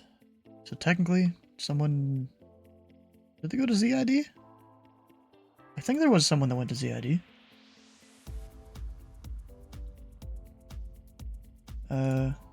The localizer thing's not applicable today. ILS not applicable today. I'll get some freebies.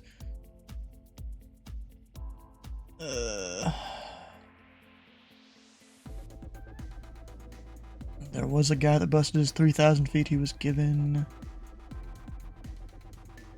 We had the Hoburg.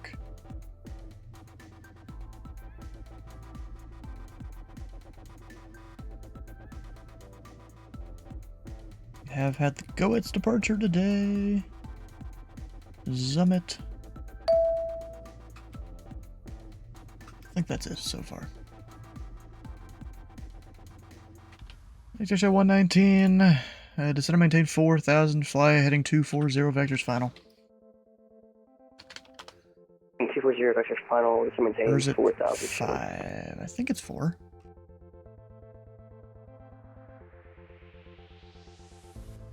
Yeah, it's 4. It's 5 on the west side. Which I haven't had anyone come in on the northwest arrival, so I haven't had to worry about the 5,000 shelf. I'm specifically looking at this number here and that number there.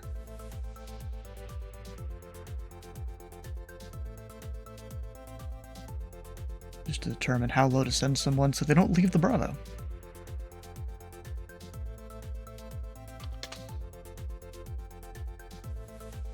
Anyone else really coming in here? There's some guys up there. Maybe we'll wait for some of them. I don't know. Zeus with the first bingo of the night. Thank you.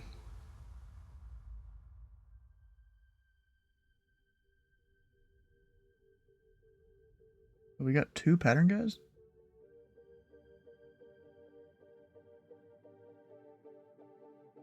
Wow.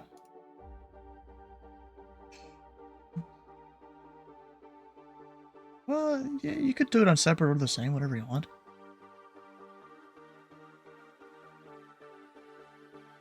Oh, yeah, definitely separate runways then.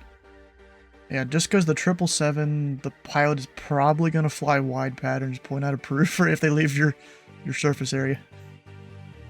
Just don't let them go too far out.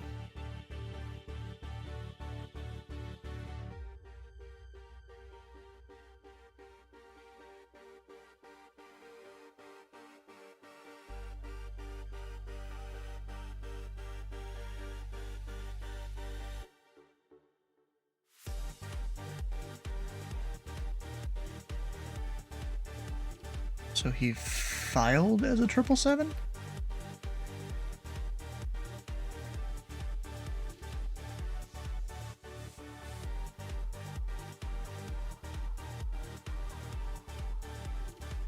Eject at 119, say airspeed.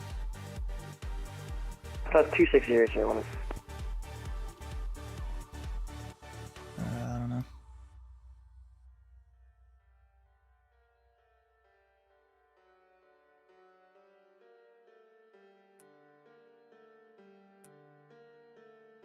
I was looking it up. And eject at 119. Yeah, after that last waypoint there on the arrival, you're supposed to be 230 knots. Check Sorry myself. about that. We're going to 230, showing.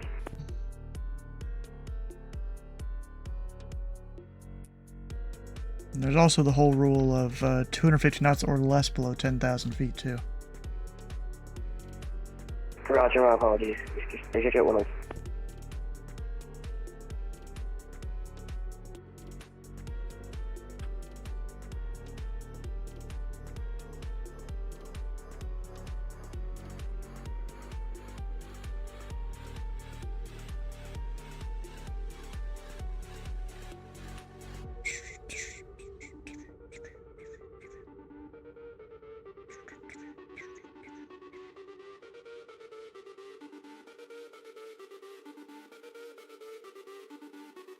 Section 119, descend and maintain 3,000. So maintain 3,000, jet 1. I'm basically looking at this line right here to tell me when to descend to 3. You got right past it, so down to 3. And then technically past this line here, it'd be down to 2,000. So if we have this minimum vectoring altitude, we ought to descend into 2,500 instead.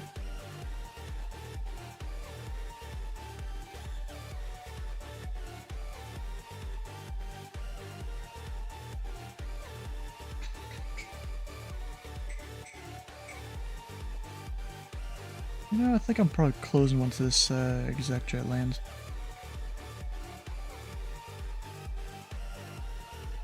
What have I got on here? Oh, I'm not gonna know how long because it disconnected me earlier.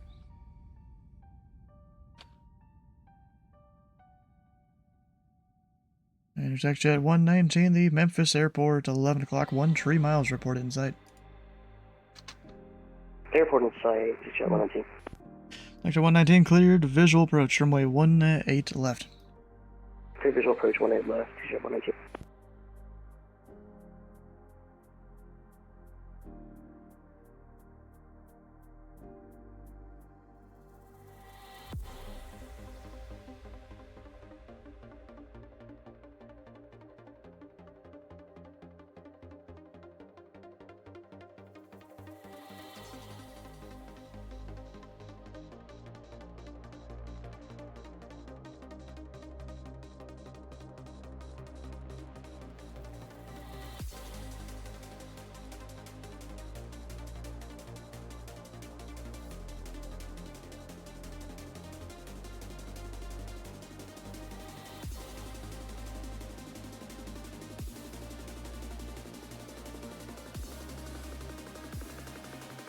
Bunch of aircraft on the ground though. We'll see how it all goes.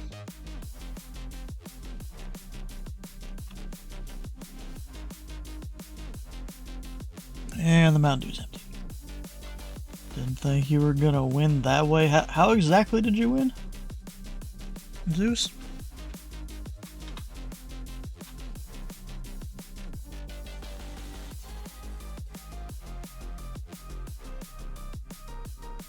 $65.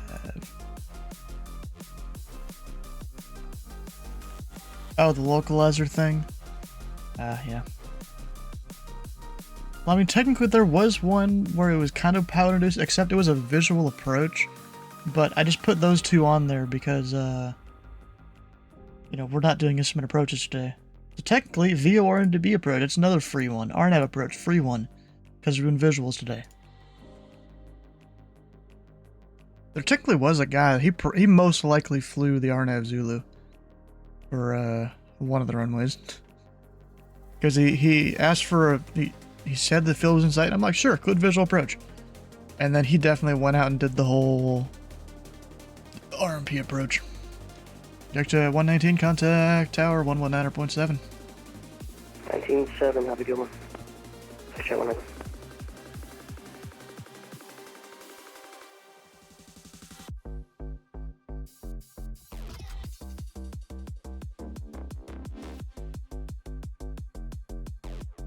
Have we had any low altitude alerts? No, not during this stream. There was earlier. I was working Indy Center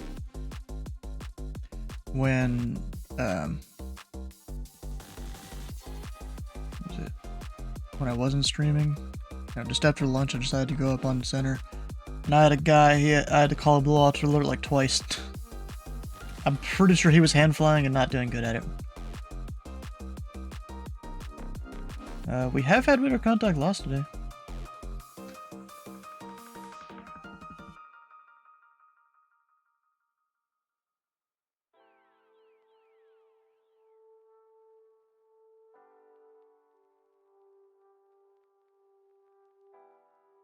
Oh yeah, I think Carson, yeah, that's marked off. Ducks, we didn't have it tonight.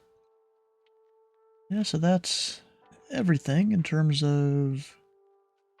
Oh no, there was outdated Eric. I think I heard a guy calling with a different number of one of the arrivals. That's a free one for you. Raven, thanks for the follow. How you doing? Welcome in. What have you been up to today? There has been people that hasn't called when I call them. Or responded when I call them, I guess. Like the one guy went up on the Carson departure. And I told him like 3 times contact center. He never responded. I asked center, hey, do you have this guy? And he's like, yeah. I'm like, dang it, bro. And you're calling 3 times for him. There's been a few dollar store mics today in terms of I can't even understand them at all. And I think that's it there. Alright. Well, it's about time for me to wrap it up. Event's been over for a bit and we stayed on late, got on early. That's what I usually do.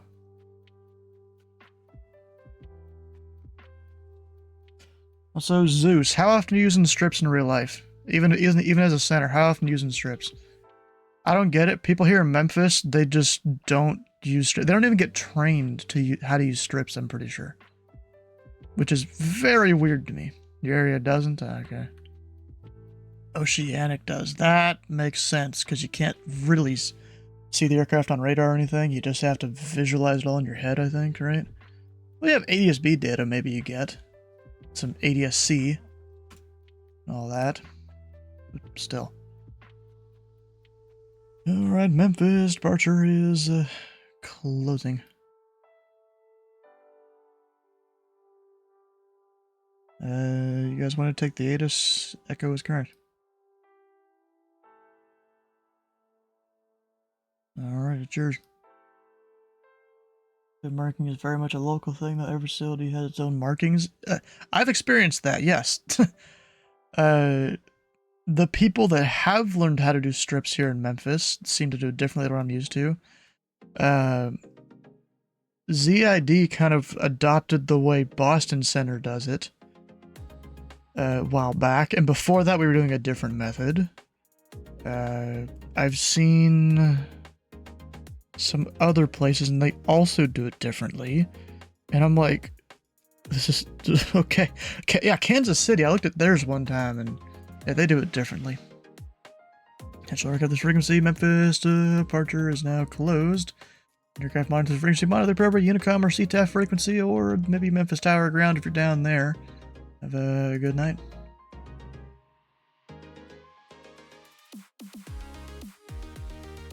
There we go, we're gone. That was fun, too.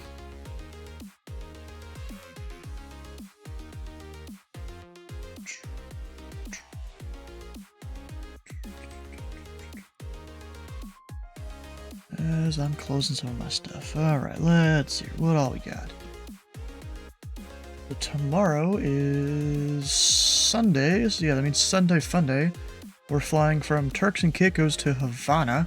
I think I did Turks and Caicos once, so it'd be fun to go back there. If you've missed a stream or part of a stream, all the VODs can be found over on YouTube on 2 different streams, or 2 different channels, I guess. One for the full VODs, one for these time lapses for air traffic control streams. It'd be great if you can check those out. And while you go hit the subscribe button over there, we'll find us someone to raid. Who's it gonna be today? Top 15 or bust. So Jeffrey B, I think he's been chasing hours and stuff at, I think, LaGuardia. Or no, he's on Teterboro this time. So he already did the top controller in LaGuardia, I think, for the year or something like that, by a long shot. And now he's going to controlling Teterboro. That'd be kind of cool. Alright, so stick around. Actually, is he gonna wrap up anytime soon? I don't know.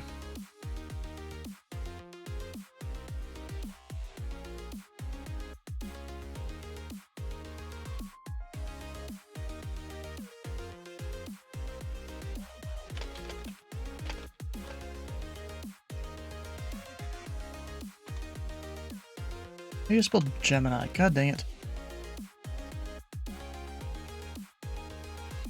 I don't remember how it's spelled. Dang it. Whatever. Well, stick around for the Raid Fetch channel. Points at the follow button here. The follow button on Jeffrey B stream. He was talking about a call sign there. And we'll see you tomorrow for Sunday Fun Day.